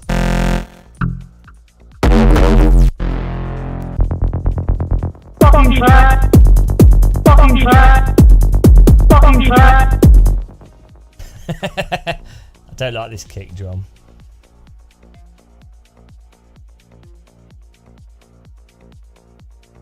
What's this? Ultimate kick layer. Fucking track. Fucking track. Fucking track. Fucking track. Fucking track. Fucking track. Fucking track. Fucking track. Fucking track. Fucking track. Fucking track. Fucking track. Fucking track. Fucking track. Fucking track. We need the double kick from the delay. I don't know how you do that with this plugin. Fucking track. Fucking track. Fucking track. Fucking track. Fucking track. Fucking track. Fucking track. Fucking track. Fucking track. Fucking track. You want like the galloping sound?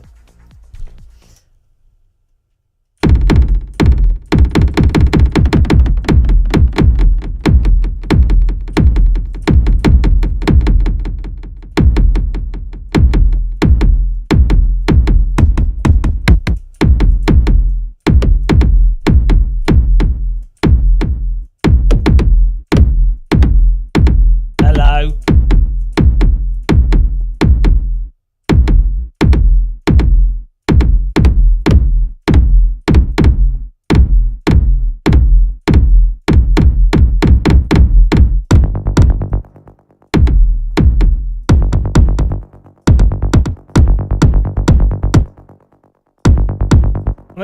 Can you do it by just putting 2 drums in and then make the second one less loud?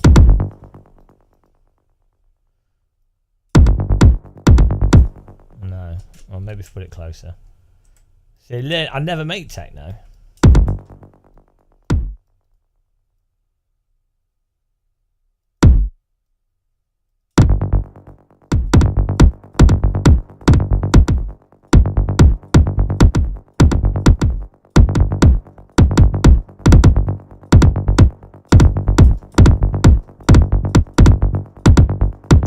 No, you have to do it with like a reverb, I think. Oh, try it. No, like it's a delay. I mean, not reverb.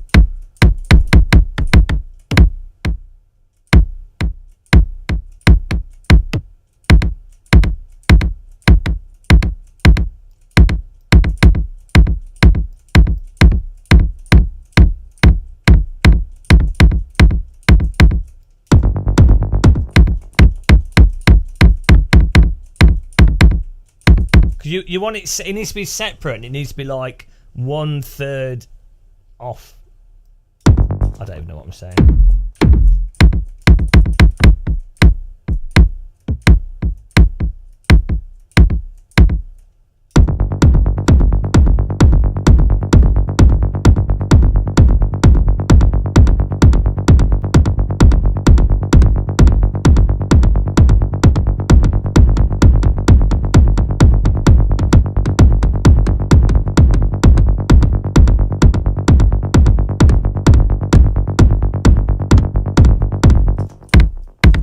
Why is that so hard, guys?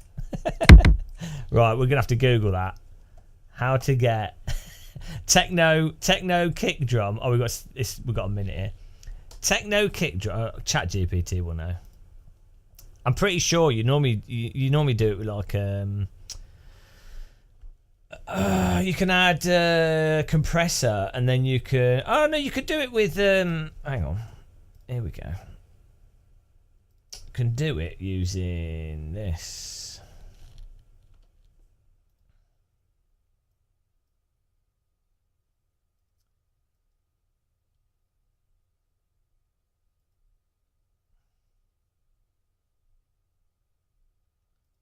Use it with this delay. This will do it.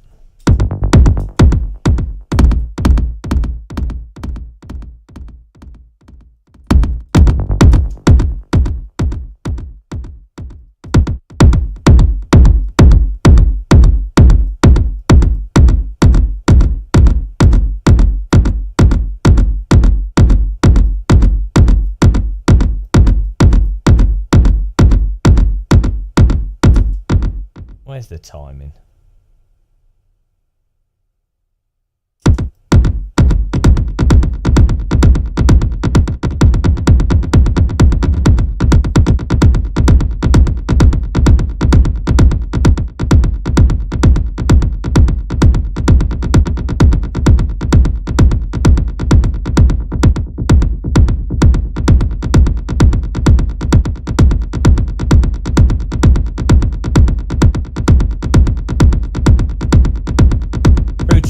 Our model is where it's at. I think I'm making everyone deaf here. This is how you lose viewers on a live stream. Nobody wants to listen to someone make techno for some reason.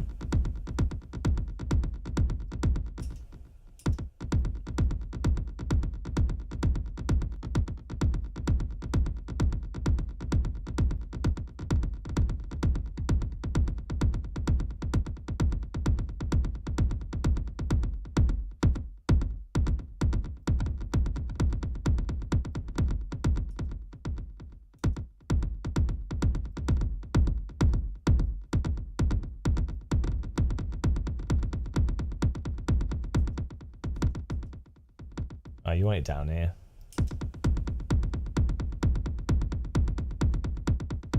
Do you want that galloping sound? There you go.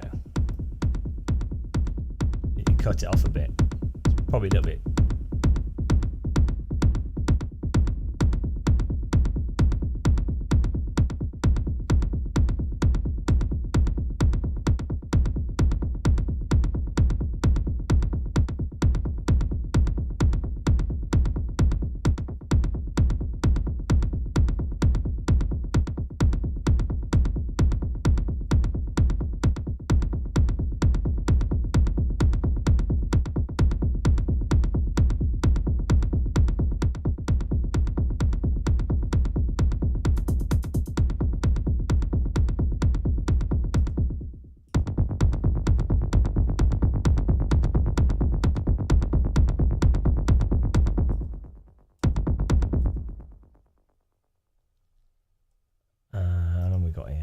Oh, we got to go. We're going.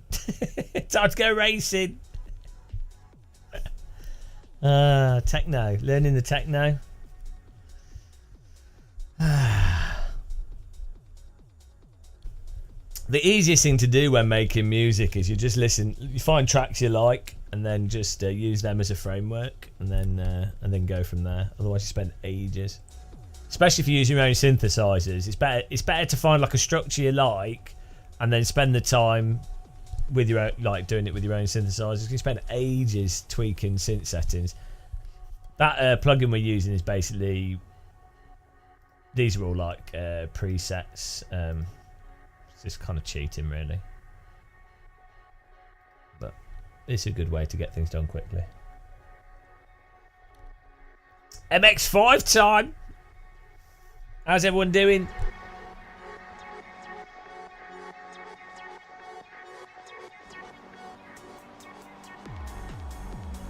So listen to this track.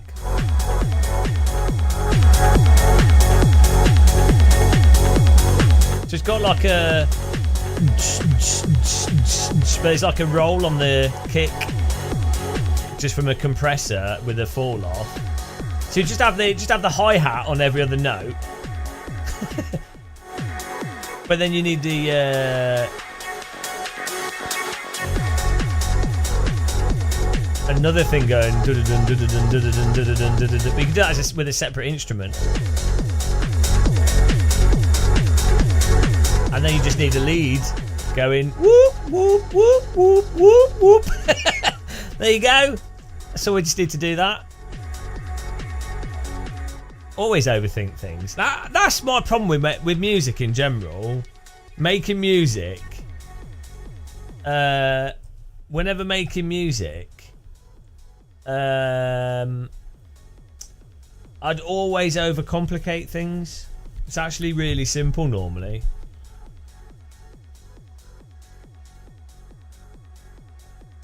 Oh, well, I can't listen to 9 Inch Nails because I get copyrighted. You're getting ready for work listening to some top-notch techno. Well, last night I was having the old... Hang on, we're going to hype level 1, guys. Thanks for subscribing. Last night we were having the old insomnia, so I ended up listening to techno for 2 hours in the middle of the night. Because weirdly, I find techno makes me tired. I'm pretty sure I have ADHD because I think certain things calm my mind when most people it makes them not go. There's something going on, guys. Oh well, it's all good. Does anyone else find like techno relaxing? It's the same with like thrash metal and stuff as well. Anything with like a really fast beat, I find it easy to sort of zone out to.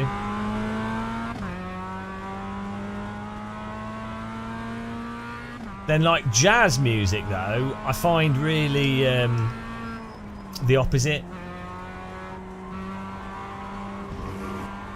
I quite like some jazz as long as it's not too crazy. But it's not. I don't find it. Doesn't make me tired.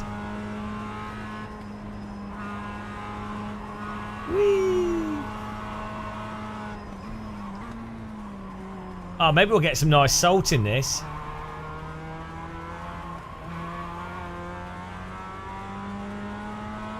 That'd be nice.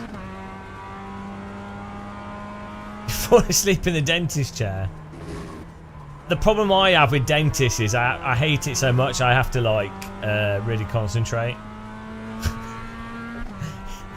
I just really the whole thing. I feel invaded. I mean, I think everyone does, but it's weird, isn't it? Like I don't know why people accepted the dentist. You've got two people sticking stuff in a hole in your body. I'd rather have like a prostate exam than go to the dentist. I mean, I've had like what's it called? What's the camera in your backside? Endoscopy or whatever. No, that's through your throat. That's less worse than going to the dentist.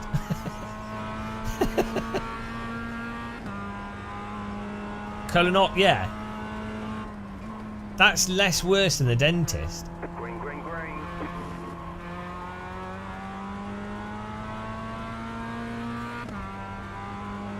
Okay. I mean, I guess it's slightly more uncomfortable, but...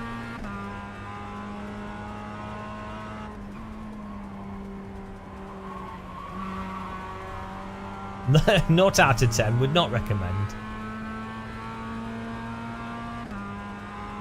Oh, I didn't spend 24 hours on the toilet because the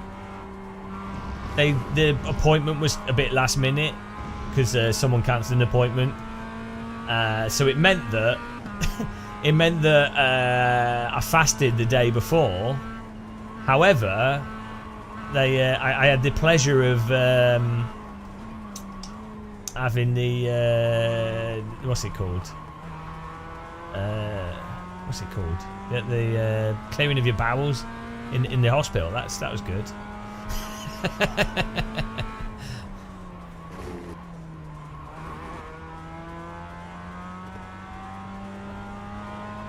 Oh no, knees. No, not knees. No, knees are the worst. That's like a weird. For me, that's like a phobia. I just can't take knees. That's a no. I can't. Elbows fine. There's something about knees. I don't know what it is, but I have this like fear of knees snapping, and just anything operation. Knees. Why? I don't know. That's no. That is a no. Oh, knees. God. Just thinking about it. Oh.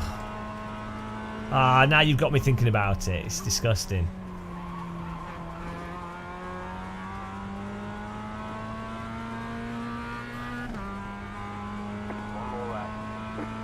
What's the news? That I might have made that up, Blade. It was a joke. It was taking the piss out of dev blog posts for Sims.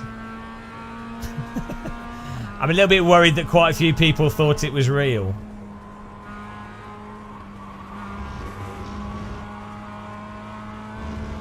It's a little bit worrying.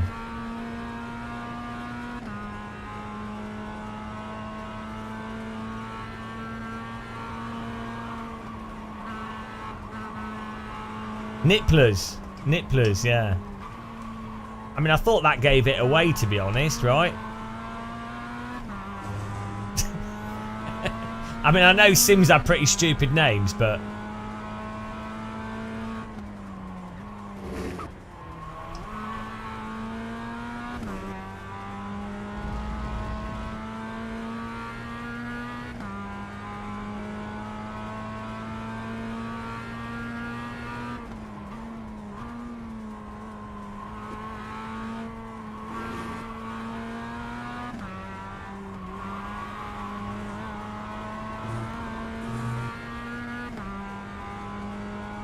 Wow. Did you read it? Oh dear.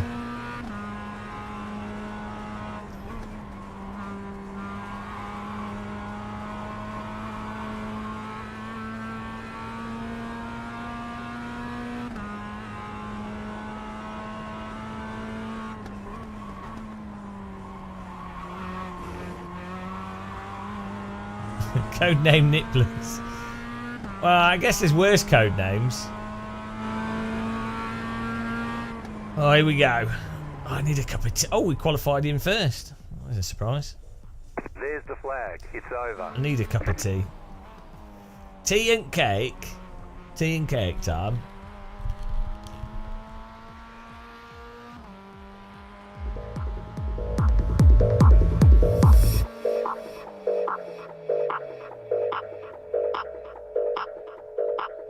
We should just listen to techno all day long.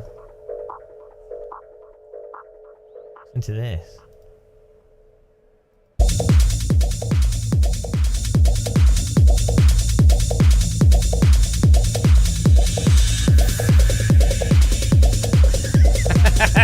I think we can make this.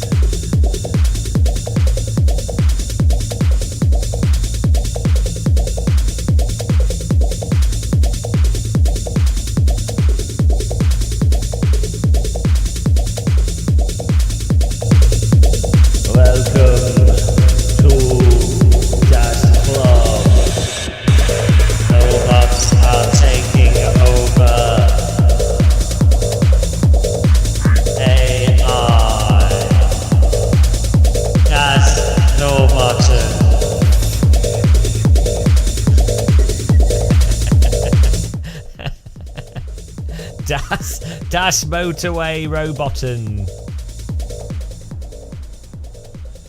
Oh, I thought it was a Potato Nation car then. I got well excited.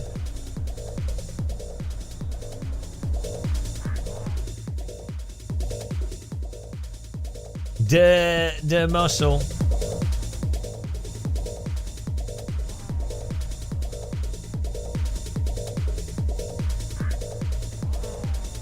The estimated strength of field is... Thanks, Media. Yes, how's it going? 71.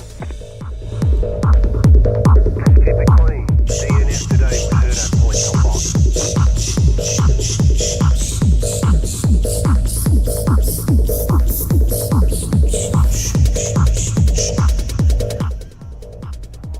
Gotta love techno. Why am I on pole?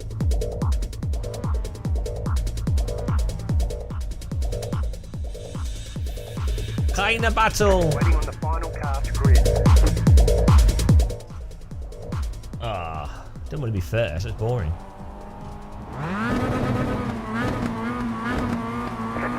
flag, green flag.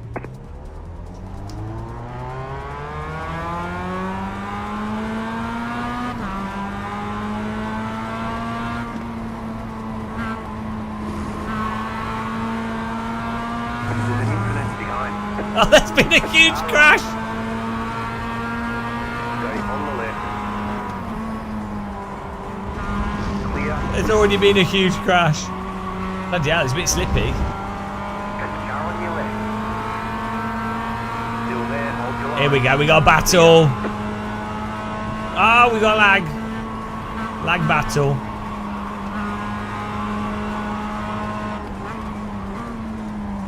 Well, slippy.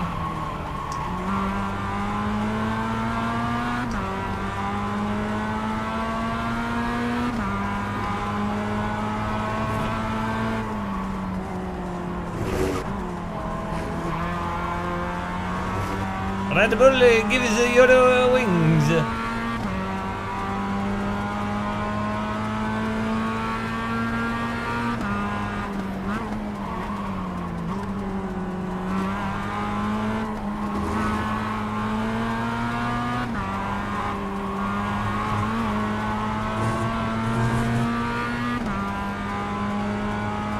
I don't know how much of that's. I think iRacing uses some like really weird smoothing algorithms, client side stuff. It is a really weird. It is weird how that's the effect you get.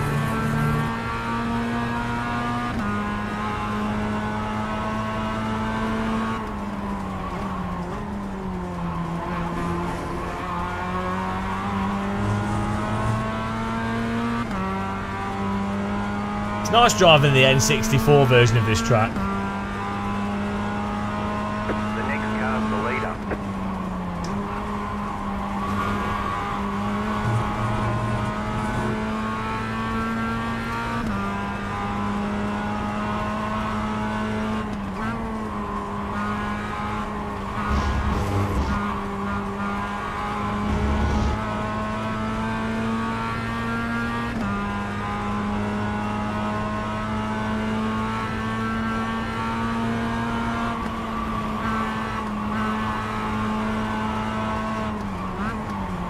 I'm sorry that when I crashed on the hairpin.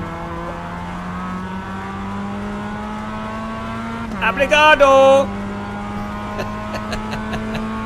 Sorry, man. I'm really sorry. Fuck.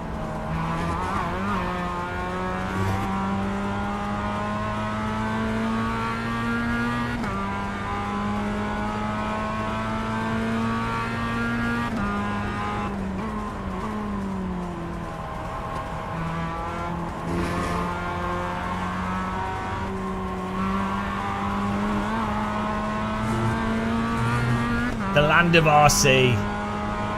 Portugal's nice.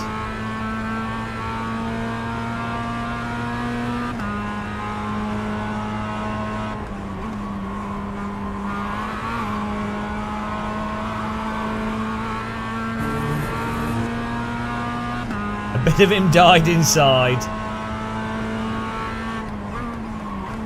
That's what happens every time you sim race, though. It's good.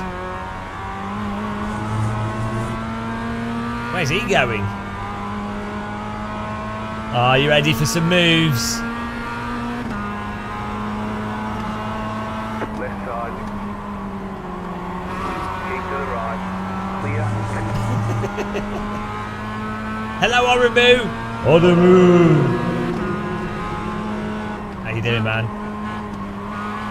Yeah, we're making techno.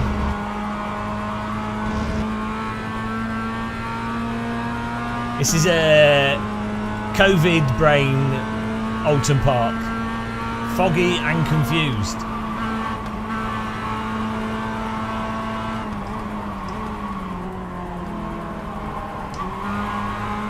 There's an incident behind. The next car's the leader.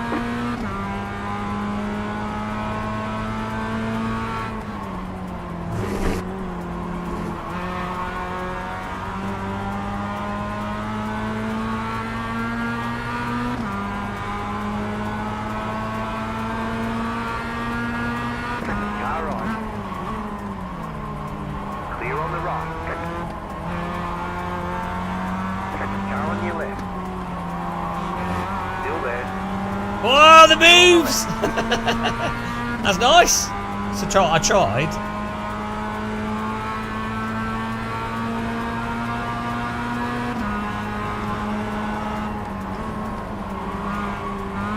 Nice bump draft from the car behind there. Thought I'd dab my brakes to make it a bit so my car's not going to go flying. Thought I was coming.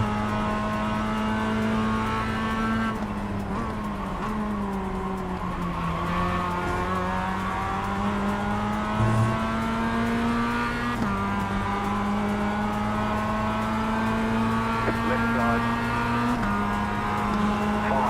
5 to go. Still there. Clear.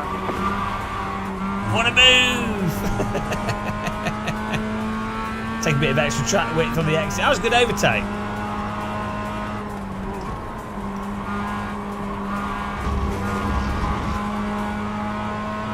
That was number one.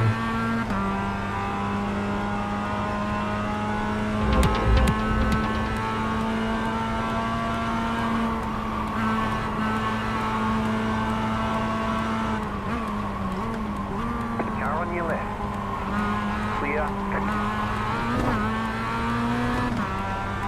Yeah, me too.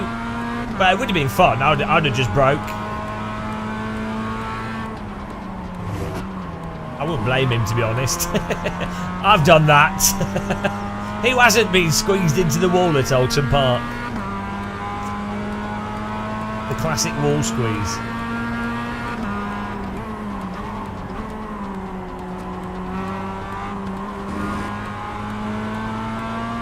Oh, he's going to crash with the silver car, maybe. Nice racing so far. I think you get quite good racing at Oulton Park because it's got quite a bit of flow to it with the MX-5.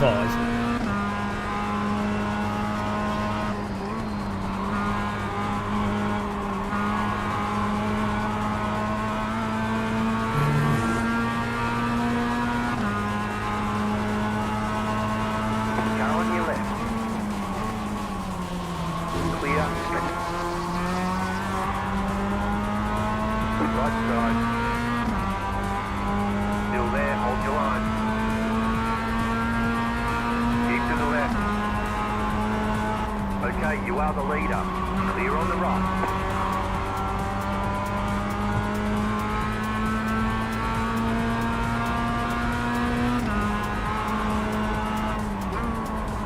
Good driving. Nice overtake by him.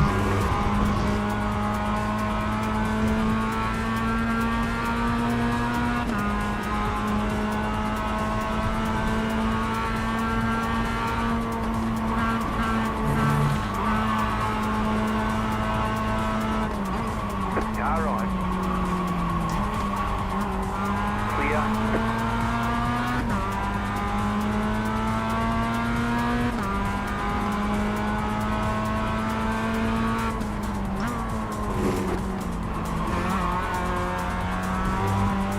Requesting a dive. I'm sure it'll happen. Bloody hell. Good race against Tony Hawks here.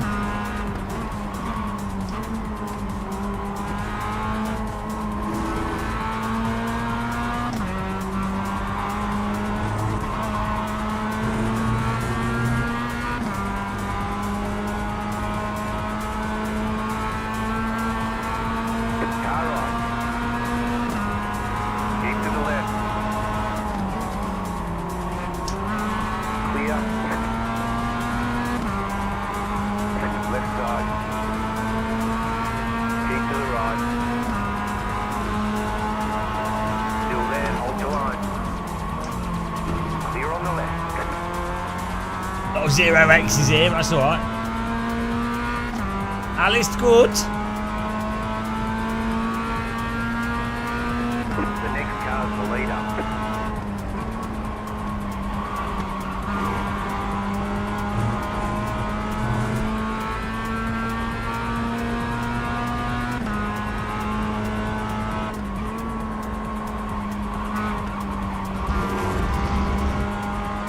Kinda kaput. Car's the leader.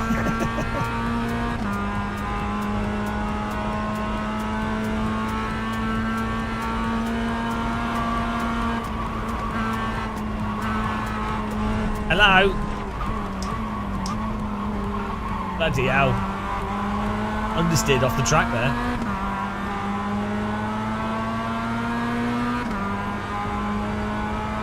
You get a 1x if you use the full exit.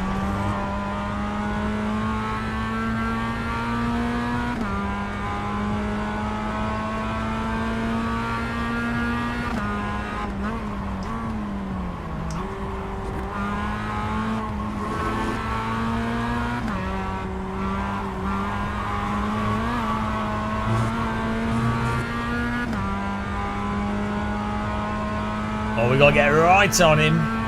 Try and get the overtake in the last lap.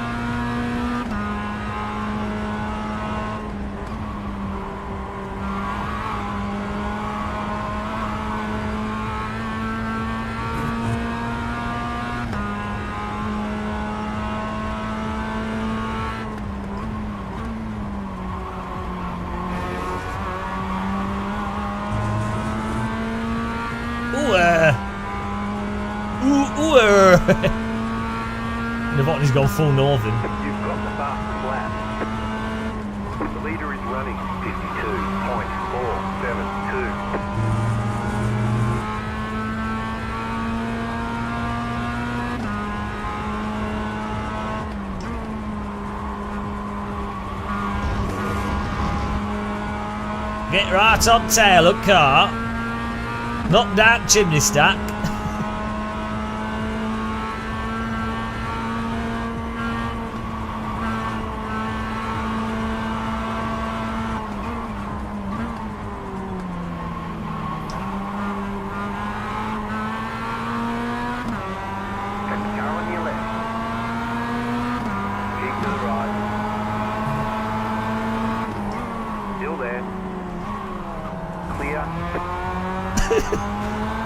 That is an unconventional place to overtake. Hello, an random call sign. Left side. Clear. Left side. Keep to the right. Still there, hold your line. Clear on the Oh left. dear. It's getting spicy. Good racing now. Good racing. Still there, hold your Ah! It was good racing. Oh, he's dead. He's dead. Okay, it was good racing. Ah, there it is. The inevitable Red Bull combustion. Oh, that's a shame. That was good racing. His car exploded. I think he drove into the wall.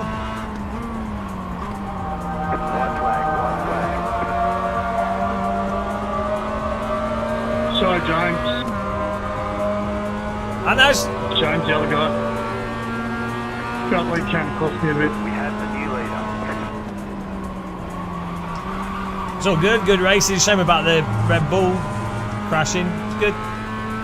Fun racing.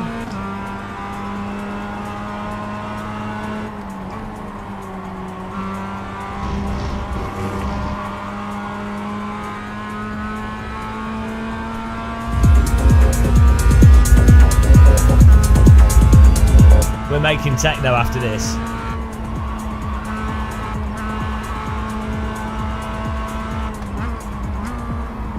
Left side, clear on the left. Left side, clear, left side. Keep to the right, clear on the left.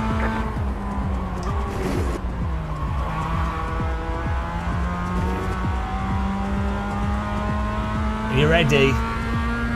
Will it be a win or bin?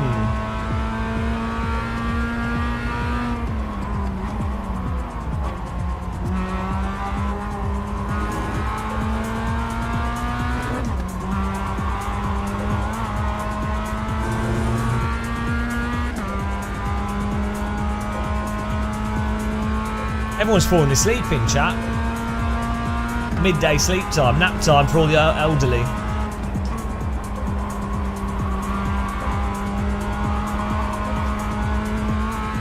Gladiators ready! Left side. Contenders Ready.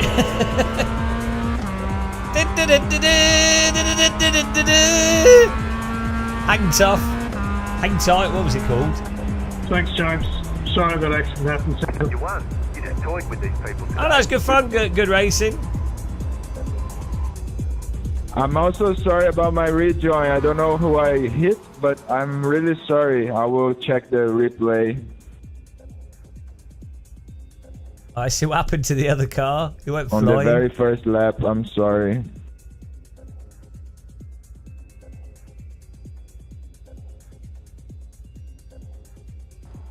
Oh, here we go.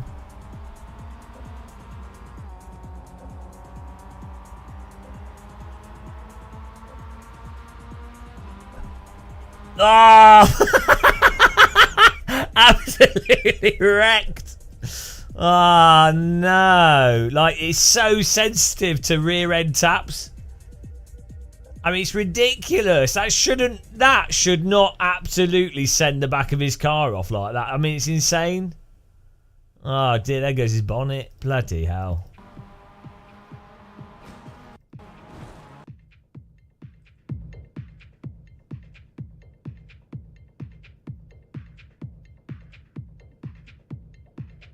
It's ridiculous, isn't it? Like, that's like a mixture of netcode and tyre physics. Yeah, it's cake time.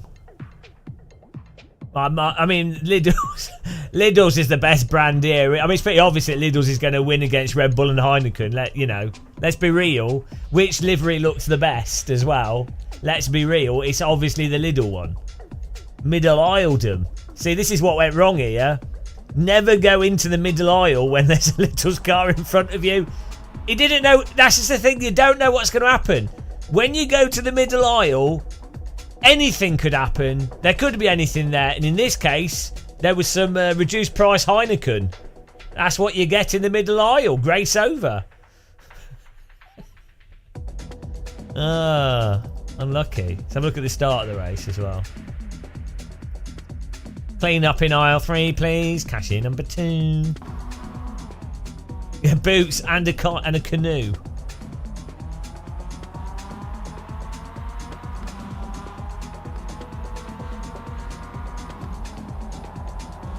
Oh, what happened here? Did he just lose the rear? Oh, he lost the rear on braking. Bonk. Oh, no. Hello, Kitty. Oh, no. Oh, no. Hello, Kitty. Danger Kitty. Well, it makes sense. Oh, no.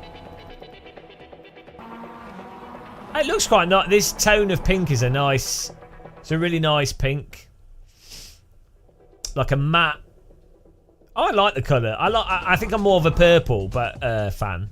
But this tone of pink is a very satisfying pink.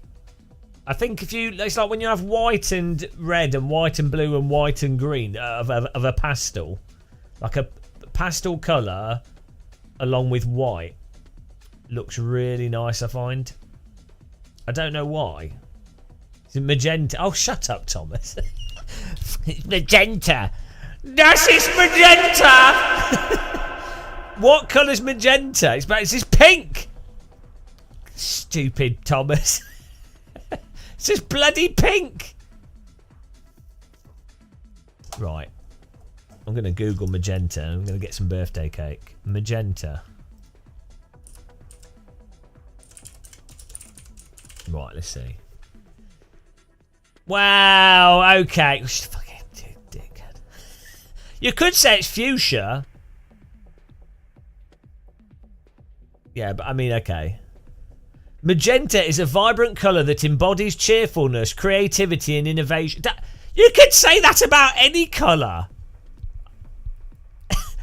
It's a vibrant colour that embodies cheerfulness, creativity and innovation. Who wrote that with a straight face? Like, honestly, any colour can embody anything. It's just going to be whatever the colour is averagely used on culturally, you would then attribute to the expectation of the cultural usage of that colour. I hate artists. Do you know what? I used to hate programmers. But now, honestly, the BS that artists attribute to stuff is so bollocks. They should all be executed. But yellow. It embodies putrid vomit. Right. So I would say colour code. Hash DEOC78. That's nice. But then you start getting into burgundy. The transition between magenta and burgundy is very abrupt. Where do you draw the line between magenta and burgundy?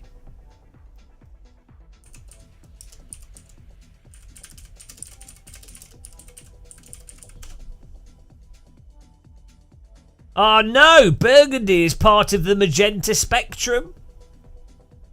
Ah, see, I know, at least I knew that. It's halfway between red and blue and is created by combining equal parts red and blue light.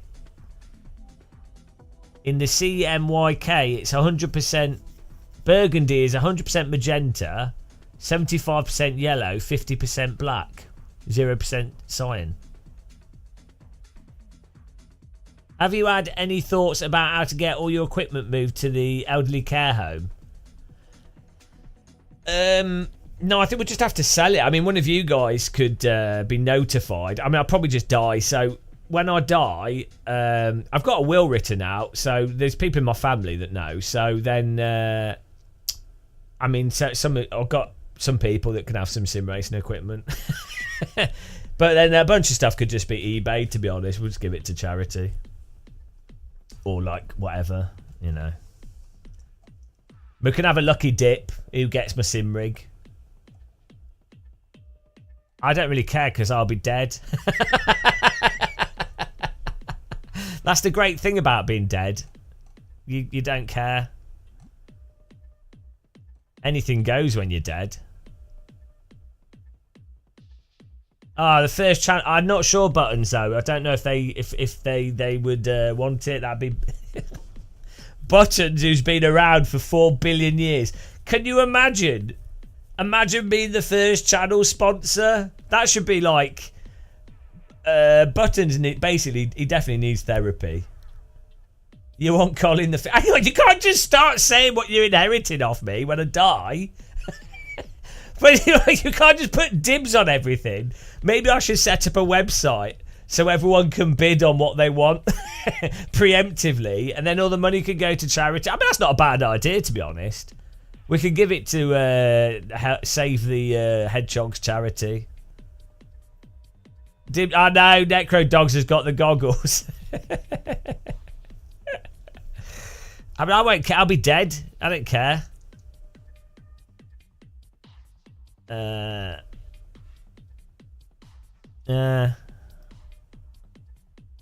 That's the thing with death. It's great for the person that's died. It's not good for everyone else.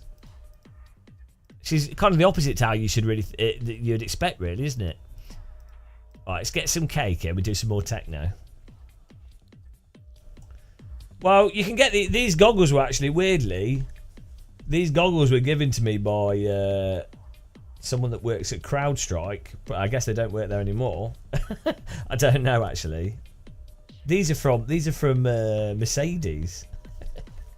Are they in chat? Is the person in chat that sent them to me? I don't know who it was, but they these were given to me along with the Lewis Hamilton poster, which I really appreciate. That's very nice.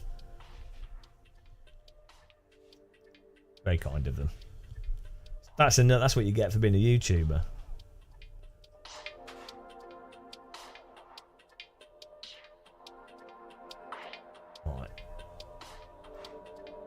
I'm gonna get some cake and a cup of tea, and then we'll continue our techno. New version of Fruity Loops. Oh yeah, I need to update this one. This is where we're at with the techno so far on here.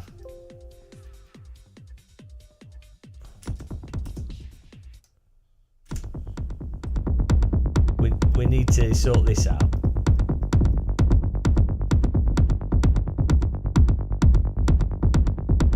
This is where all the viewers leave.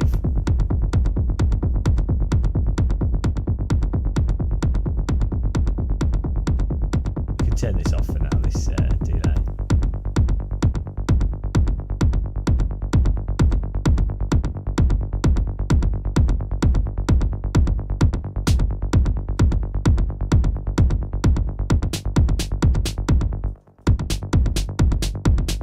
Hang on, how did the techno beat go? Was it on every?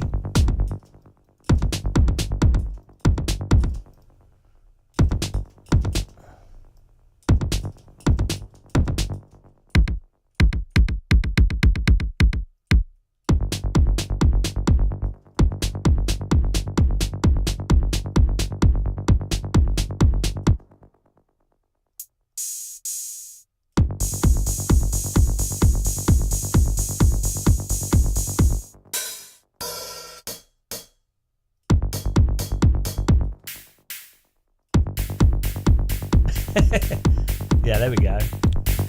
And then we need, yeah, the bass line is not.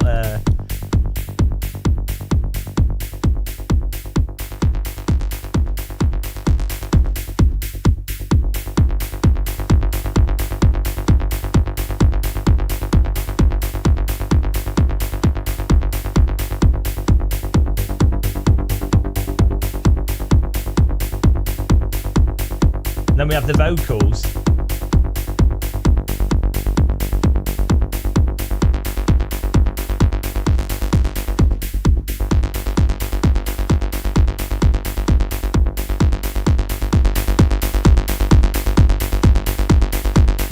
What do we need to do? We need to sidechain the kick to the bass.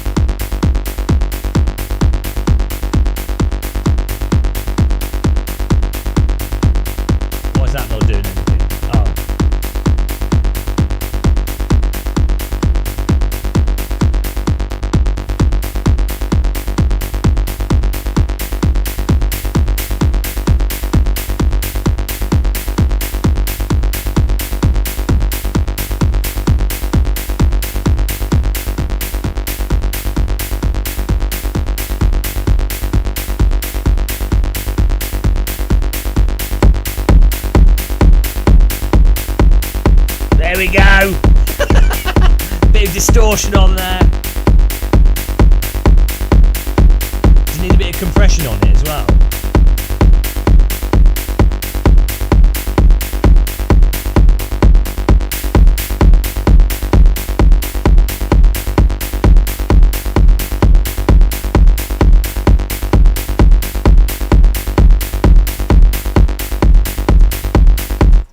Oh, why is the last beat messed up?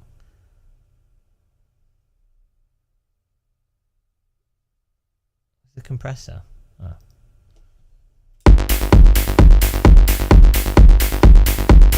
We've side chained it. It's all right.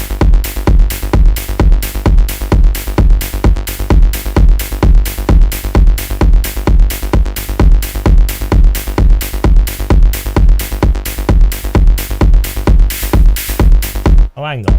What is going on here?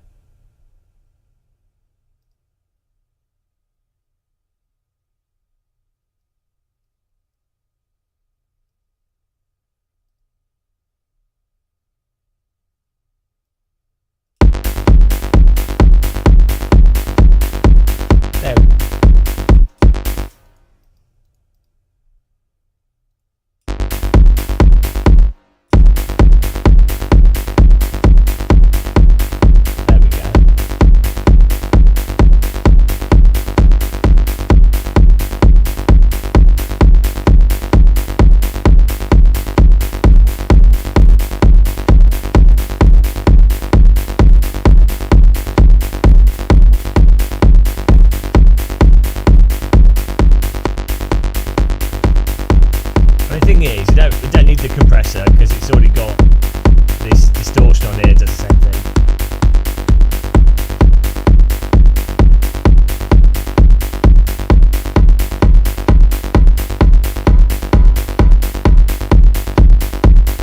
Right, now what do we need? We've got the vocals.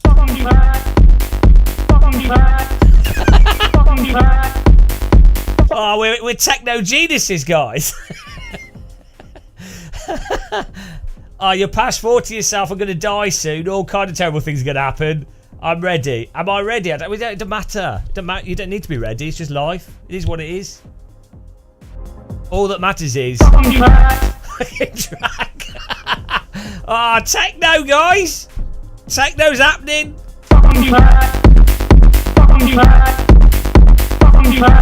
Oh, it's beautiful. It's already... now what do we need?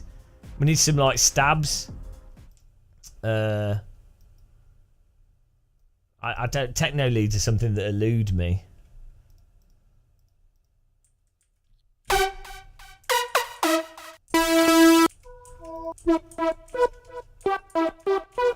Maybe like some acid, though. Like an acid synthesizer.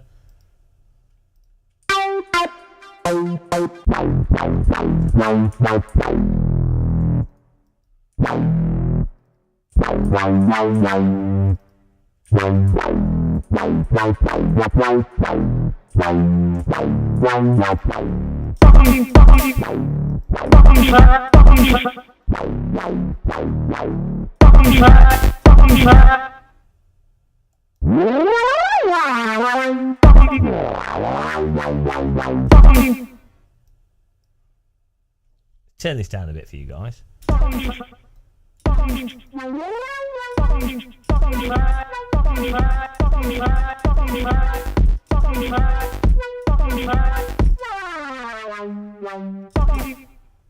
Less is more. Just a couple of stabs, yeah.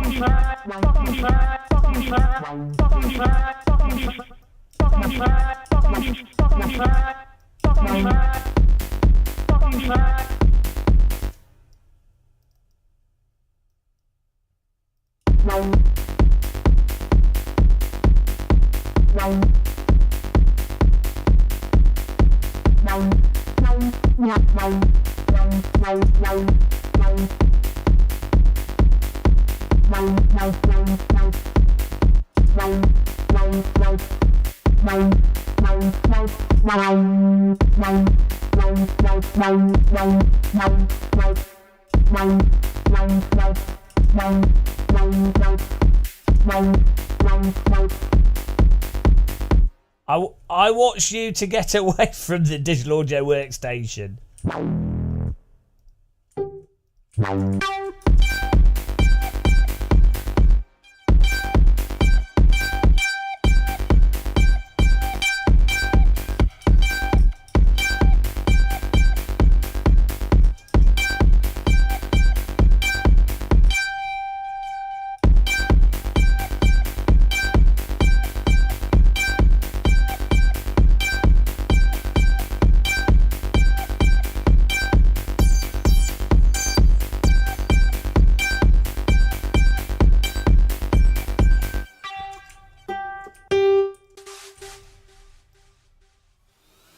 Oh, hello. Mark Bez. Thank you very much.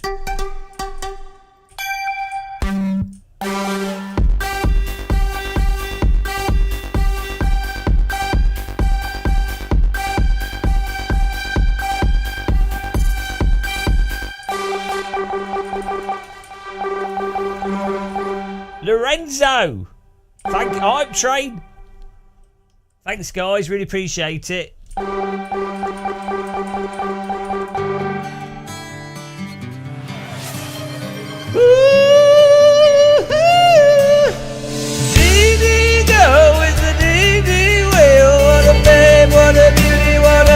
Such a lady, it's a DD girl with a DD wheel, beautiful, perfect servo motor legs. DD girl, what a beautiful sexy lady. DD girl with a DD wheel, dreamy, powerful, her body. Everybody needs a DD girl, put a DD girl in your sim rig. Everybody wants DD girl, she's so powerful and strong, can't do anything wrong at all. DD girl with a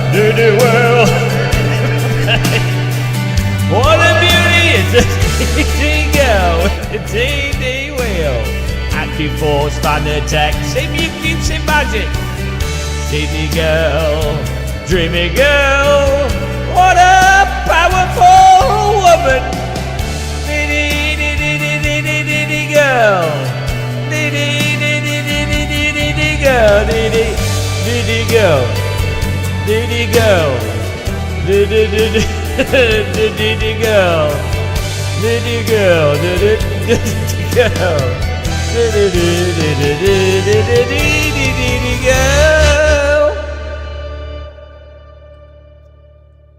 Thanks for that. Thanks for being a member. Appreciate you being in the cult, guys. The weakest rendition today. I think my ears are bleeding. I'll get him a birthday cake and a cup of tea. I'll be back in a second, guys. We've eaten half of his birthday cake so far. I think we were on about 10,000 calories of birthday cake. See you in a minute.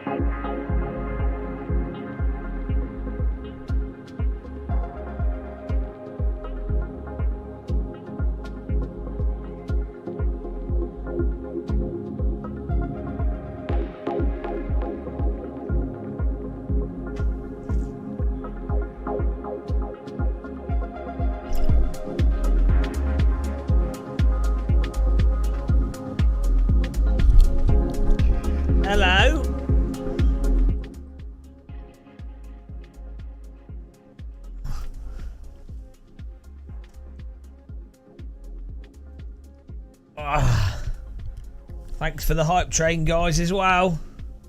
We've got got some more cake. We're over halfway through the birthday cake. Amazing.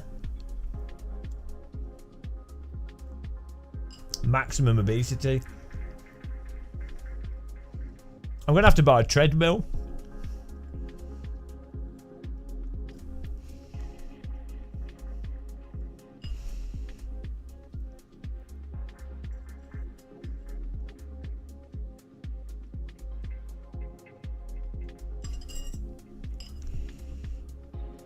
You can't go wrong with cake.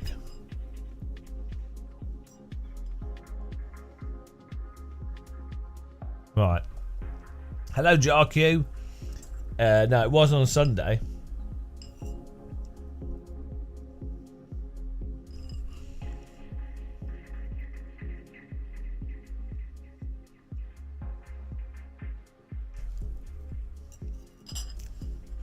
My goodness.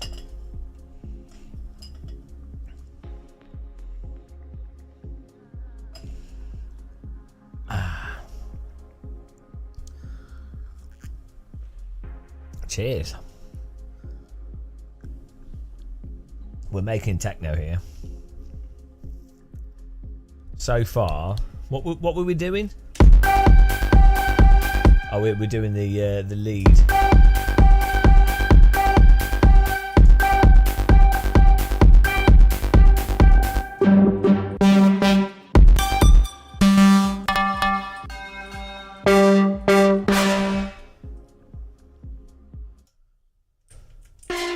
We've got like 3 minutes until the next race. 2 minutes. Well, I've not signed up to it. That would have been embarrassing.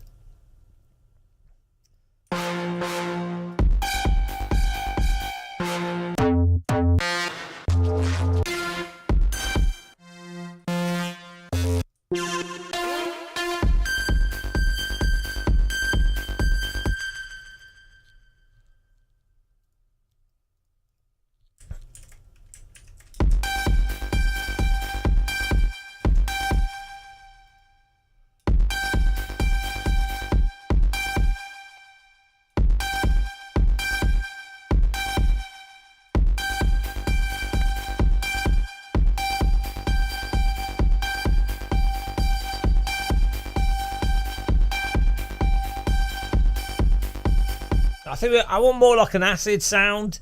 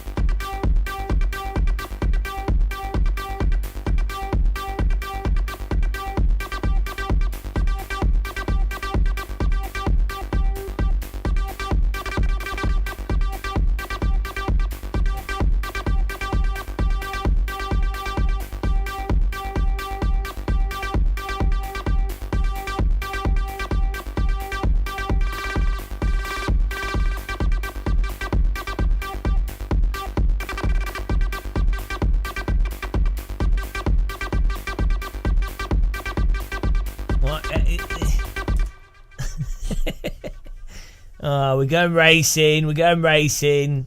Stop the techno. This is where we get stuck. We need some hi-hats. We need... You can't go too crazy with techno. You have to keep it simple.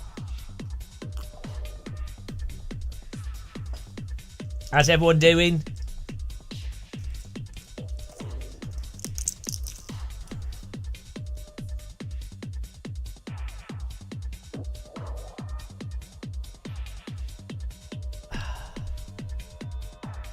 Hello?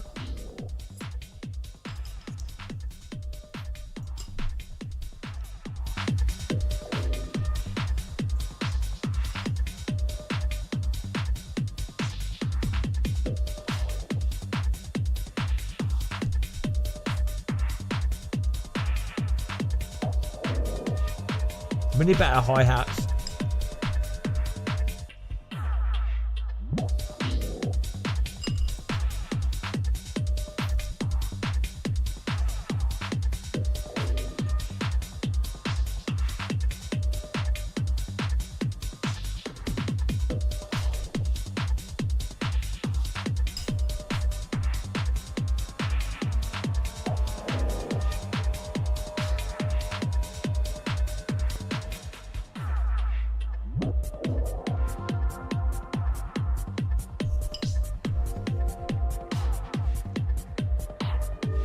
This reminds me of like Res music.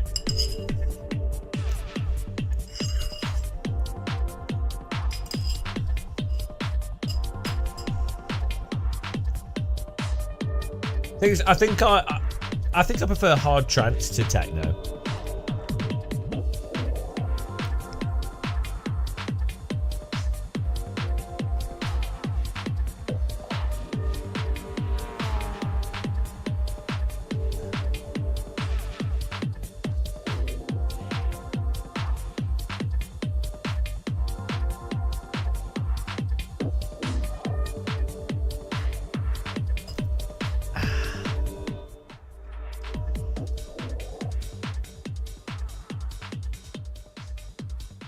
Here we go. We win 2 races in a row here. Can you imagine that? Everyone will have to quit sim racing. They'll have seen it all. They won't believe their eyes.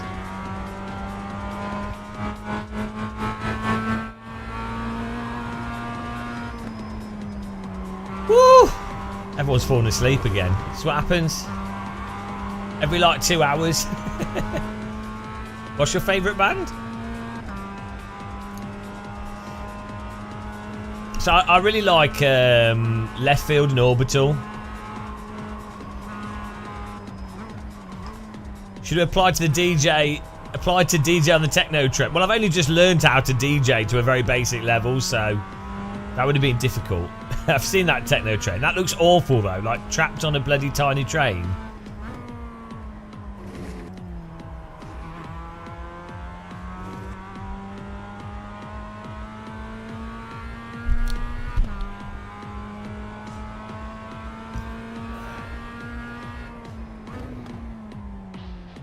You don't know Left Field? Are you mental? You will. You'll have heard like, you know, if you like Chemical Brothers and Fatboy Slim and stuff, and if you like films in the 90s, you'll have heard Left Field songs. Or like Orbital, you'll know, surely. Underworld, Orbital, Chemical Brothers. I mean, come on. It's like the soundtrack of the 90s.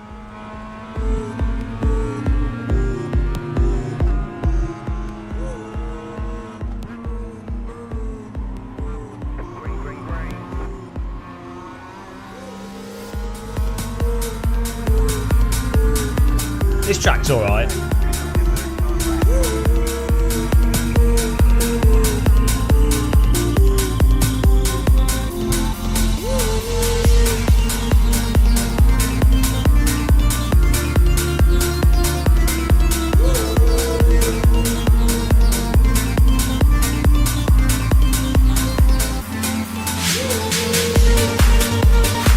getting more towards trance, like melodic techno.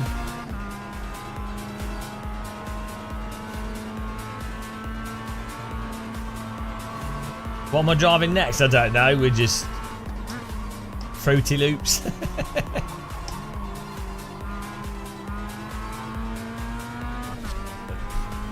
We're just doing MX-5 at the moment, because why not?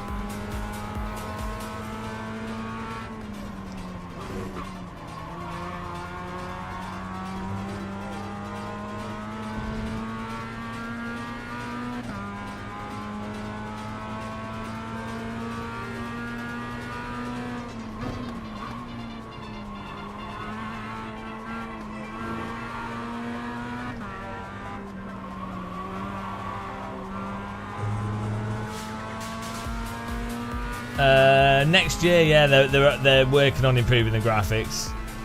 I don't think it'd be a huge amount until like for another year or so, but they're doing tweaks here and there.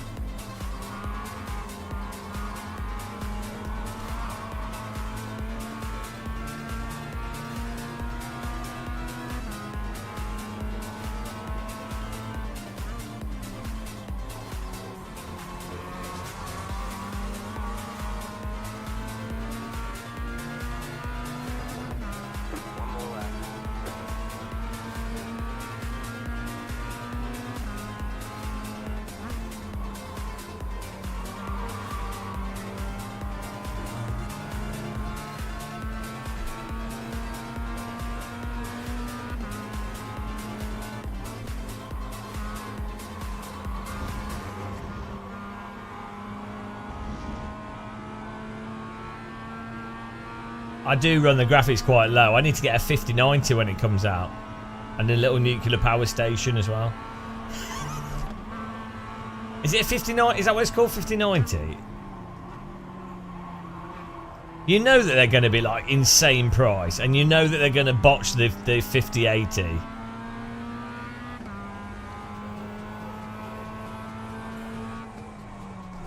It's going to be messed up, isn't it? You totally know it. And then you know, like, the economic stuff in America is going to screw it all up as well.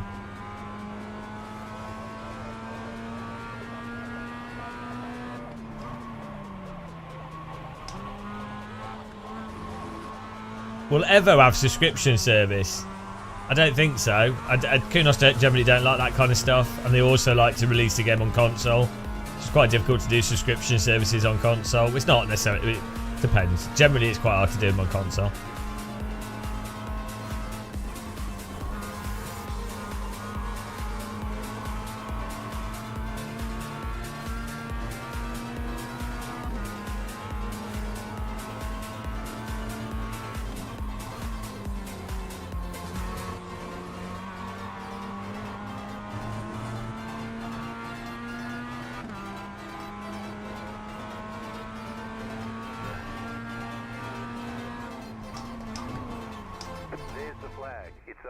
It's over. There's the flag. It's over.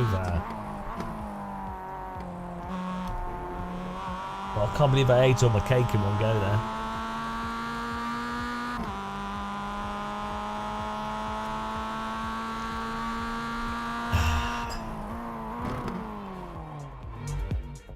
Afternoon, Cold Todd. How's it going, man?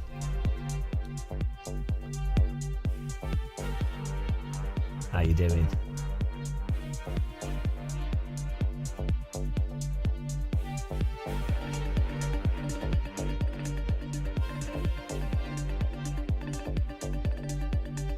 Woo.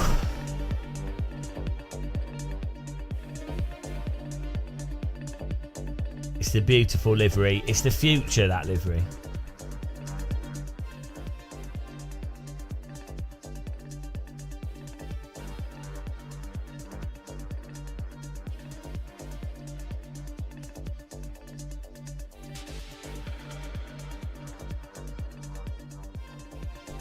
Let's go.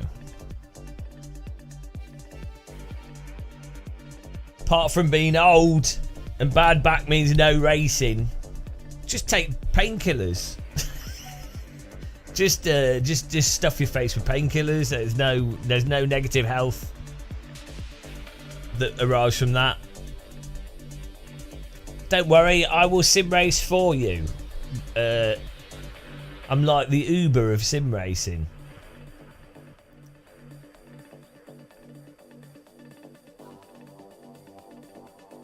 I'm a bit worried that we're consistently qualifying on pole. My safety rate, my I rating must be low or something. I think it's top split, so I don't know what's going on.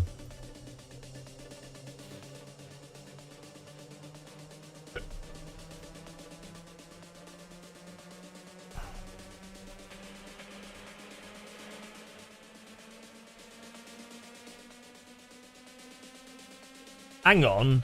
After a short battle with terminal cancer, like they use the term battle. It's like what? So I mean, a short battle, but he lost. So was it really a battle? Maybe he just surrendered. Like I don't know, why is it only with cancer that it's a battle? Like surely any illness is a battle, but they don't say that. They don't go, oh, he had a battle with like sepsis. Oh, he had a battle with kidney failure. It's only a battle with cancer. It's like, hang on.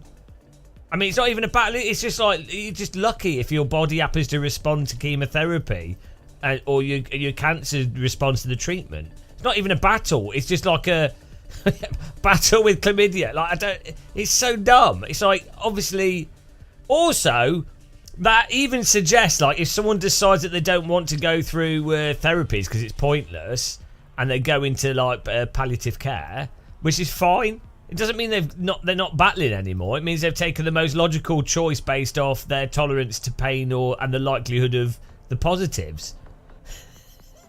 So like the phrasing battle, like why? Why does cancer get that and not other stuff? It's really weird. People are so weird. The estimated strength of field is. Oh yeah, he died. He died. Bob had a short battle with a commuter train. Those Titanic victims had a short battle with hypothermia.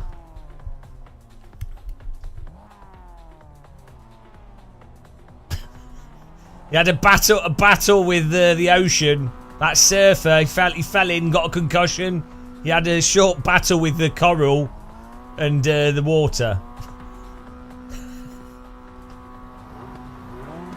You don't battle with kidney failure. Wait, no, it's just happening quicker. Oh, he had a bit of a battle with that with that gunshot wound to the face. Well, unfortunately, he bled out. He gave up. It's just stupid.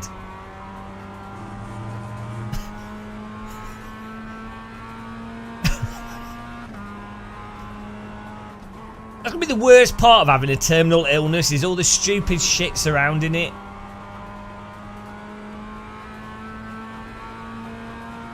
Like, the illness will be annoying, but it'll be all the dumb stuff you have to put up with.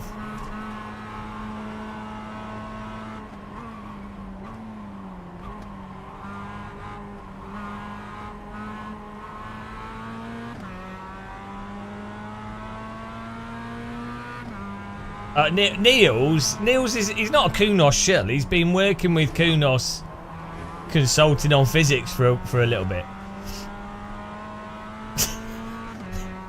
Is there now like a meme around that? Because he's supposedly like the I mean, he is critical. I like him. Like you know what sim racers are like. Now, the only thing wrong with Neil's Niox is he thinks ACC force feedback's okay, but other than that, he's good. he does good videos. He does good sort of... he sits on the fence a bit to try and be neutral.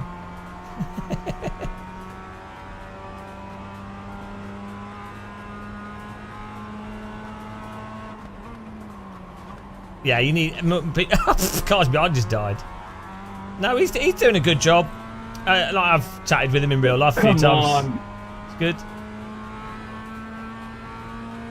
Fucking use the brake.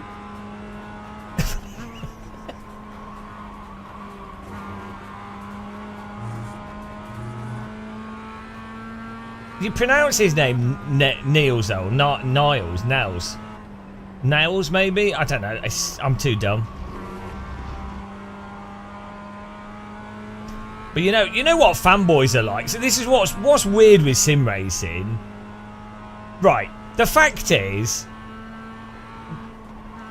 the bloody weird thing in sim racing, the really biggest, because obviously with anything you end up with like echo chambers and bubbles, right? And the super bizarre thing with sim racing is the online echo chamber. So there's an online echo chamber in general for sim racing, like the sim racing online echo chamber, which is like your average sim racing consumer echo chamber, which is composed of a mixture of beliefs mostly derived from marketing material and a sort of average consumption of whoever's the popular YouTuber that said stuff that people agree with, right? So that's like the online sim racing echo chamber. Then in addition to that, you have each sim's echo chamber for the fanboys of each sim. The really, really weird thing is, both of those are completely at odds with if you actually talk to people that actually work in simulation for like Formula 1 teams, sim companies, people, physics programmers, right? Like both of they're completely like in their own little they're completely in their own, like, it's completely disconnected. Like, I always say this with iRacing, it's funny the amount of shit I get when I point out the very obvious things with iRacing, and it's like nearly almost nobody in real life, like anybody you talk to in sim racing industry, pretty much anybody, everybody, and pretty much every real world race driver, all of them will be like, yeah, iRacing's physics are totally scuffed. Like, it's not even like vaguely debatable. It's like, yeah, it's terrible. The tire model's terrible at the limit. It's not, you know, whereas if you're in the online space and the fanboy space, you'd be like, oh, it's kind of, oh, it's debatable, it's close, you know. It's just really interesting, the contrast. And, yeah, it's just strange, those sort of echo chambers. But it's very interesting.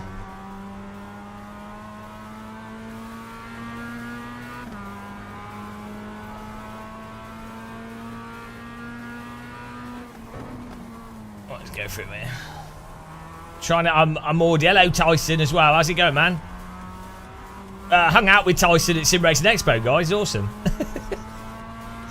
we hang out like most of the day, right? Were you there 2 days? My brain was cooked. The whole of Sim Racing Expo was 1 day in my brain.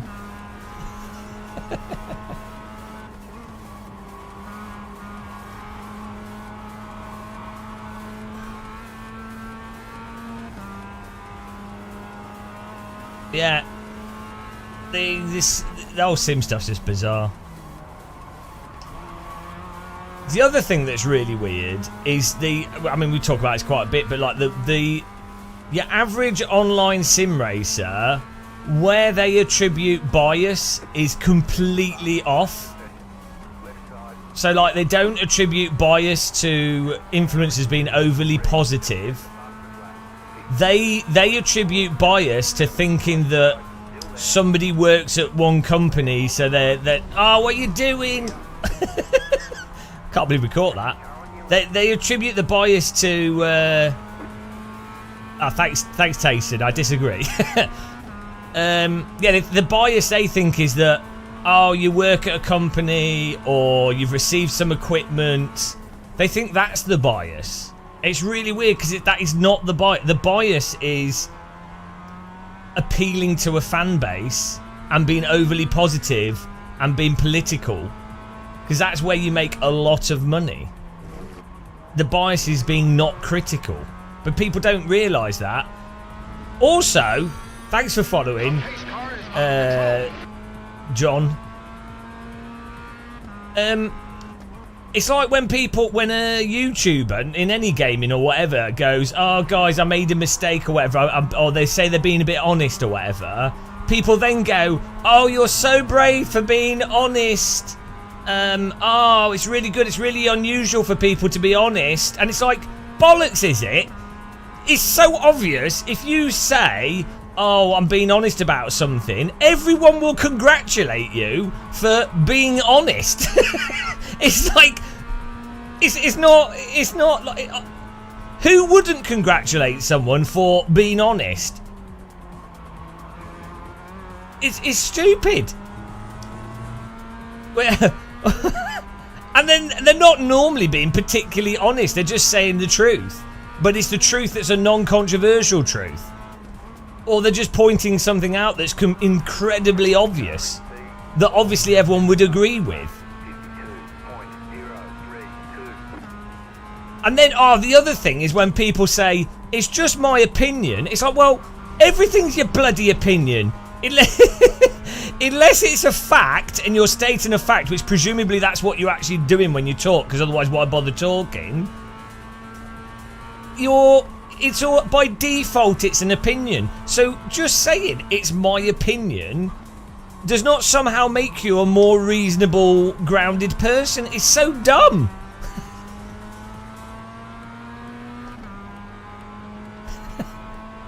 I don't get why people like lap it up.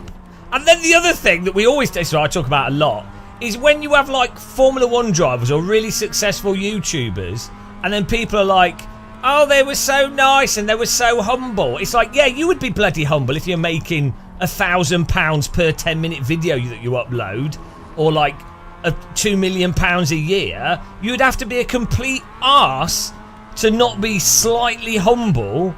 Even, especially when it's in your bloody job remit and you've been financially rewarded insanely for being humble. Like, what? Why is that like? It's insane. Wow, this YouTuber was so humble. Yeah, because they're making hundreds of thousands of pounds a year. They're actually not being humble. It'd be more humble for them to actually say stuff against that would politically go against their user base. But they won't do that because they're trying to make as much money as possible or be as non-controversial as possible, which is fine. They're allowed to do that. I'm not having to go at someone that decides to do that.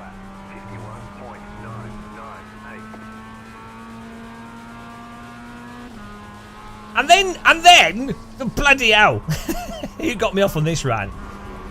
YouTubers that overshare their personal life, which is their choice, they can do that, but like people, I think, overshare in a sense, and then build up like this weird cult-like following that's really like a bit stalkery,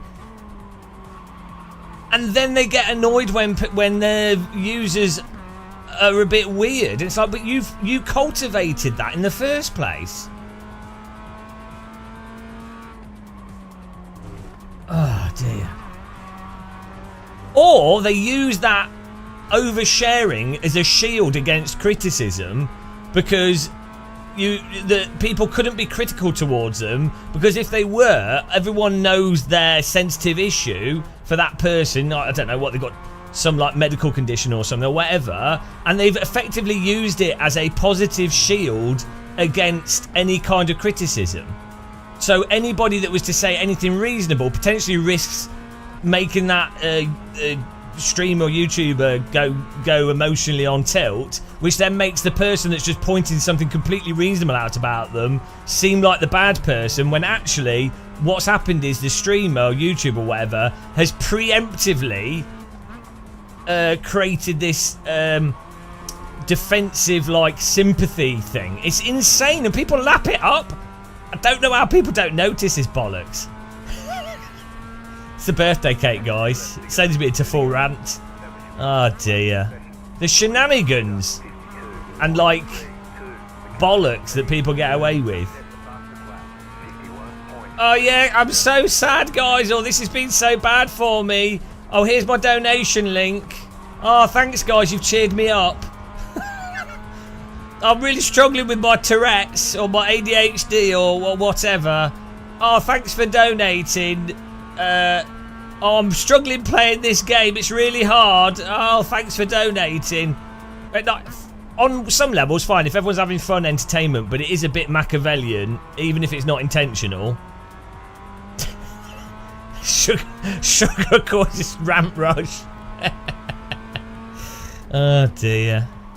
I mean, you know, there's scales of it. To be honest, as I always say, it's not that bad in sim racing.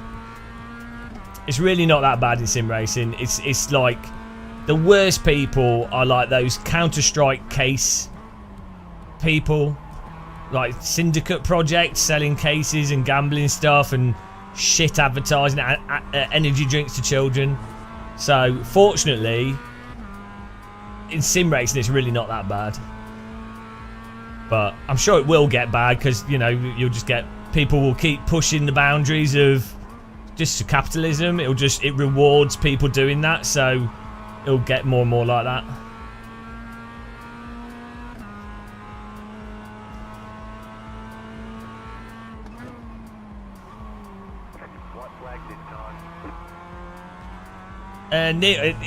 Yeah, well, I think it's negging people, isn't it? It's also, there's a really big correlation between once a streamer gets like 500 plus viewers, people want to be seen more, so they pay more to be seen because it's to do with status and authority, and they see the streamer as an authority and they want recognition from an authority. So I think it's a way of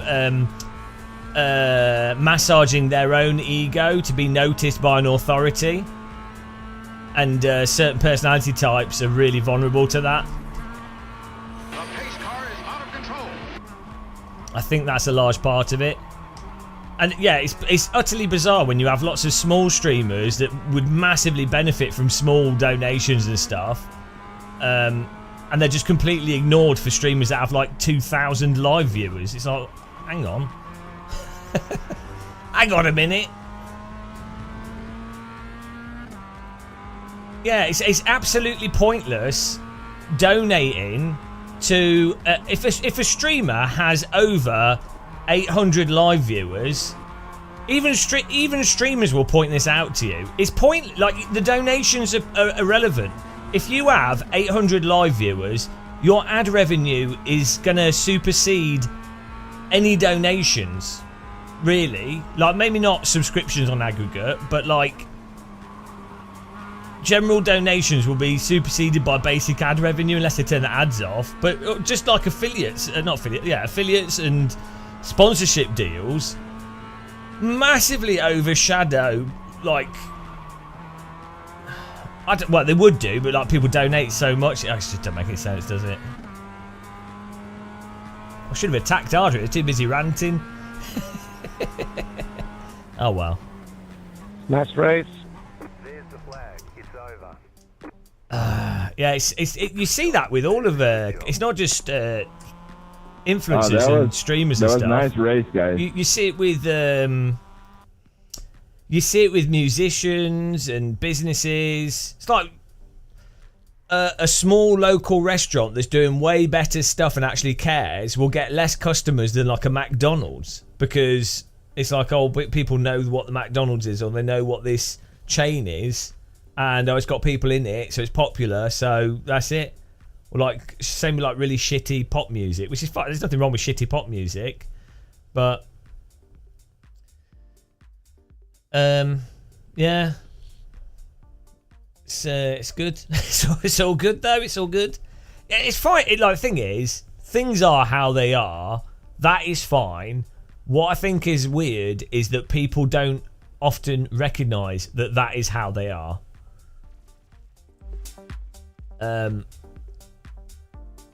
Things can be broken, but at least be honest about them being broken. You know, and the reasons as to why they're broken. Let's have a look at this wreck here.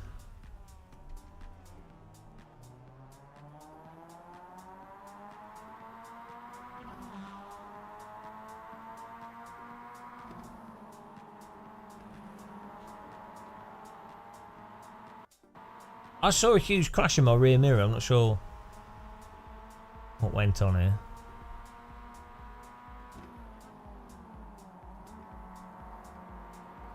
Who was it? Was it on the second lap?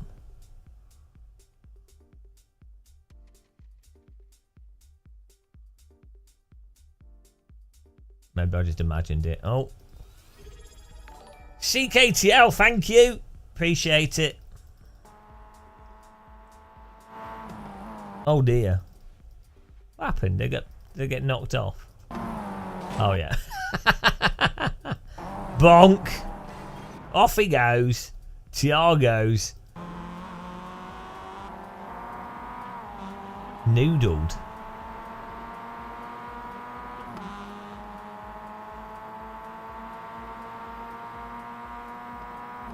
So we've got to be careful eating cake because we start ranting as soon as I have some cake.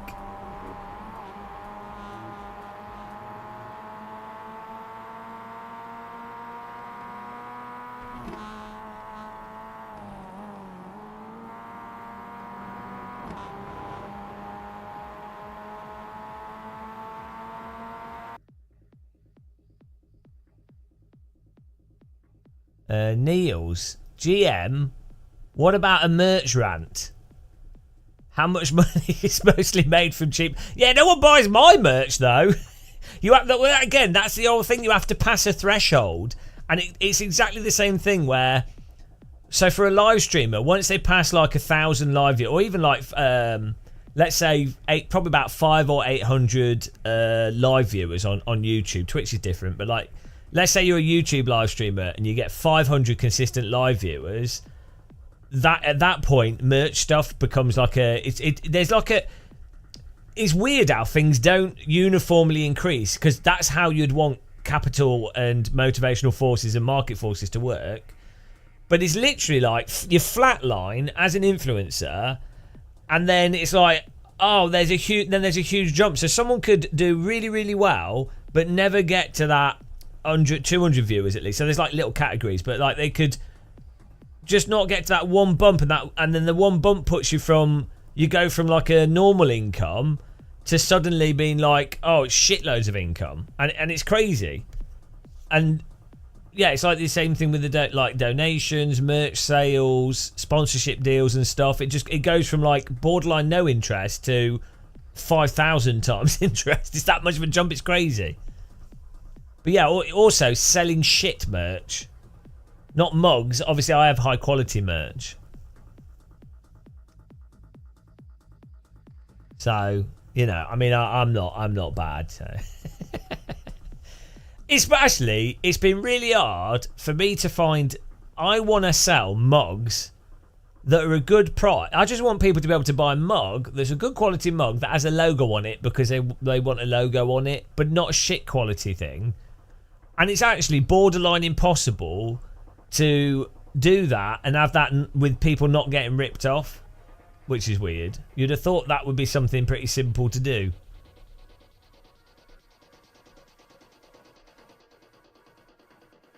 Concurrently streaming, 10 extra coal plants suddenly required as you now stream to multiple platforms.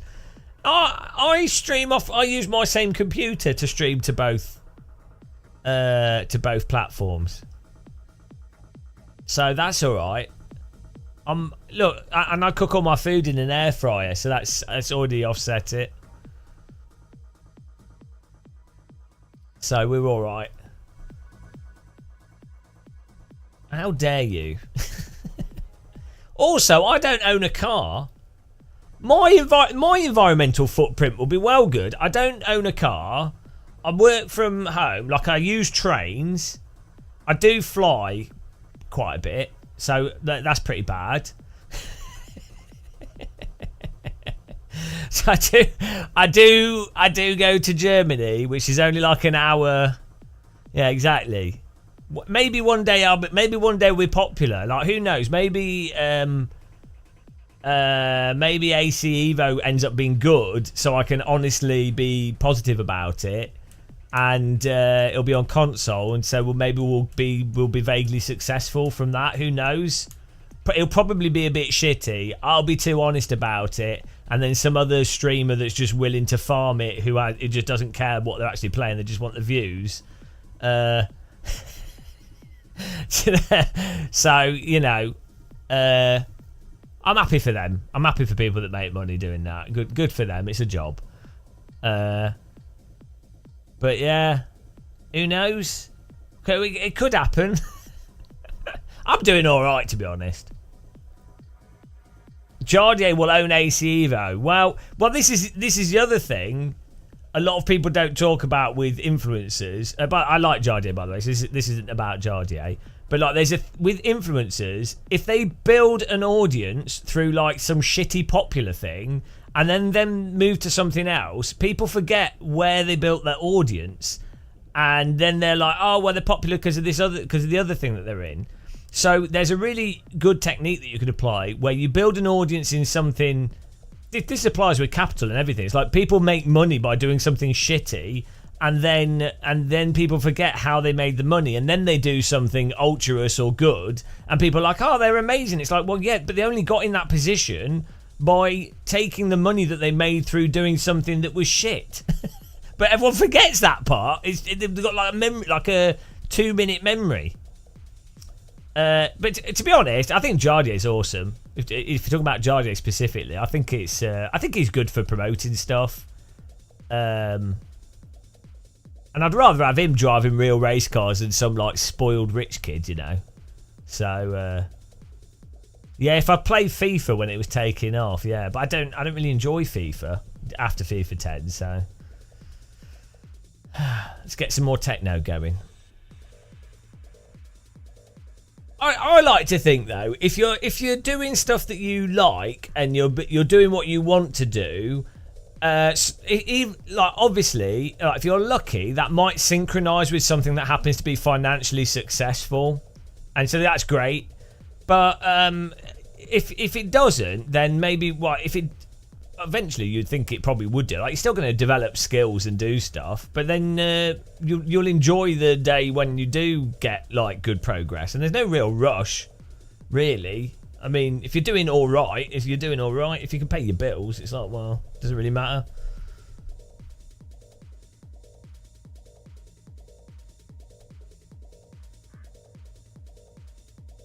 Yeah, no, I know Jardier quite well in real life. He is genuinely like, no, he's mental. Now, I said this before, right? So, no, he does do the overly nice person. He does have a streamer personality, which is fine. It's a job. And he obviously focuses how he presents his streaming stuff. And it is a character, which I think is a shame because in real life, he's positive and he's nice.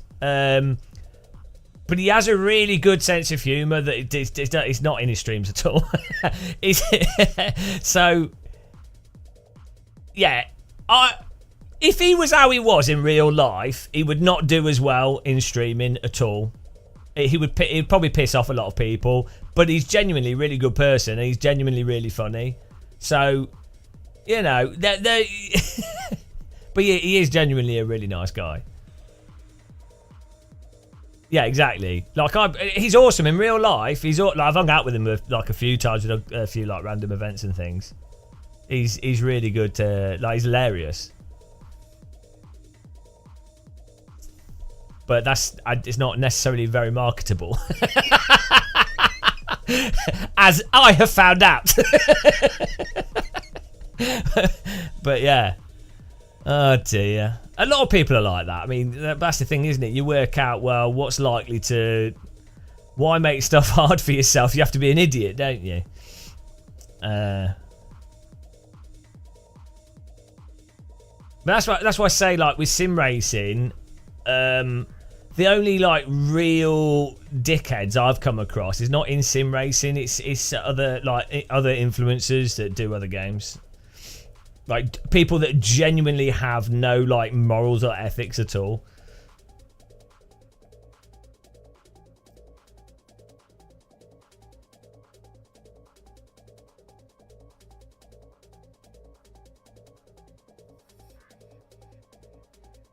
Well, it's not about being a jerk. I think, so, I think people should do whatever they do. Like that's their like other people should do whatever they do. That's their business. So I don't think what I think's right for me isn't what's right for other people. So I just don't think ethics don't work like that.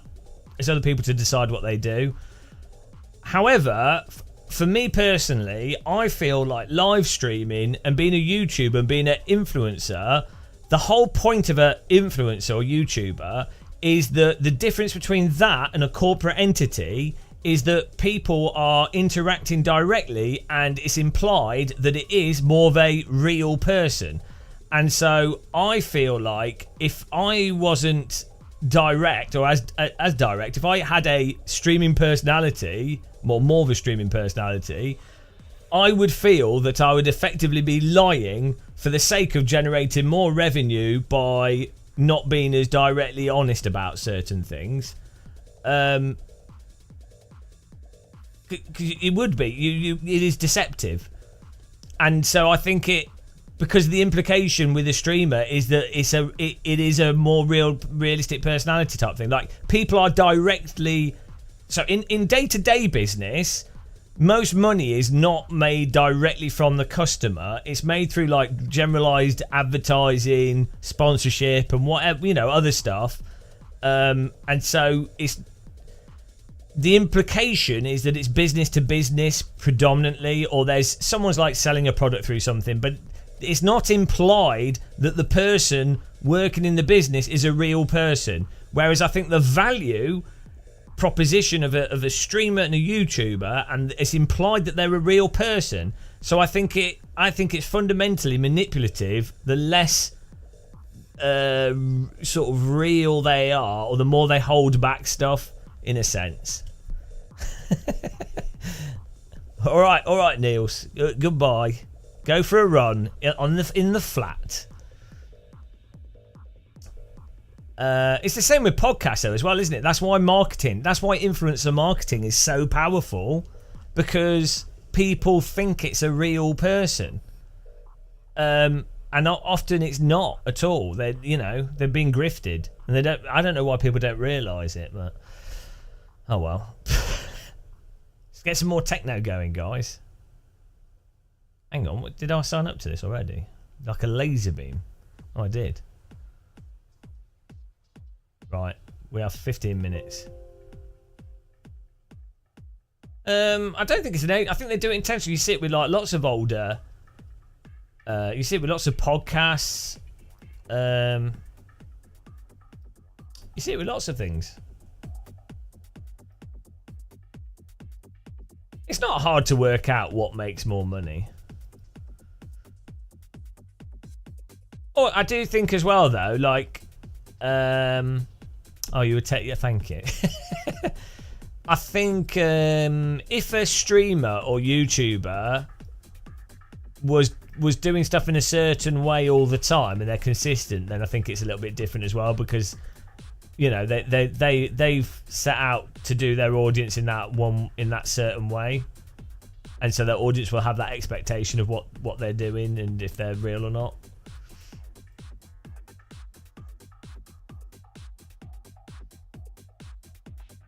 Right.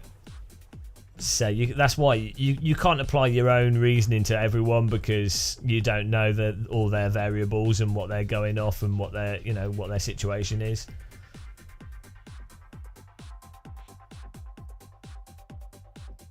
I mean, I think a lot of people don't have direct conversations with people because they don't.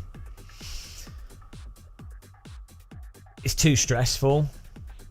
Like, some basic confrontation can be really stressful for some people, so they just don't want to do that because it would be too bad for their mental health. So you can't really judge them for that. Right, let's get some techno going here. Let's work this out.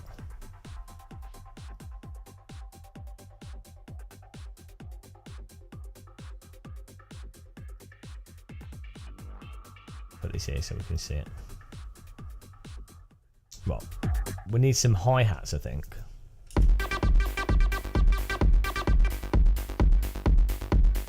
Occasionally. There's a rare time. A clock's right twice a day. And then they change the time. It gets very confusing. Right, what else do we need in this?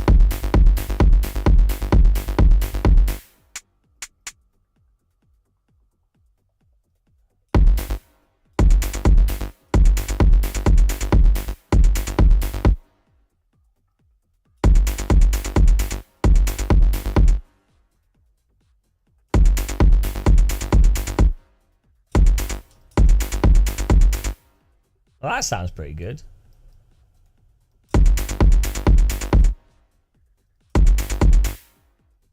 We got these salty vocals. Fucking trash. Fucking trash.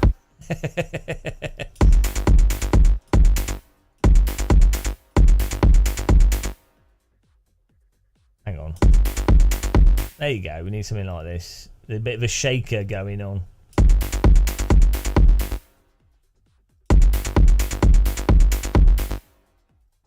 Weird that some arrangements of beats just sound satisfying.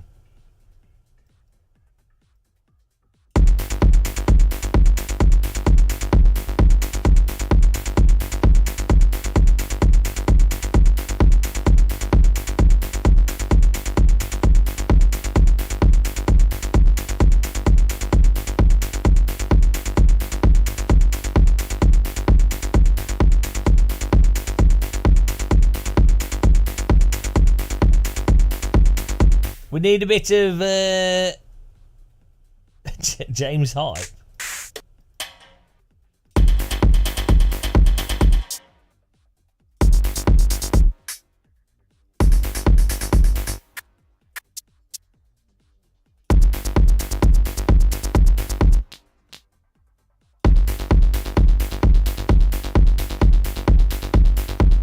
That sounds better.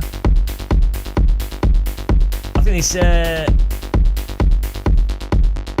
this hi-hat.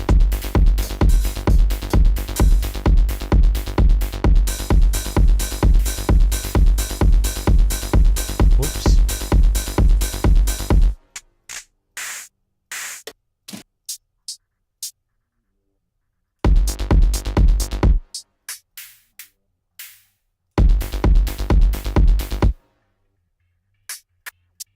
No battle.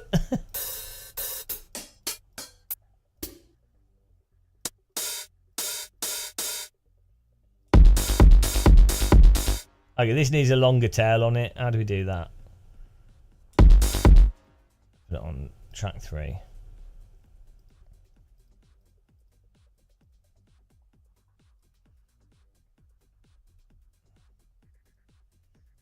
Fruity reverb.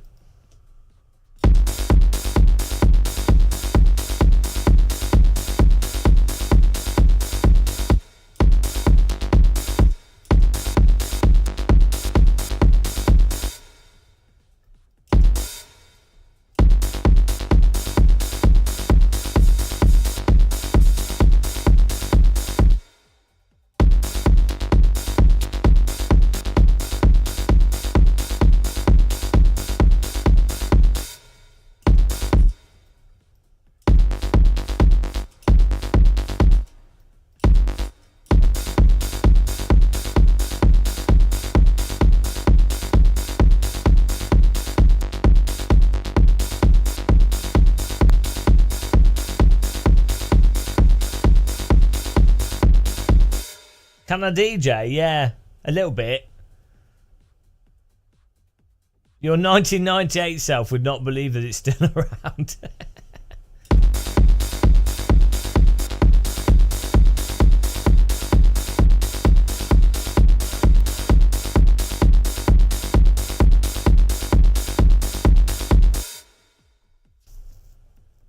Let's do a bit of EQ on it. It sounds a bit off.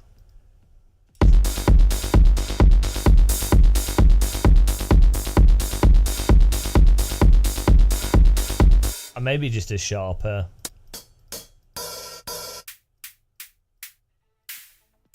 Yeah, I've got a Beatport subscription. It's good. As I use Beatport, I use the one for trance, techno, and house and stuff. I just have a DDJ FLX, the one that came out this year.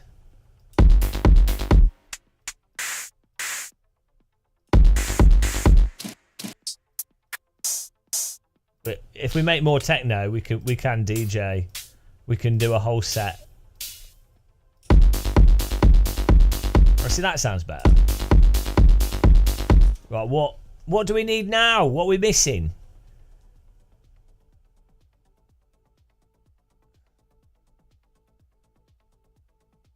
What do we need? What do we need now?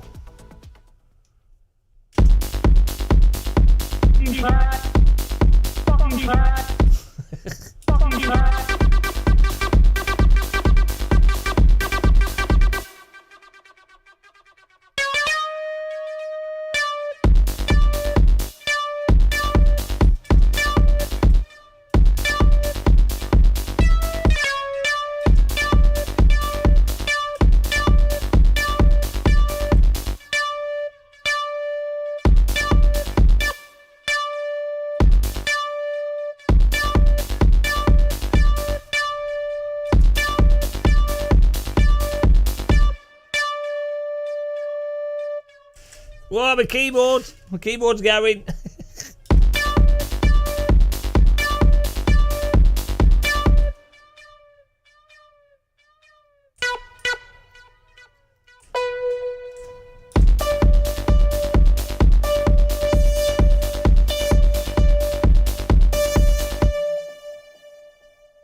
We need more cowbell. No, why are we? Hang on, 909 cowbell with reverb on the offbeat.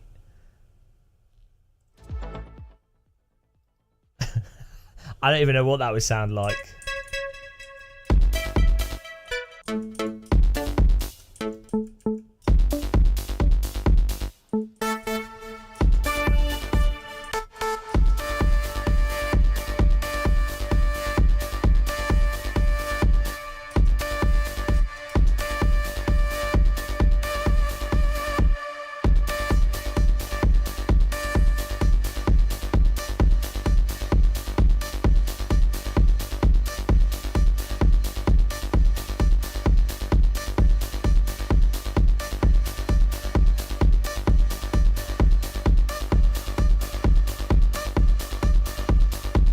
Getting techno going on here.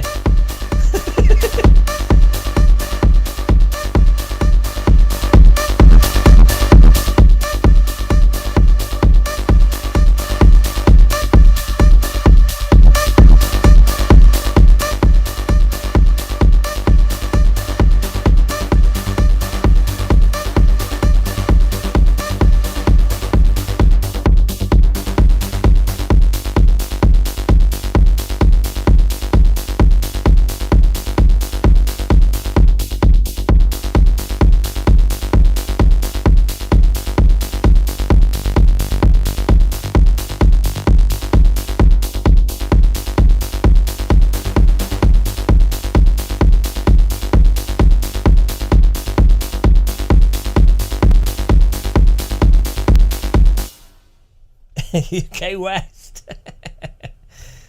Add a guitar? Why am I putting a guitar in there? It's techno. No guitars in techno.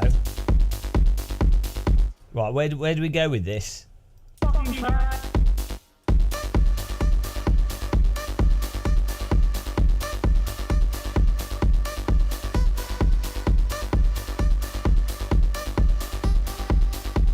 There you go. We just need one note change at the end.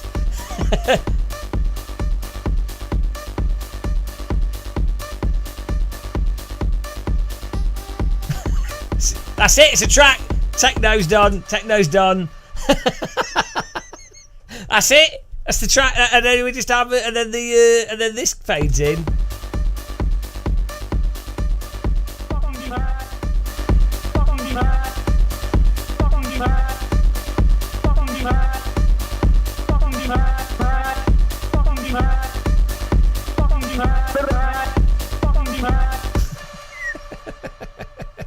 Christmas #1. I mean, what else is missing here? Let's listen to some techno tracks on here for some inspiration.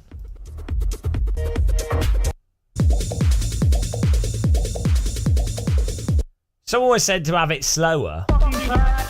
Surely faster for techno.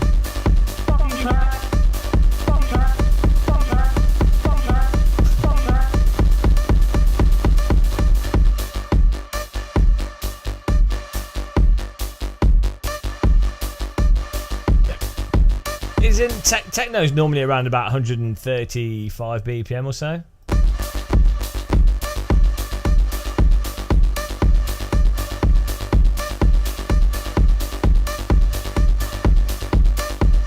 Hang on, German techno BPM it. Techno BPMs. 120 to 150. Tech House 125 to 130. Yeah, I'd say 130 is about right.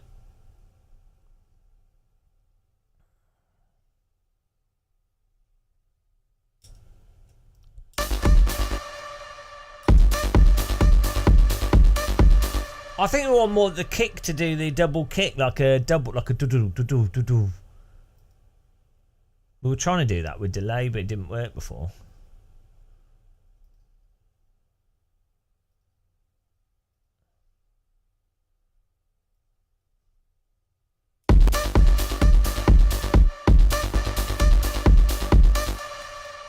We'll add a fruity delay. See, we can see if we can get this double kick. I really like that kind of galloping, you know, like the galloping kick sound. Oh, my messages are being paused. Sorry, guys. Teabags in your face. Job done. We can't join the session yet until it goes red. Right. Was it fruity delay?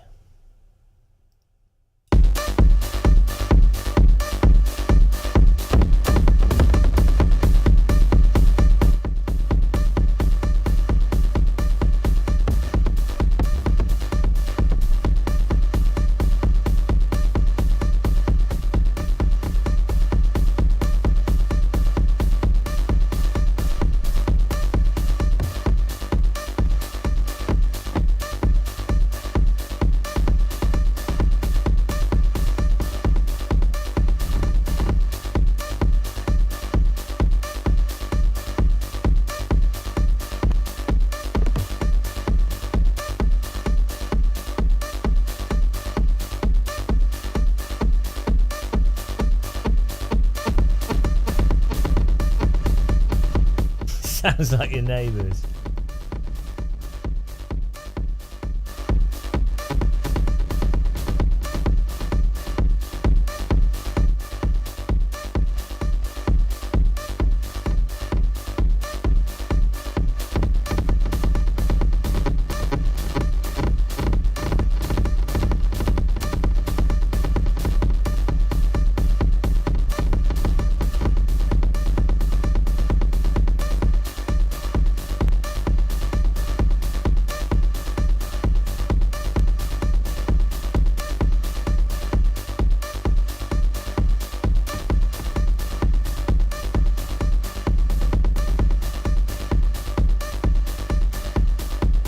You go mental yet, guys?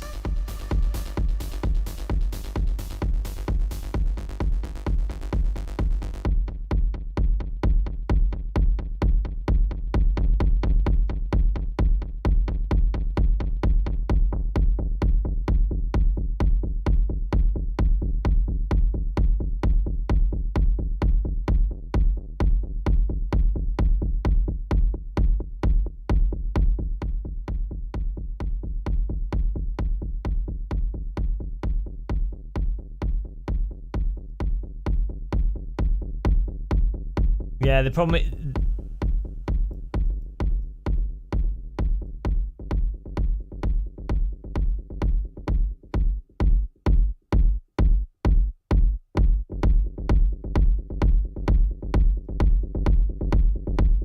That's doing like 2...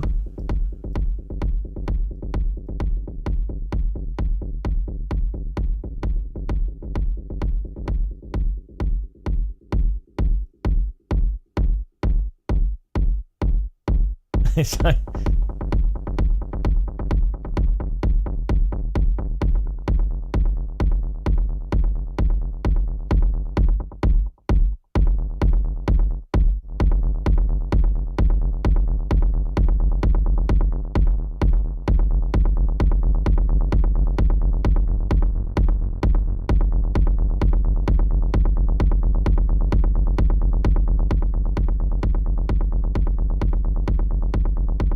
You can get the bass line from the kick drum.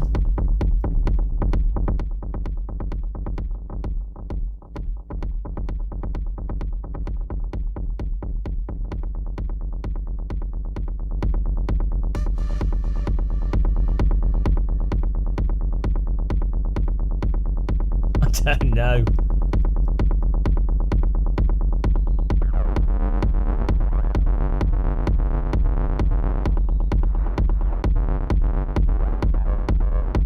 Could make some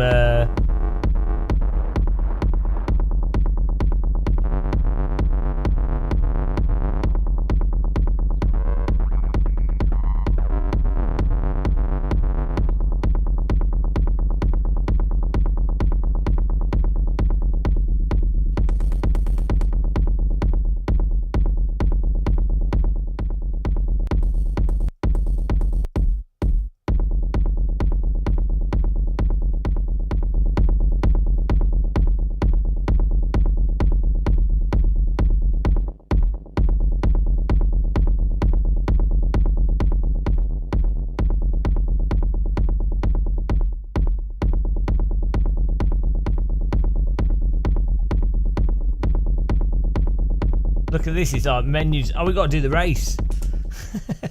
It's menus in games, man. It's menus in music tools.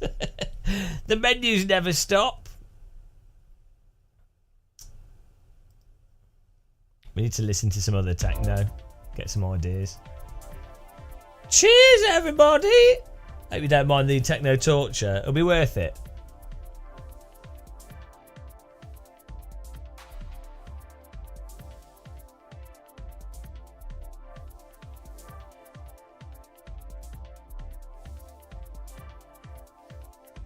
Oh dear, Sim's taking a long time to load.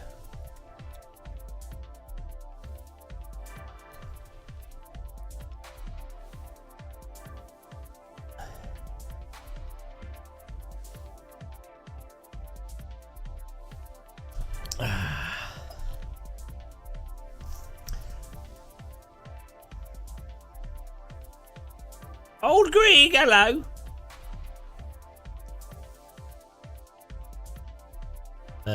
I don't think so. I think they might let you. You'll just be able to play. I don't know. I don't know what they'll do. Oh, here we go. We just missed practice. That's fine. Oh, the sun's out.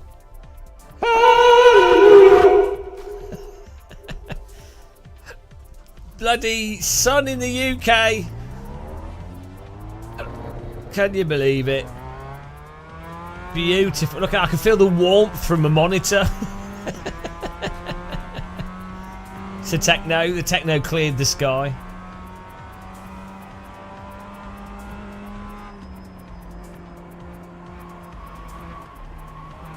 How long's the DJ set normally? Like 2 hours? I mean, a techno DJ set's probably like 5 hours.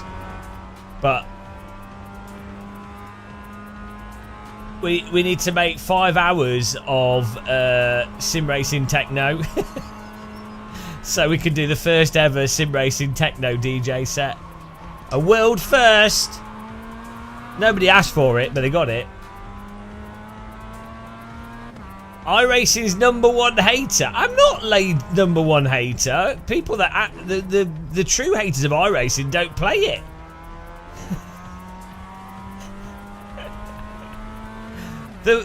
The world's most famous iRacing critic, probably.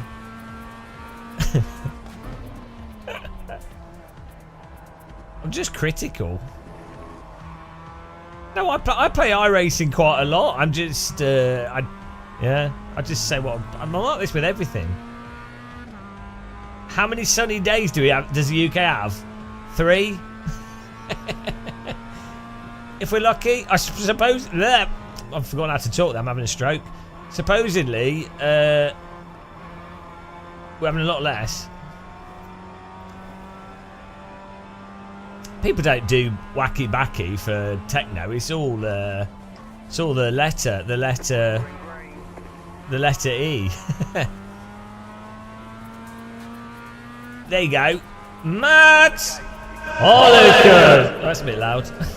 How's it go, man?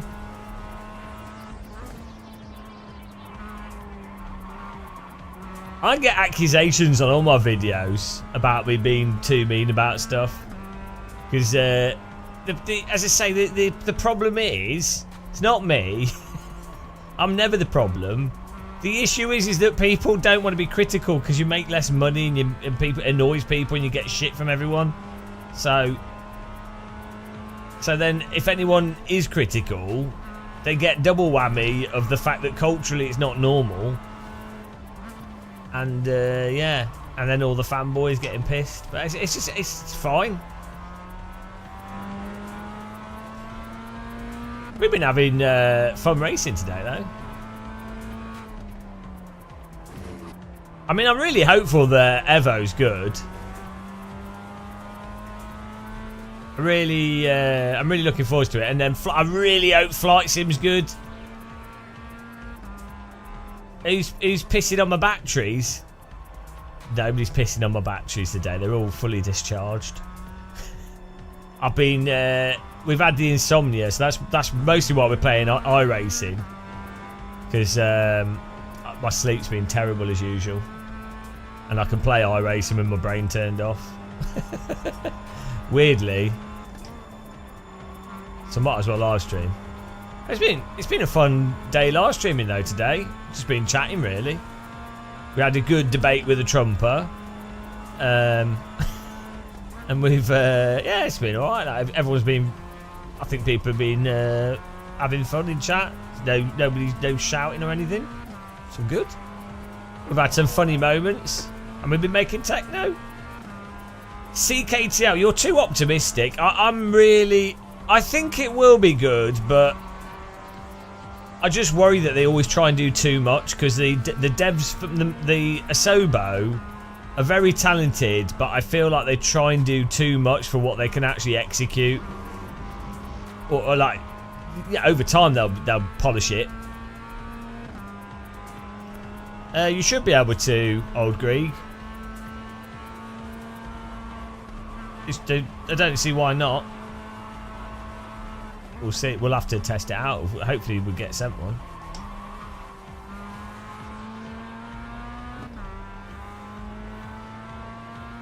Yeah, good old chat and drive. MX5. And I find, for me, I find iRacing very comfortable on my eyes, which I quite appreciate. Especially with the MX5 on flat tracks. Whereas I find the camera movement and stuff in other sims can be a bit tiring.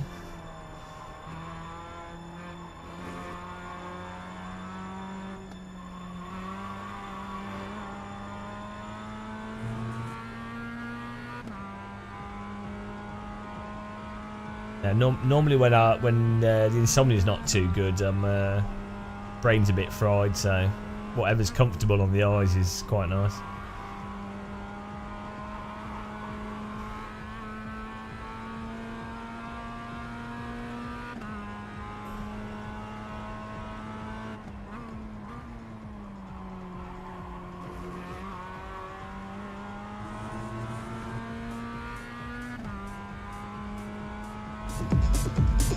See, this is more like German industrial techno.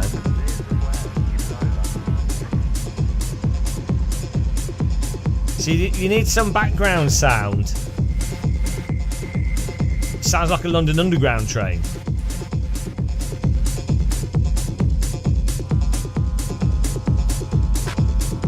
And then like some claps.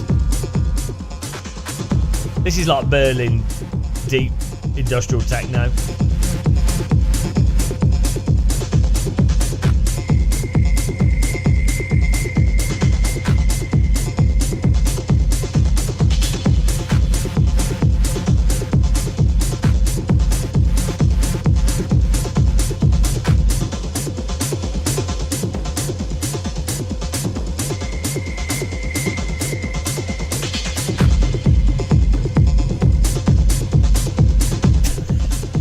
Oddly relaxing.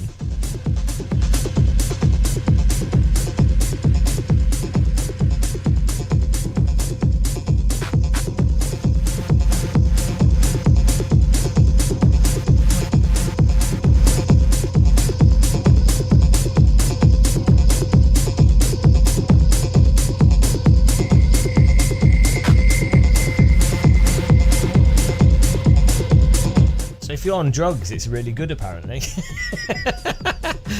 Apparently, so I've been told. Yeah, let's go to Berlin.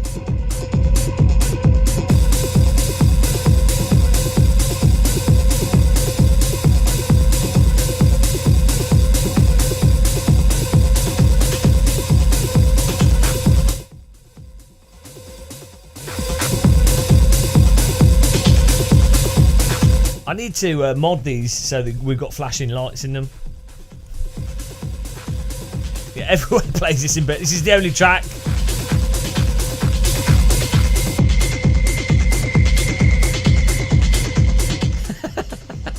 Grocery, cinema, hair salon. Everywhere. Everywhere. The bus stop. the trains. The train arriving at platform number 4 is the... Well, it wouldn't be in English, would it? Autobahn. Hauptbahnhof. Das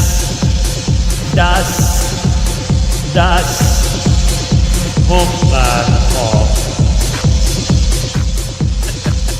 That's what they would say. I like it. Hauptbahnhof.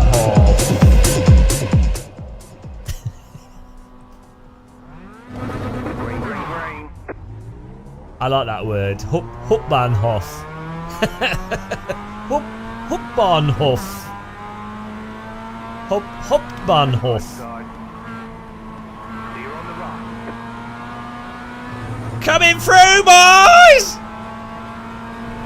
Still there. Keep to the left. I'm here. Clear on the right. Coming through, boys! Hauptbahnhof.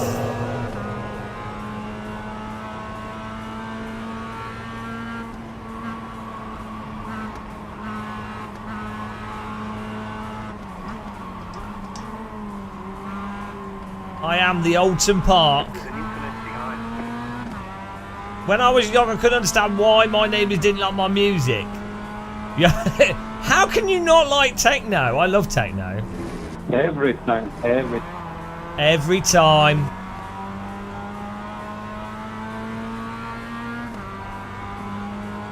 How do you know they're pre-teens?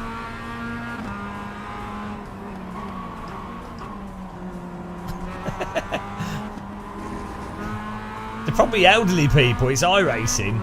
They're all pensioners.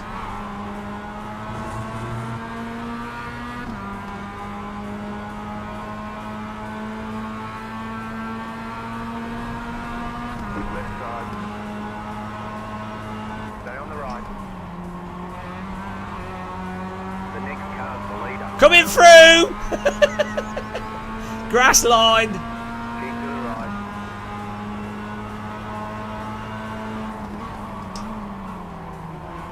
Stay on the right.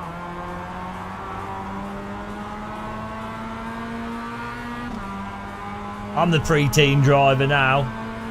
Still there. Not too smooth, you're running second. Clear on the left. Right side. We're taking the 1Xs for the pace. Still there. Still there. Clear on the right. You'd have to be slightly careful though for safety rating. No, if you're on the inside, you're safe.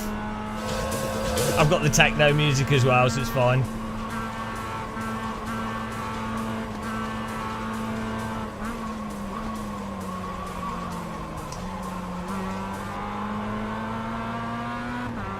You got to keep in mind that I am Alton Park. I am the park that Alton's. I was born on this track. Some people were born in the USA. I was born on Alton Park T2.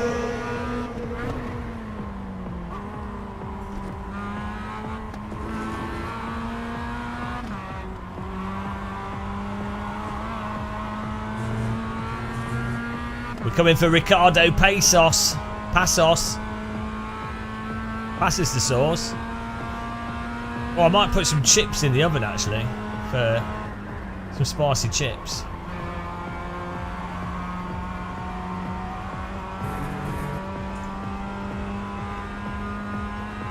It's hard to believe.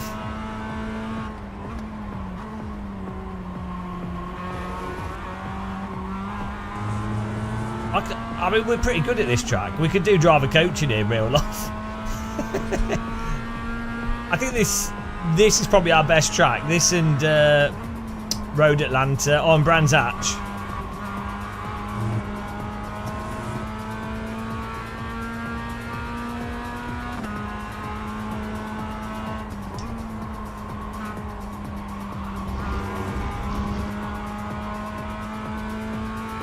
No, I'm not actually that good at Donington. Weirdly, like we've done a lot of it, but I'm not that good at it. The right hander I always mess up. You know, on the full layout.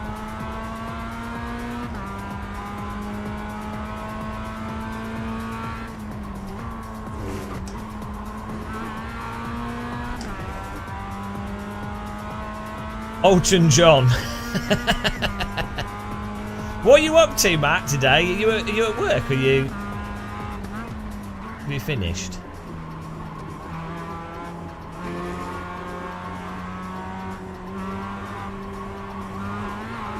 What's the time?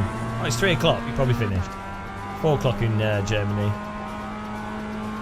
Hang on, do you speak German as well, Matt?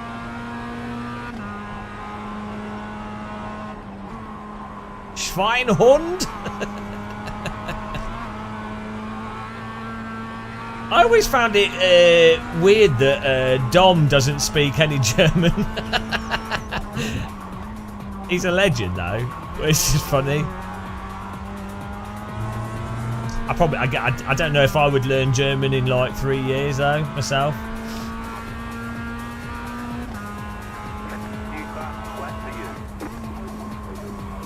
I'd probably try and fail miserably because everyone would speak English to me.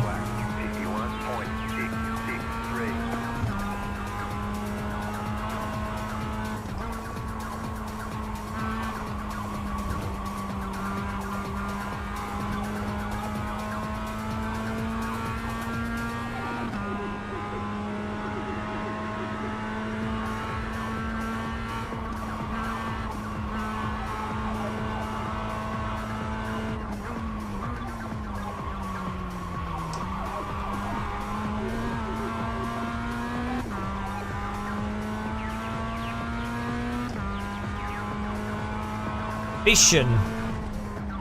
Doch. Nein! Alter. Scheiße!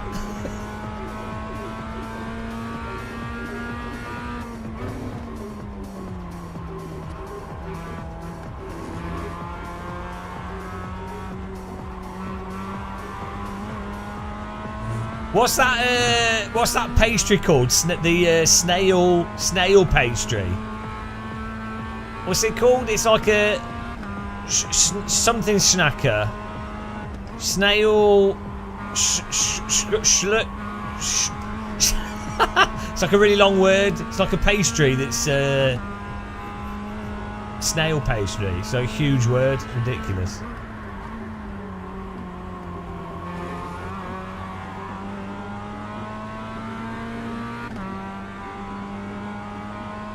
I know all the good words.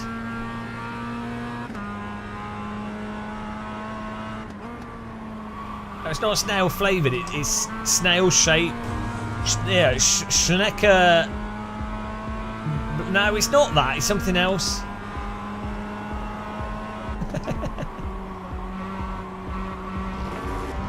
Is that a snail in German? Schnecker.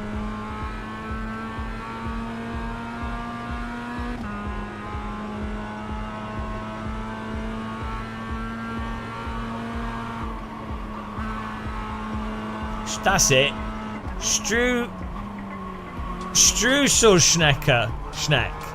Strussel. What? Strussel. Oh, hang on. Oh, we're going to get wrecked here. He's pitting me. Keep to the right. Clear on the left. Car right. I'm trying to speak German. Stop driving into me. Thanks, buddy. Keep to the left. Going on the left. You're in the middle. 3 wide. Right side. 2 wide. Defended for my life. Car on your left. Clear on the left. Absolute defense there, guys. I thought it was going to go in the wall.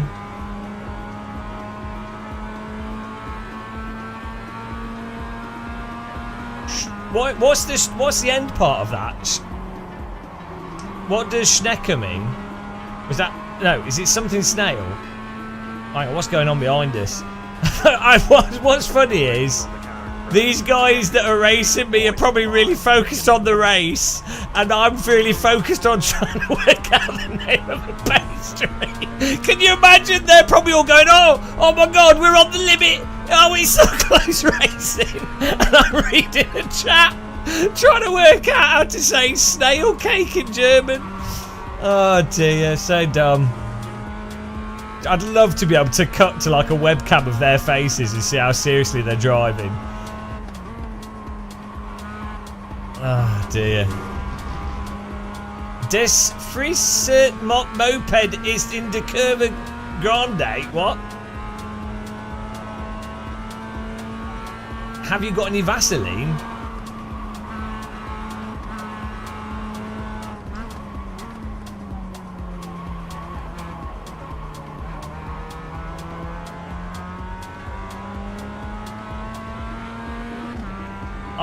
Meine BMW ist kaputt.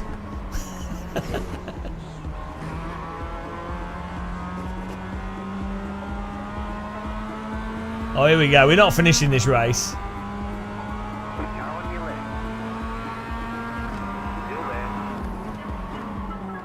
For sure, we're not finishing this.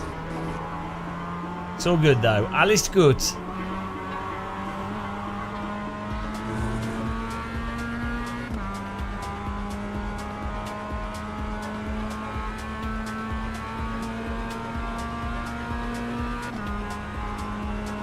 Turbo Schnecker. I'm turning into a right e-sportler. E-sportler. Sportler.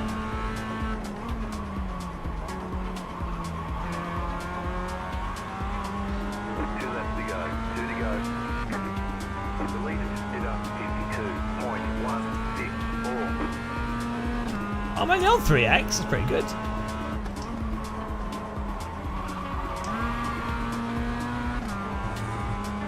Why no overlays? Oh, I just haven't turned them on. Yeah, I understand Dutch. Yeah.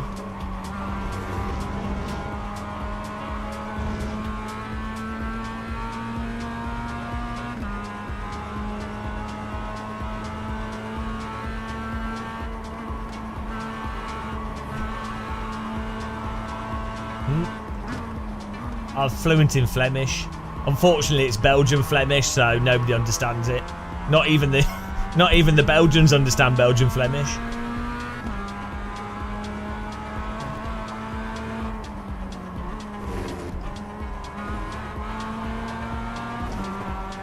Oh, thanks for the bump draft.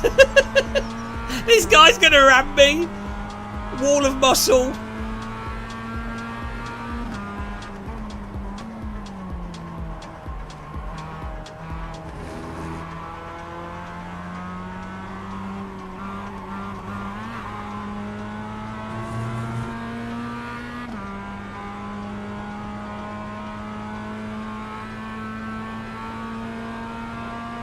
Hello, Tomatillo.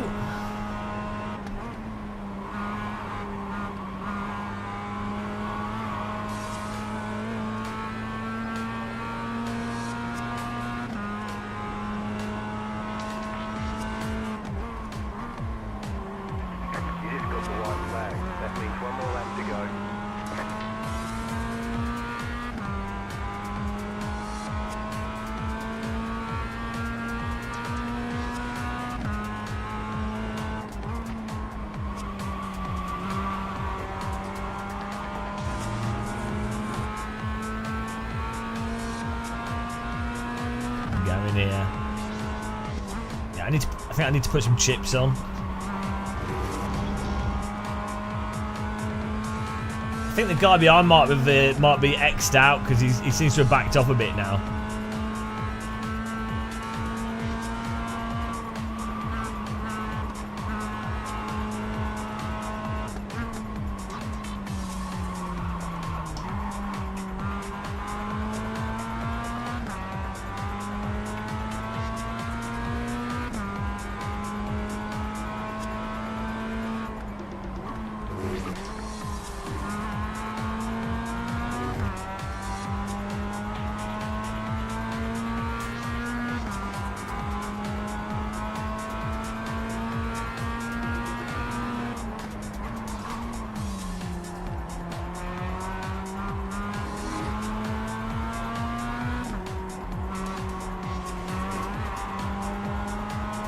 Are you ready, guys?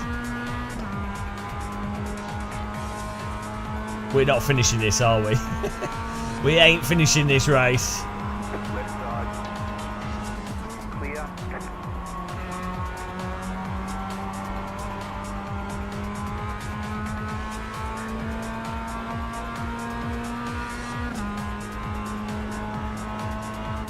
Car on your left. Clear.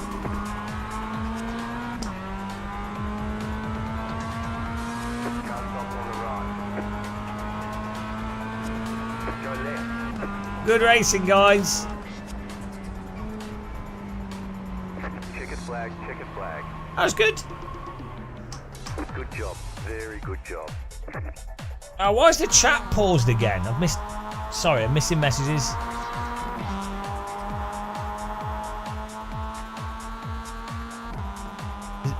Yeah, the problem is this chat app we're using seems to pause occasionally. And I don't know how to stop it from pausing. Like the app itself literally just says paused, and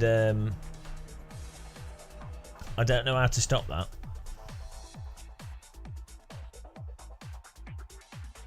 We click on it and then it unpauses. Yeah, it's when it detects anything in Flemish. No, it does it randomly. It did it for like emojis. I'm not sure why it's doing it.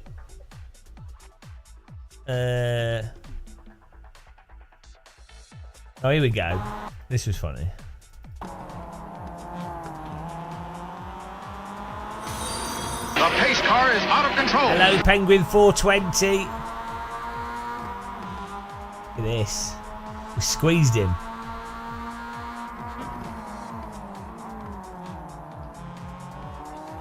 That was good driving though.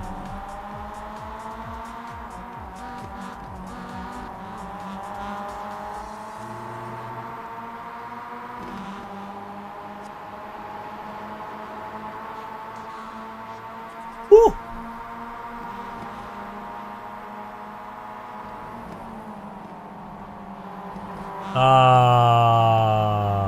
Oh, at least he knocked him back on the track. That's nice. Oh, and again. Oh.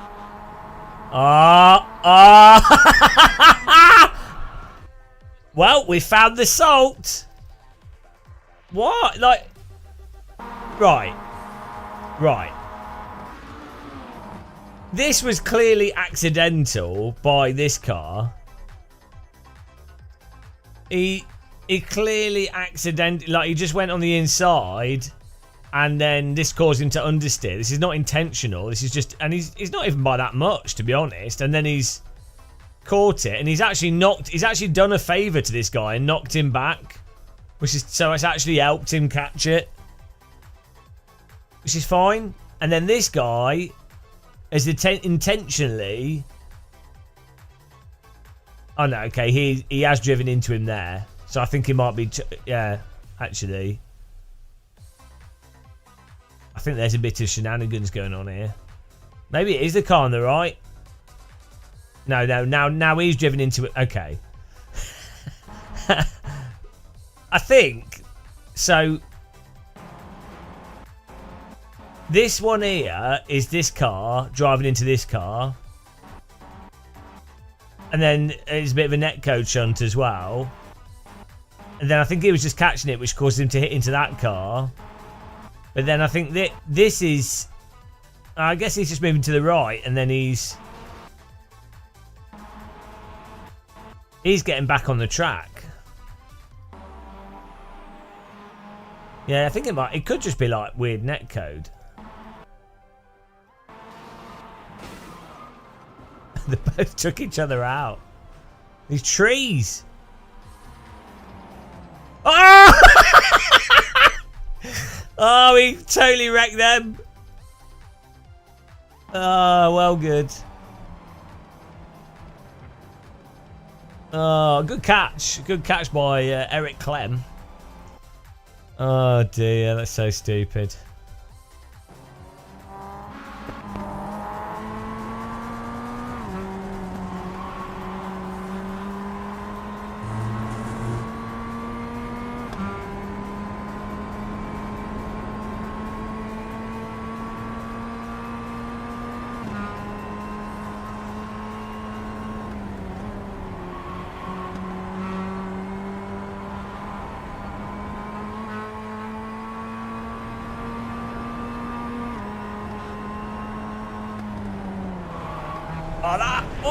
I mean, that was well good driving. Eric did well good to avoid that. Because you can't see him at all, and he's had to brake, and then he's had to come off the brake on the grass, and he's kept out the wall, and then slowed it down for the corner. Eric should get plus safety rating for that, to be honest. Like, yeah, it was a good save. He's had to flick it to the right over the limit, then catch it on the grass, then come off the brake. Look at this. Save of the day. Oh, look how close it is. Look at that. What a ledge. Eric's a champ.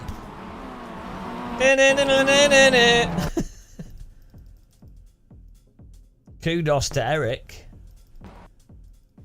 I mean, look at it. Absolutely incredible. Incredible.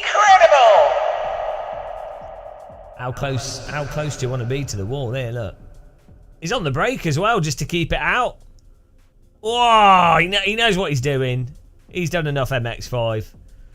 He's done too much MX-5.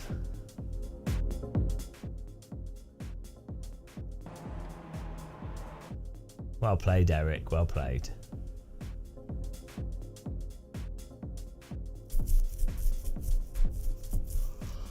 Woo!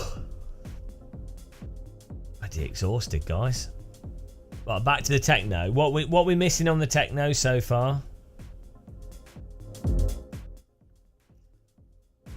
What are we missing? Pure luck and skill. Pure luck and skill. Don't forget. What are we missing? Oh yeah, we were doing this kick.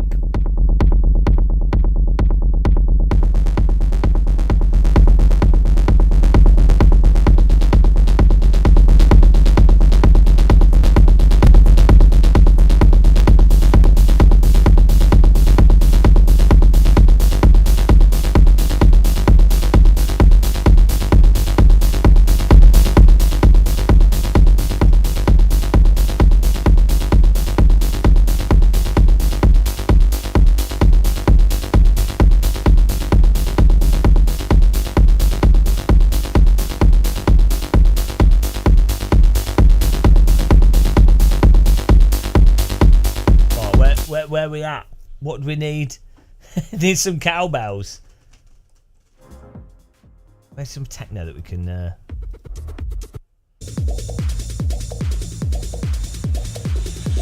What do we need?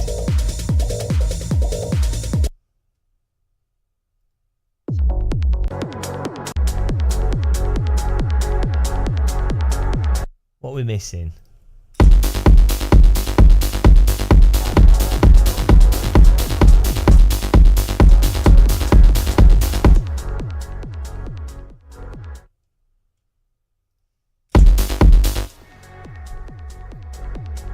Some pads in the background. We need something clicking. We need some something clicky. Technical term. Clicky thing.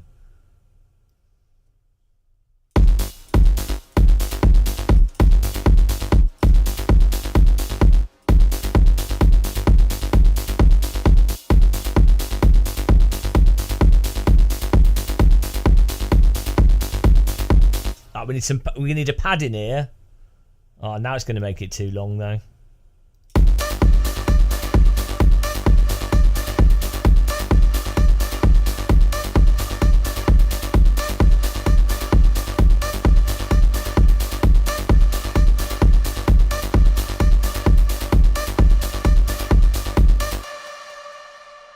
Gold. We need a background pad.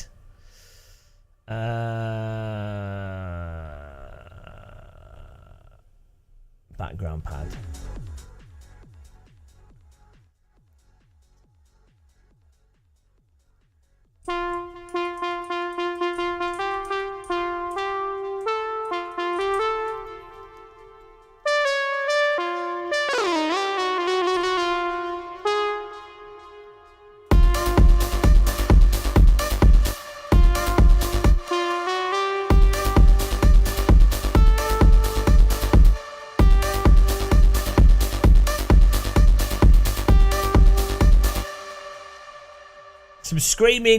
Some screaming hamsters.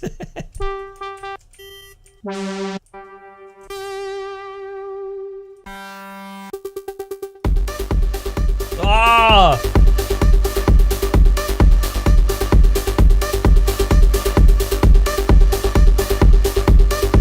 Yes!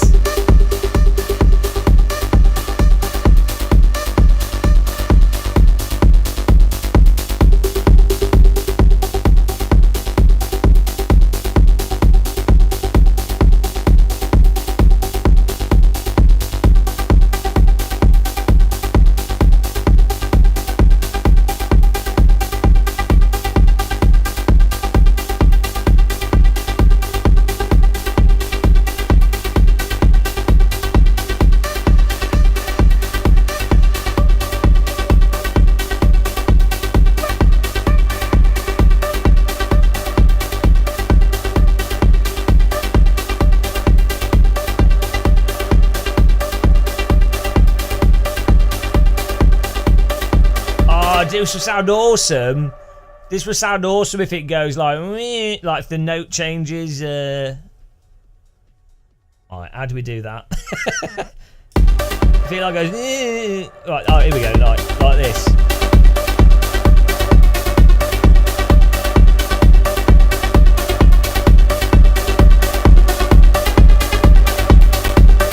We just need to.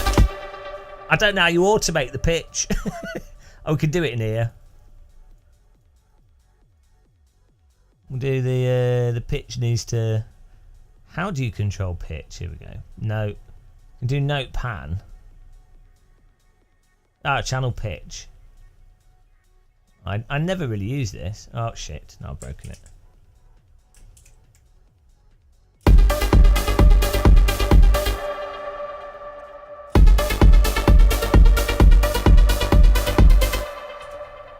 How do you do that without? Oh no! I've never used this normally. Now it's added loads of shit to it here. No, delete. Oh no!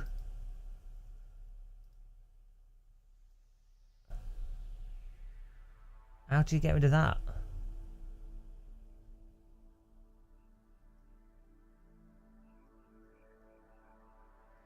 Oh, who designs this software? They're drunk. No, perfect. Great software. Ah. I know how to do it in app, so I never normally use this because it's a total mess. There is, you can undo, but like the undo goes, it's ridiculous. So you have, you can't, if you press Control Z, it only undoes one. I don't know what the shortcut is to undo multiple times. Control Z, yeah, it only does it once, but then you've got a history. But then if you click the wrong thing, it messes it up.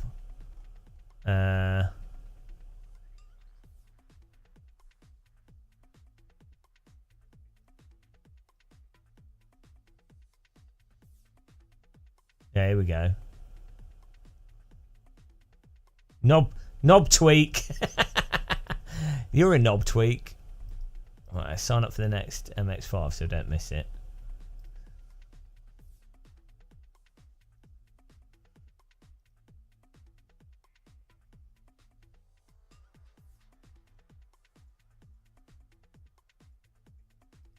Oh, here we go. Right, so how do we... I normally use the timeline, but I don't want to be editing on the timeline just yet.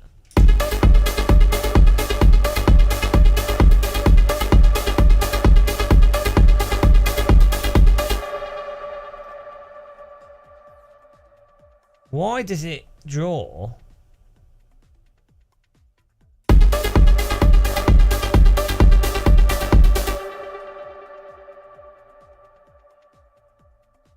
Why does it draw that past there? So stupid.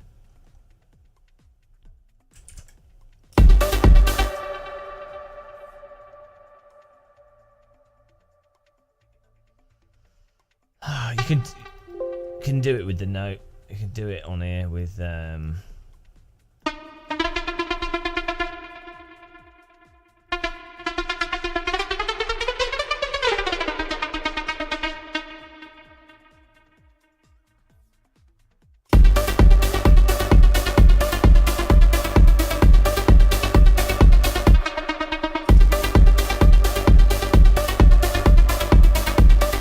See, there's always a way, and in Fruity Loops, there's 15 different ways to do. Like, you can change the note pitch by putting another note in with those settings.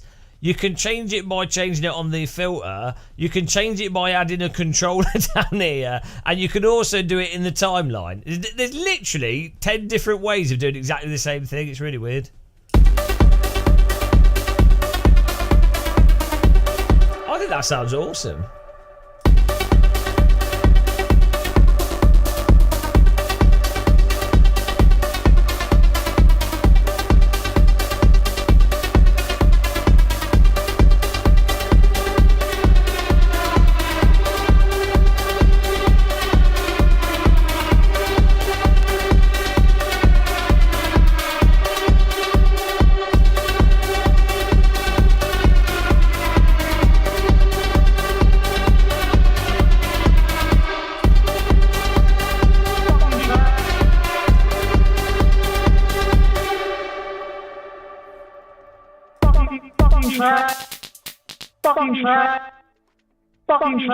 We've got to filter this. It don't fit in at the moment.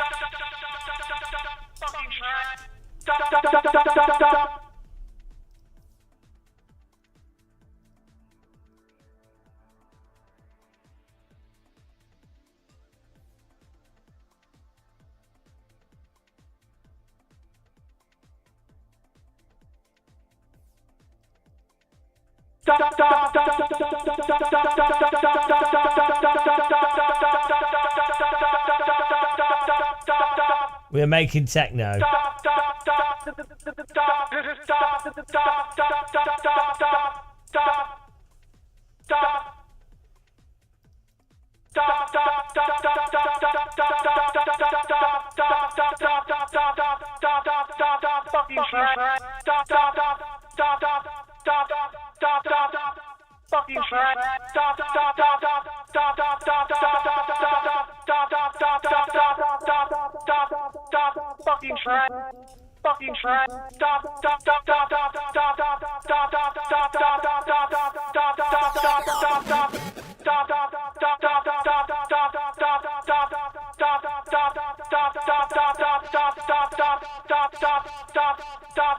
Fucking train. Stop, stop, stop, stop, stop, stop, stop, stop, stop, stop, stop, stop. This is from, yeah, what was this from? Oh, this was from recent. This one was from recent. Report for you. Report. I'm just setting up the audio where we could use other samples. Report for you. Report. Report for you. Report. Incredible. Incredible. Report. Fucking train. Fucking train.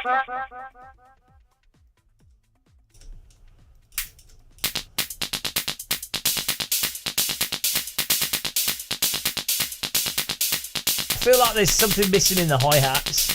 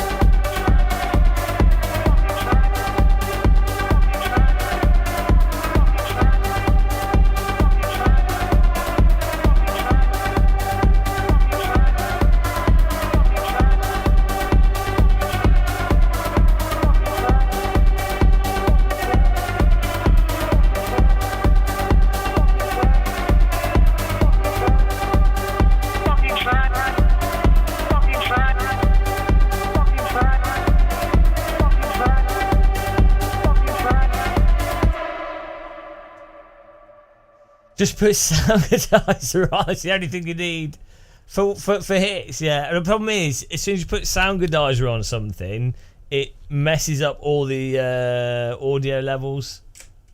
So you're better off doing it without Soundgardizer. It's good if you've got like a single kick or something,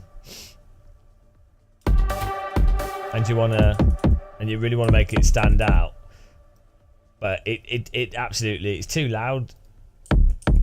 You're better off doing it by using compressors and stuff.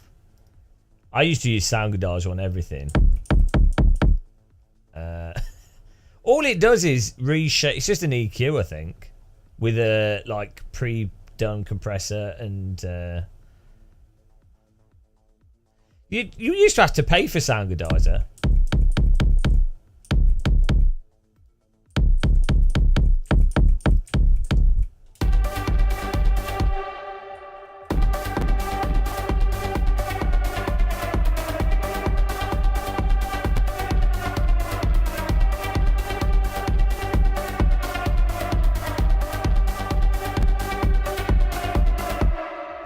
If you set it up correct, you don't really need it.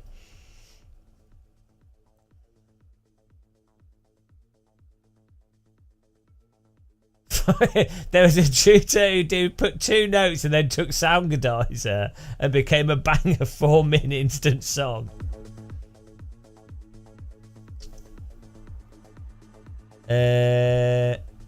How do I side chain the compression on what?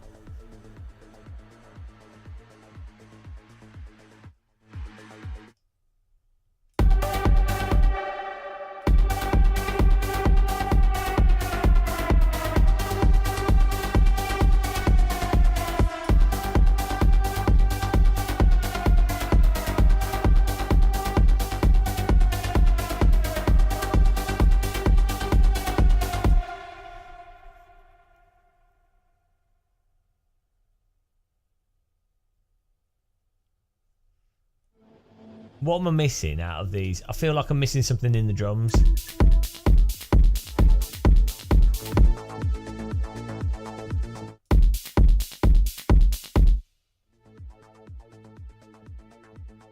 No, I think actually maybe all right.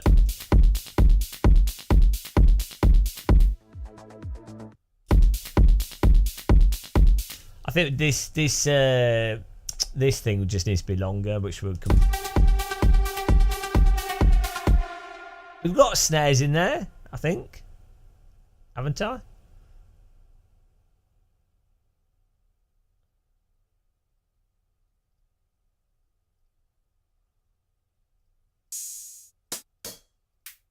Do you have snares in techno?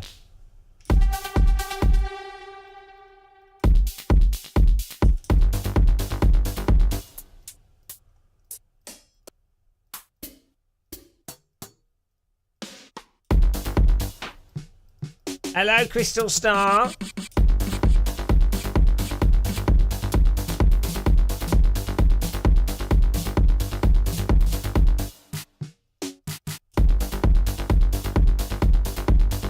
We're kind of using this as a snare. I mean, you sometimes have that techno thing with the random. You have a random snare, like at the end of the.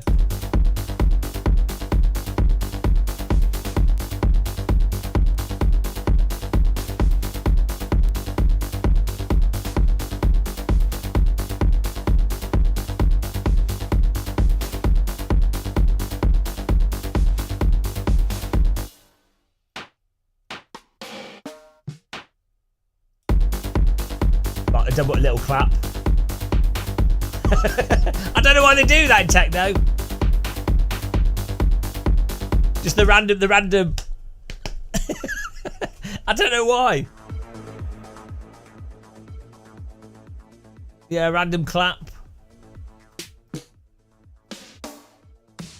Snare is kind of the same as a clap. Where did they put? We must have a clap somewhere. Or maybe some toms.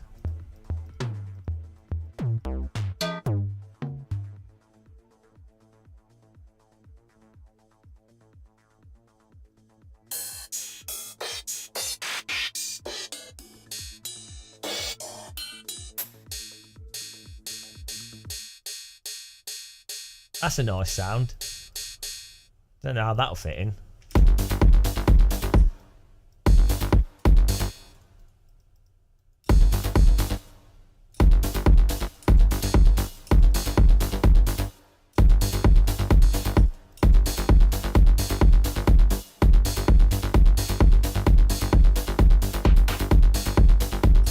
I think it ends up being too much. Some orca sounds.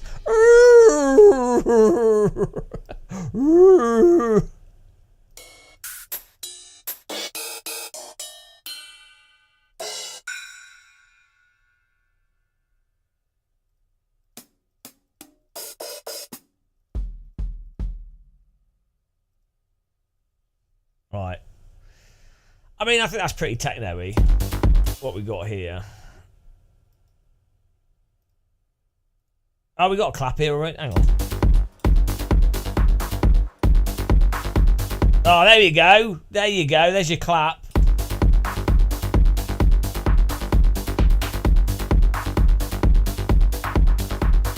Oh, amazing.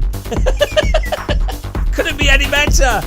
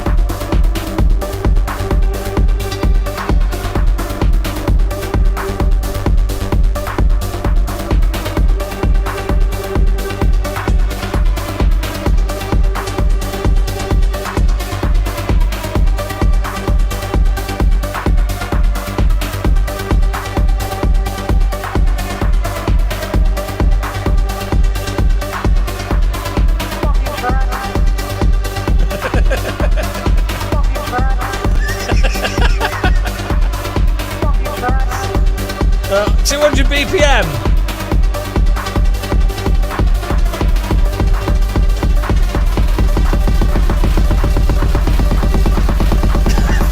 BPM.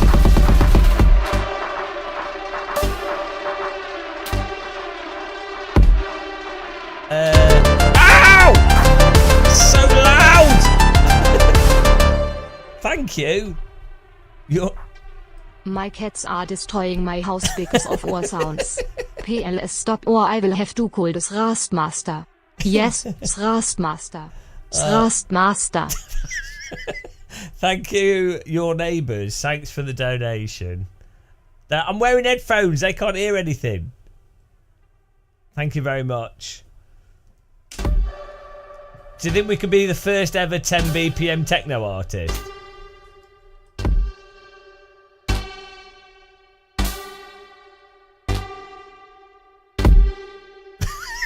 There's probably some aliens in the universe that listen to 10 BPM music. They're like...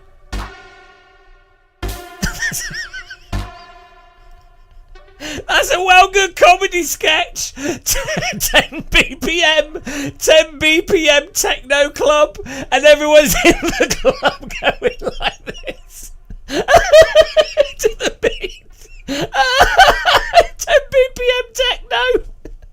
Ah, that's so dumb. That's so dumb.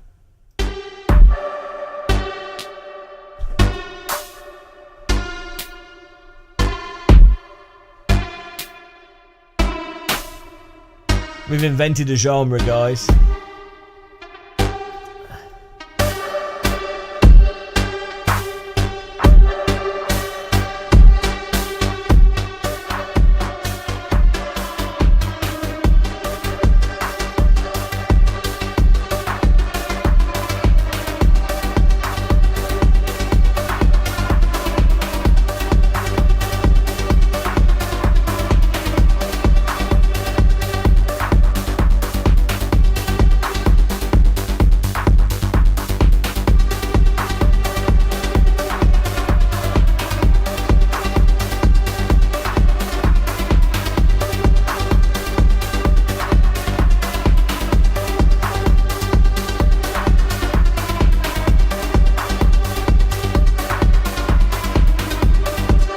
Thomas doesn't like the clap.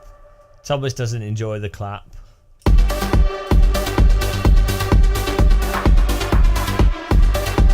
What about one clap? Can we have a single clap in this? And then we need to get rid of only one of these in here. Get rid of this one.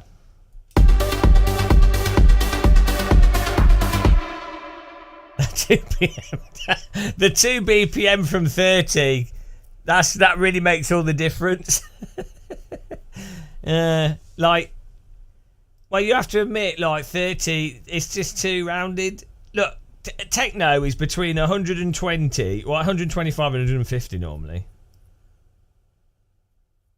You know?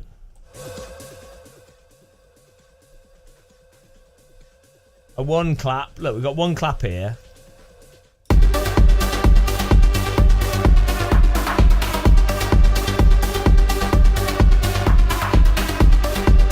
That's good because it's got the echo on it and it rounds it off, but yeah. Like, okay, with the clap and without. Here we go. With the clap.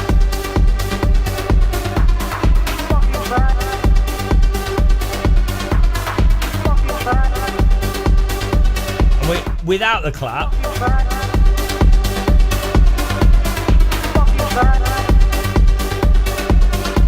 It's better with the clap. I'm sorry.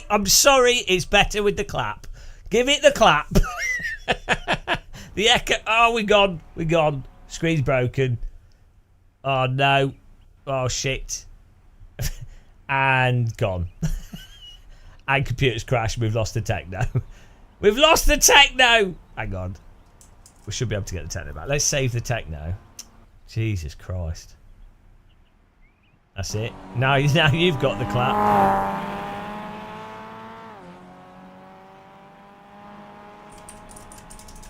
Save the techno. We could have lost it there, but fortunately we didn't. Oh, that was good. been a productive day of techno making. Thank you, 07 Buck. Every time we make techno, we lose viewers for some reason. I don't know why. It's almost like listening to a repetitive beat being adjusted slightly drives you crazy. Yeah, some of the AI generated garbage is pretty good though, like this one. Where is it? Like this. Well, everybody.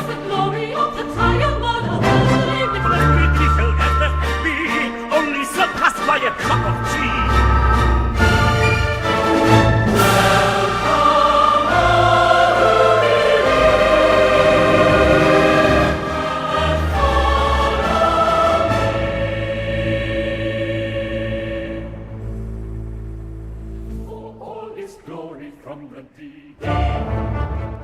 I mean, that's pretty good.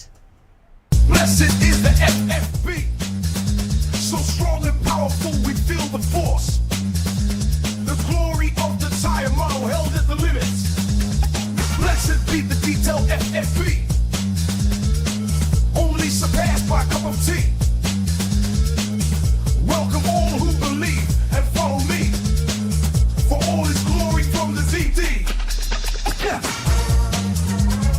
Yeah, they have that weird, because it's like an averaged voice, isn't it? Yeah, it's weird. I mean, all the everything has that kind of weird. Sounds like when you apply like a weird distort, like low bit rate filter to stuff. In the dim light of his room, he sits all day, tea drinking baldy in his virtual fray. No license in hand, never felt the real road. In his sim racer world, he carries his load.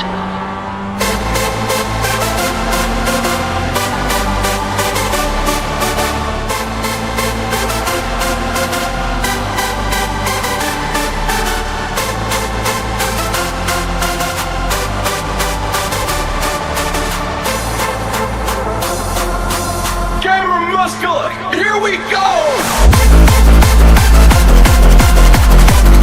What a banger!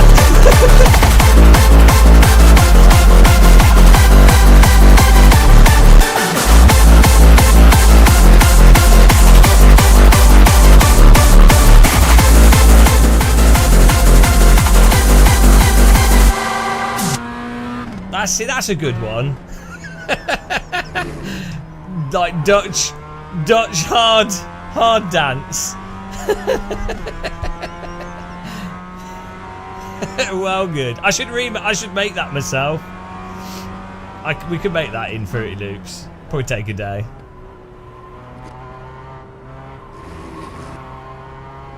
It's such like a cheesy, hard, well, hands up, Dutch hands up dance track.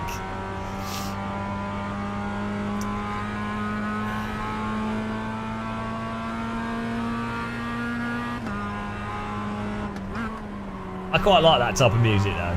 It's good party music.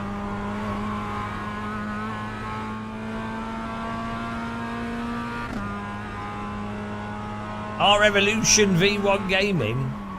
I'm just trying to stay awake. We're doing the Mercedes virtual champion thing tomorrow. So to try and stay awake till like 9 PM tonight and hopefully actually sleep, which would be nice. Morty! German scooter? Who's the German scooter guy? Oh. I've been drinking coffee. I have a coffee machine, so I grind my own coffee beans. I do my coffee properly. I have a DeLonghi Dedica. I have an electric coffee grinder, and I have fresh coffee beans in it.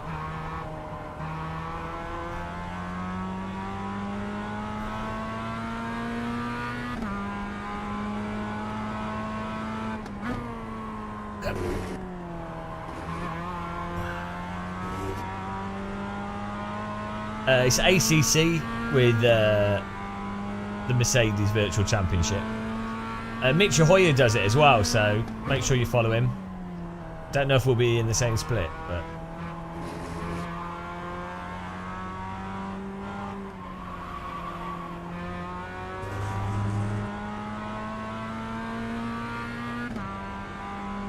Mine's yeah, my little Longy Dedica's done well. I've had it for over a year now. Only had to descale it once, and I only use filtered water in it though. I know who Scooter is. Everyone knows who bloody Scooter is.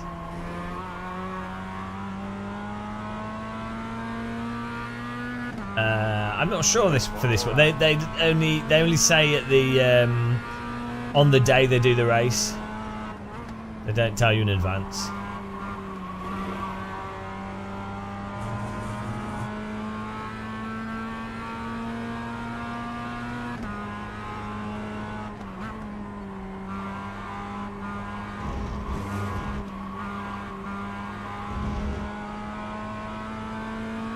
Yeah, I know this. Look, we had Scooter in the UK. We all know who Scooter is. Scooter was huge in the 90s and 2000s.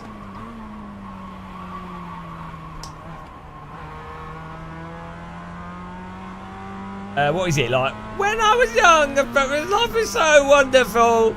It was beautiful. Da, da, da. That was the big hit. I don't know how the rest of it went. It's so Scooter's awful though. Like it's terrible. It was one of the worst, but it was good. It was just awful good.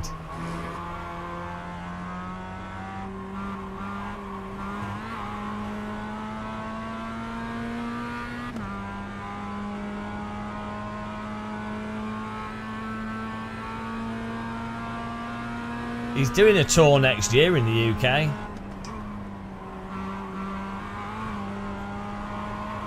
I know these things.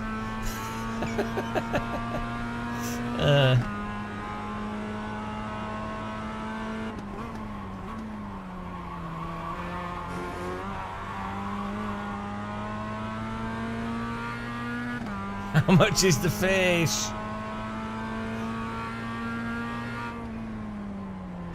He should have worked with the £1 fish guy. Well, when we produce like 3 hours of sim racing techno, we'll be able to DJ it.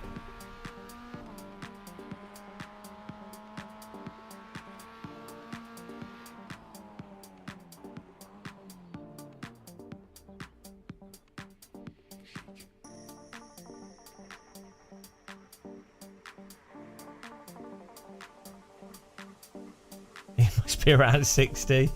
I was a bigger fan of Moped though. I thought Scooter was a bit too slow, and as I've gone through time, first of all I was a fan of Scooter, then Moped, and I think now I think I like motorcycle. now motorbike is motorbike's probably my favourite right now.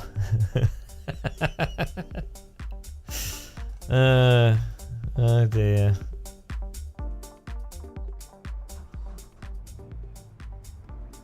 Push bike. Scooter. Imagine starting another band called Moped, and then you try and do every single event that they're doing as like a side event, or like next door to wherever they're playing. You go next door and you just follow them around as they tour, so they can't get away from you. That'd be pretty funny. Right, here we go.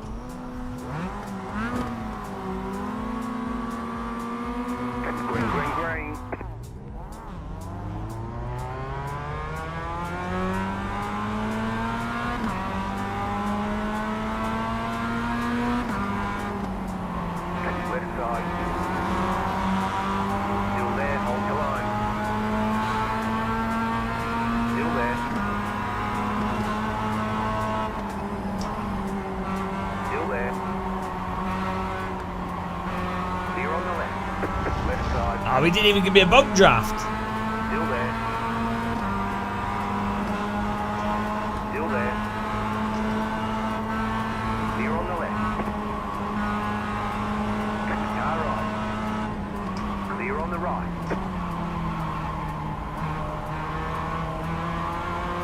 E-bike.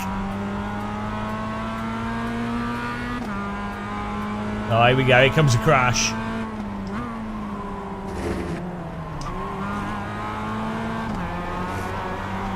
Right side.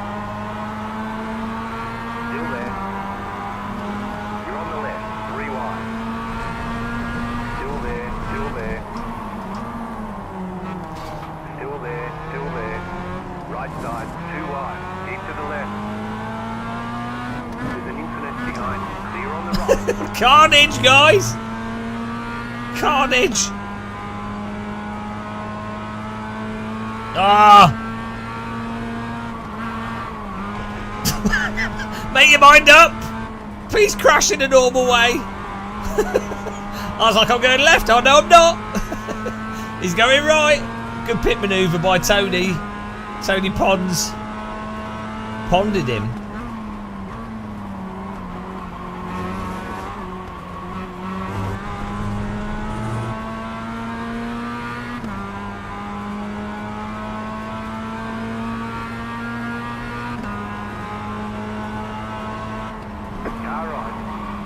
What are you doing, Simonet? Car right. Still there. Hold your line. Still there. Clear. We're racking up the X's here. Now, you happy? Huh?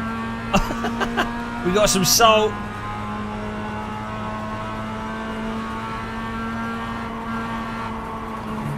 How can people be salty in MX-5? It's like walking.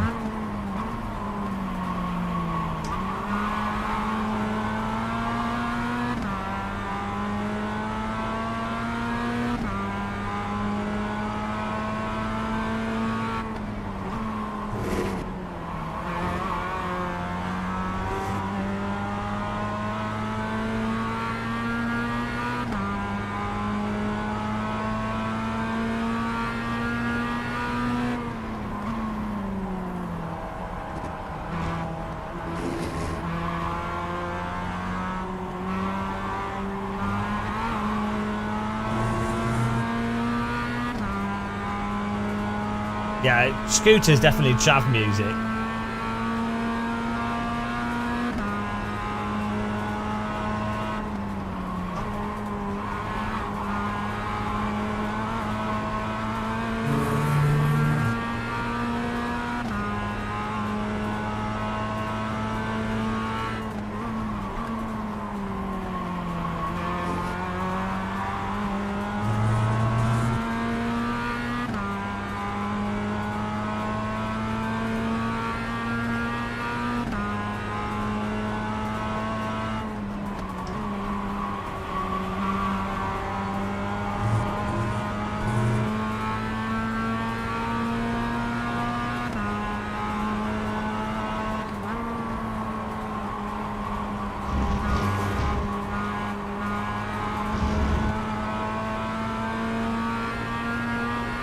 We're racking up the 1X's here.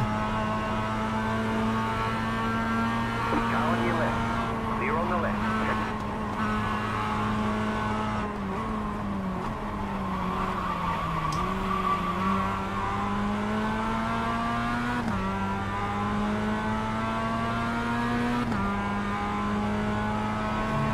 Oh.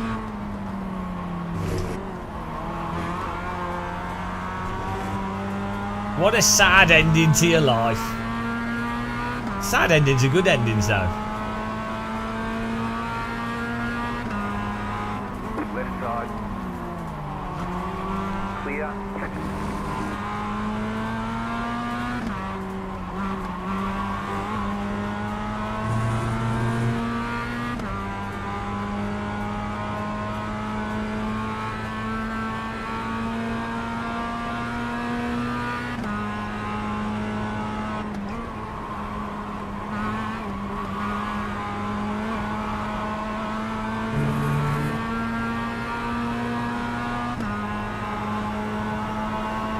Okay. Clear on the left. You can't do a switchback if the car's in front of you. That's not a switchback. Doesn't work if there's nowhere to switch back to.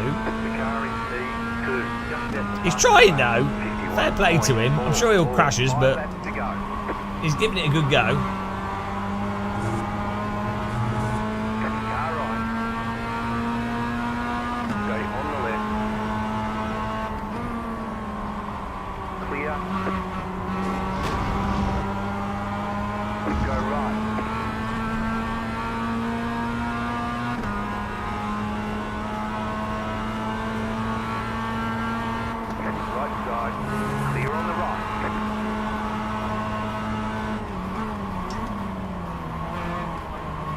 We are not finishing this race. We're going to get DQ'd for sure. DQ for sure.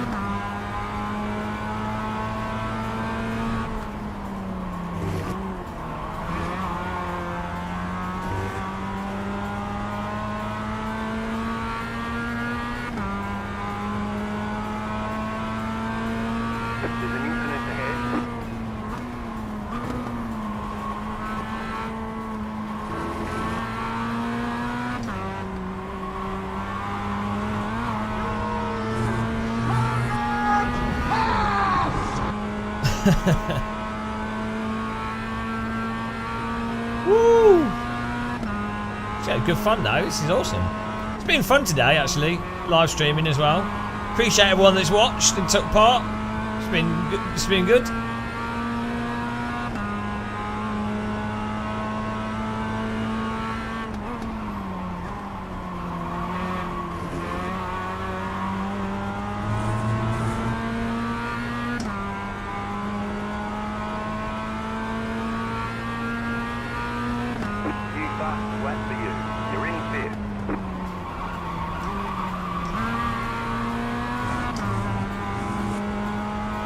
Keep it down.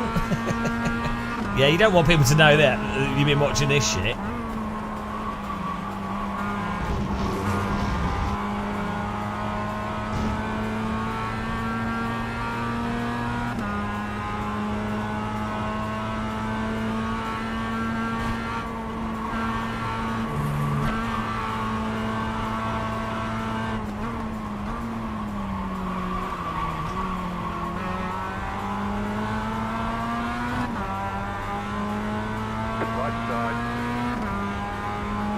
Here we go.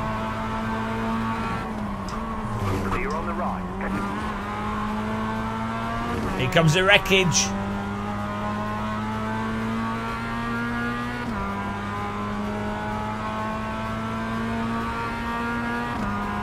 Car on your left. Stay on the right. There's an incident behind. Car right. Go left. You are a fucking idiot, man. What? He drove into me. I'm afraid you drove into me there. I gave you all the room, man. All the room, and you had to do that. I'm afraid you came across to the right. I was driving in a straight line.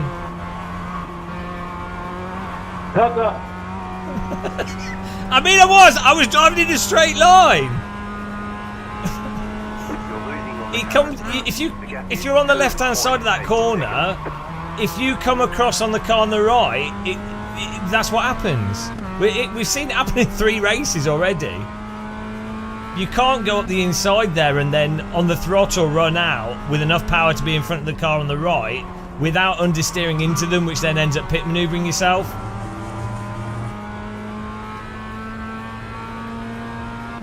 We've seen it happen like 3 times with other people. Because if you're on the inside and you don't get on the throttle so that you don't understeer, you won't be in front of the car on the right. No battle. And the car on the inside assumes that the car on the right is on the far outside the track, but they aren't necessarily on the far outside the track. And then when you add in iRacing netcode to that, it's death.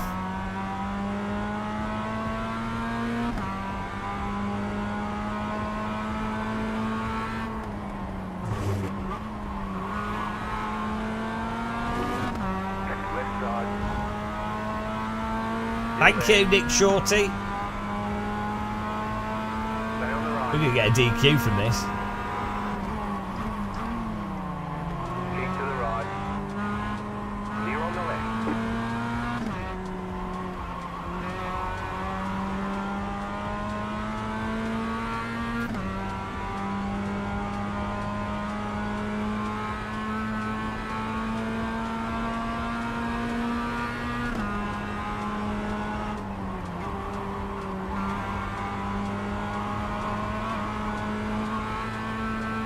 Yeah, I think you can. The problem is that you can only overtake on the right hand side there. Let's go.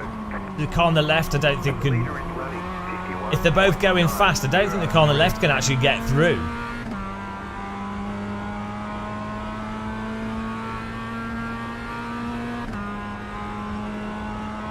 There's no way for you to even take that left-hander without understeering into the car on the right.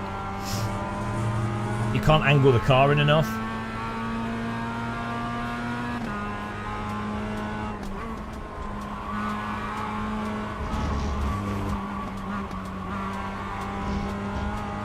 Well, that one didn't go well.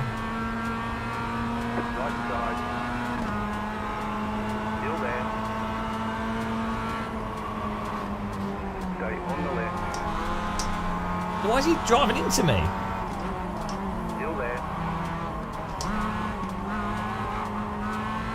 Clear on the right. We left space! You can't keep turning into me!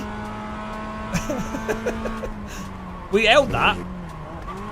Easy. This could be a good car. Lady Gaga fan.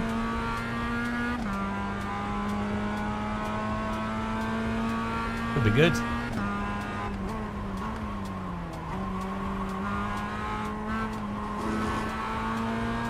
I'm surprised we didn't get pitted there. He is. Part of it's netcode though. If the car behind taps the car in front's rear, it rotates the car really easily, which then causes you to get stuck together. So a lot of the times the car behind's not trying to actually take out the car in front, but you know, and the car in front's not trying to drive into the car behind.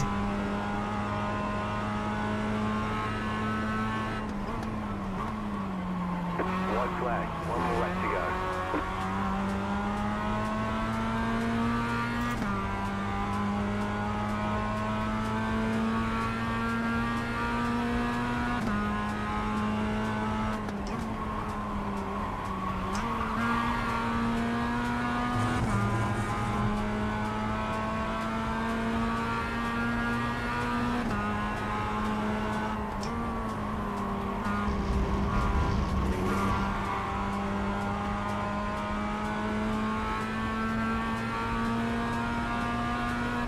The dive, yeah. I'm fair play to him if he does. I won't blame him.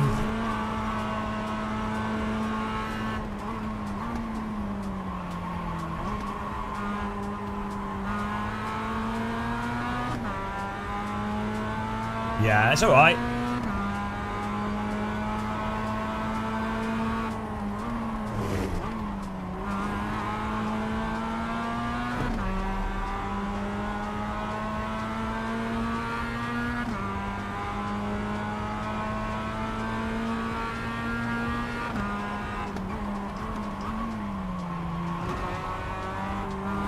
Car on your left. Clear.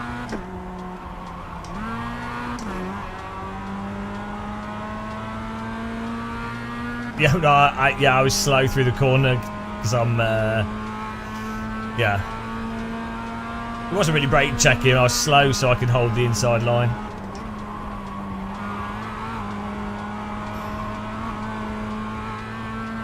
Defensive driving.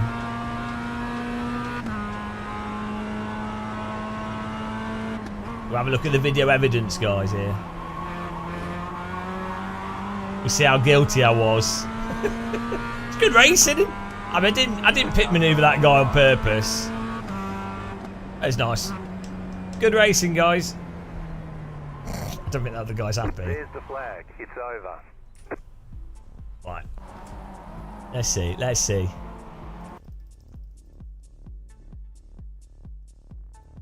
Hopefully his widow will understand. I'm sure she'll be. I mean, maybe she can claim the insurance.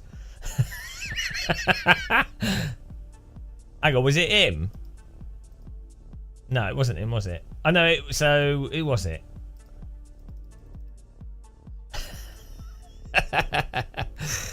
Who was it? Who did I kill? It was an actor, God. Yeah. Are you saying that I'm God? Right, here we go. I mean, I'm not doing anything too wrong here. It's tight, but we're both tight through there. The pace car is out of control. I can't... My back's come out of the corner. And then he's... I can't believe you've done this. He's accelerating out of the corner across my nose. As much as I'm holding my line. So at best, you'd say it's a racing incident.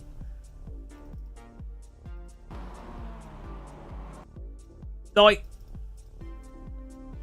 If you're allowed... That's a relevant counter debate. You don't need to use all the track.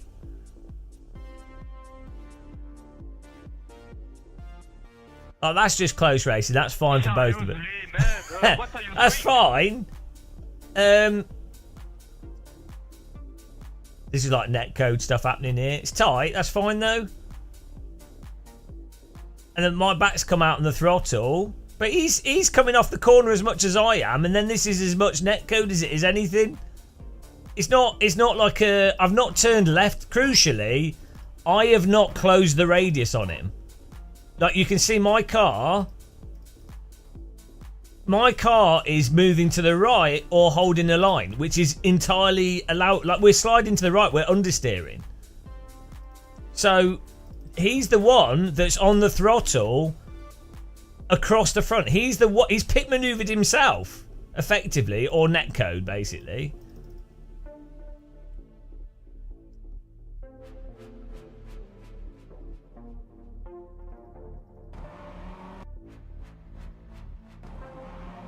Like, I've tried turning right as well. Like even from my cockpit, it's not like I'm turning into him.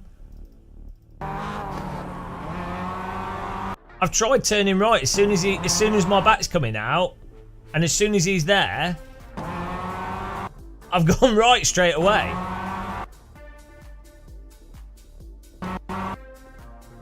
Or look at the angle of the front of his car as well, out of this corner.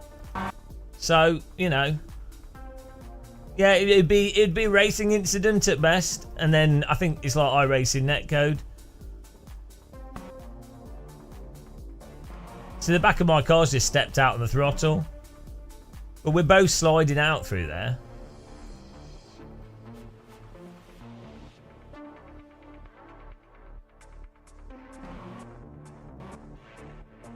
So, Punter Jimmer Punterino. Yeah, it's not intentional either way. Idiot, man. What? He's not happy.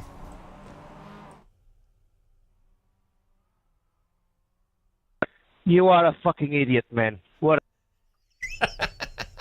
He's instantly started swearing at me, so I think that means he loses. Like I could save that and report him for bad language. Like. If you immediately too wide.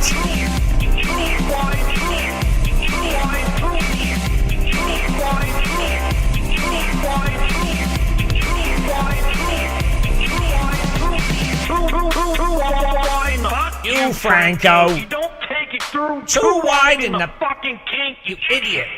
Too wide. Too wide. Too wide. Too wide! Too wide! Too wide!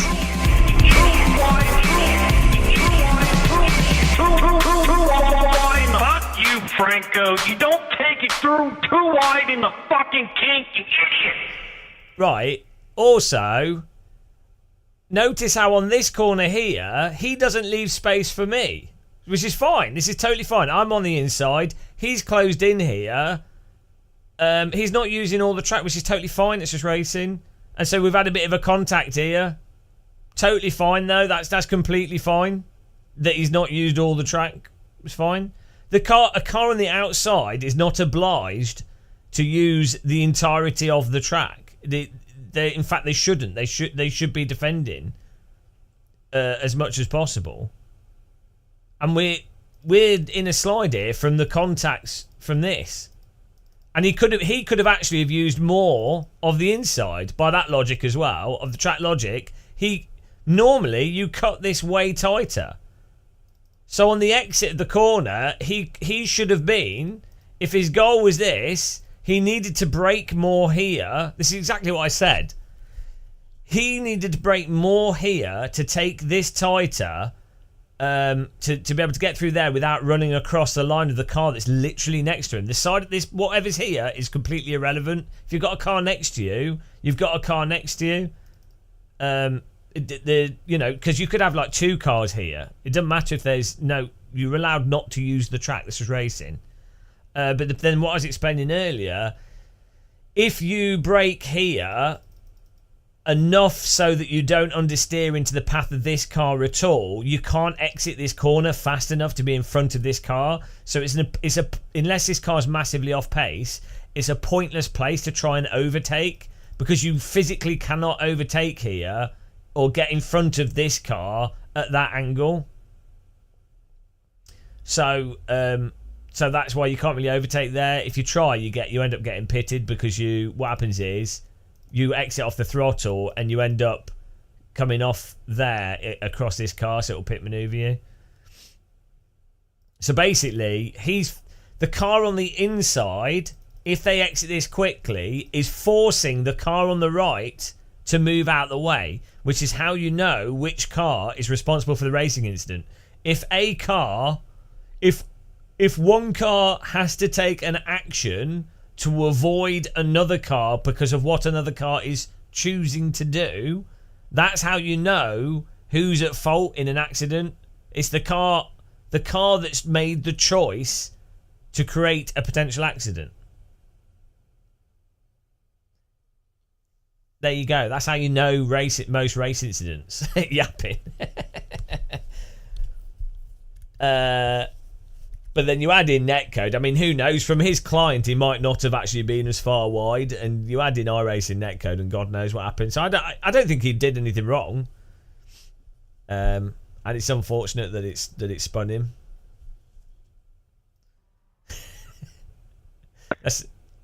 But you are a fucking idiot, man. What? But he called me an effing idiot. So I mean, I don't think that's very nice. Don't think that's very gentlemanly.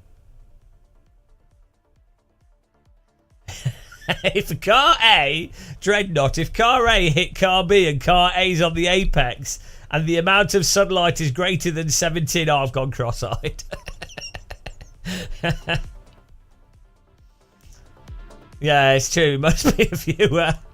He must be a viewer. Let's see the other guy that we squeezed off the track. Now this was egregious. This was filthy. Well, it wasn't filthy, but it was a squeeze. Not there. Here we go. Where was it? Here we go. This was a squeeze. Bonk, bonk, bonk, bonk. But see how the cars are stuck together there? This is totally normal driving. Right, so he's turned into me because I'm well alongside him, but I'm understeering, so it's 50-50. It's racing incident. But look how we're like stuck together. It's ridiculous because he's not trying to pit maneuver me here. This is just iRacing. The cars interacting, causing each car to sort of semi-pit maneuver each other. And this is just normal side-by-side driving, and he did a good job, and I did a good job of not spinning.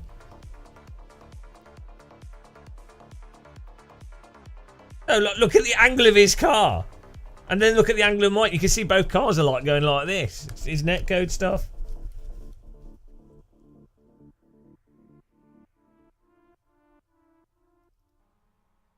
It's fine. Bonk. Okay, that. Okay, that's pretty funny.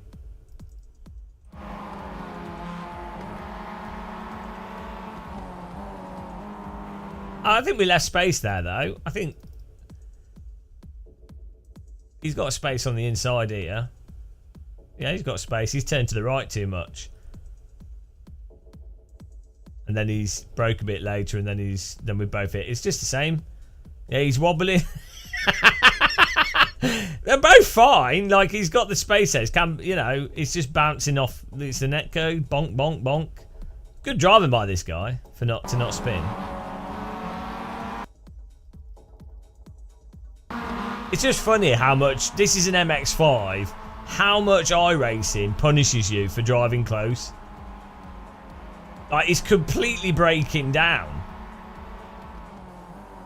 And this is what MX-5 racing should be like. This around the whole track. If you ever watch it on TV. Oh well, it's good fun. Good racing.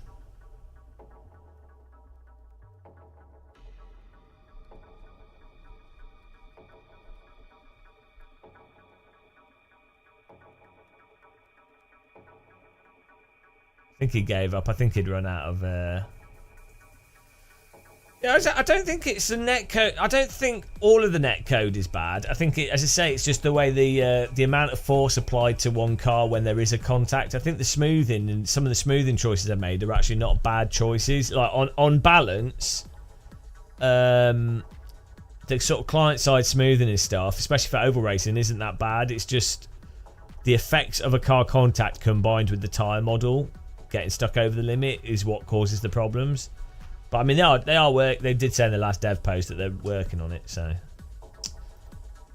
it's good fun. I enjoyed that. MX-5's good. Right, guys, I need to stop live streaming. Here's where we are with the techno progress so far. Is everyone ready for some techno? Do you want to hear where we're? Here we go. Here's some techno.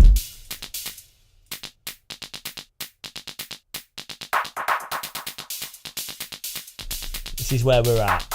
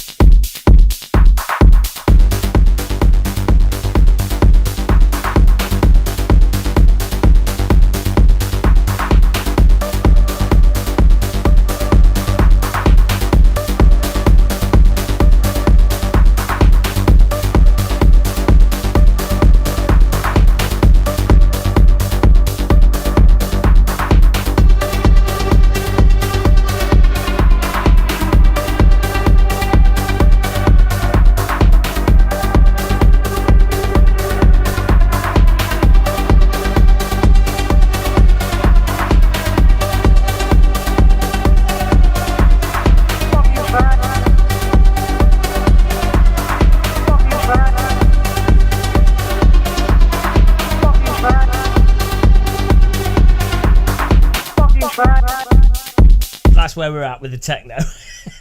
We might use a different sound sample, but yeah, there we go. Techno, beautiful. More sim racing techno on the way. Thanks to everyone that took part today. Really appreciate it. I'll see you guys soon.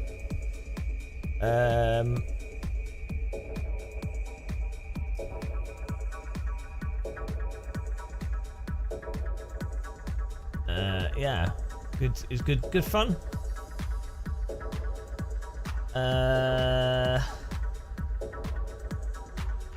Let's raid Cousin Yuri. Are you ready? Right. Have a good night, guys.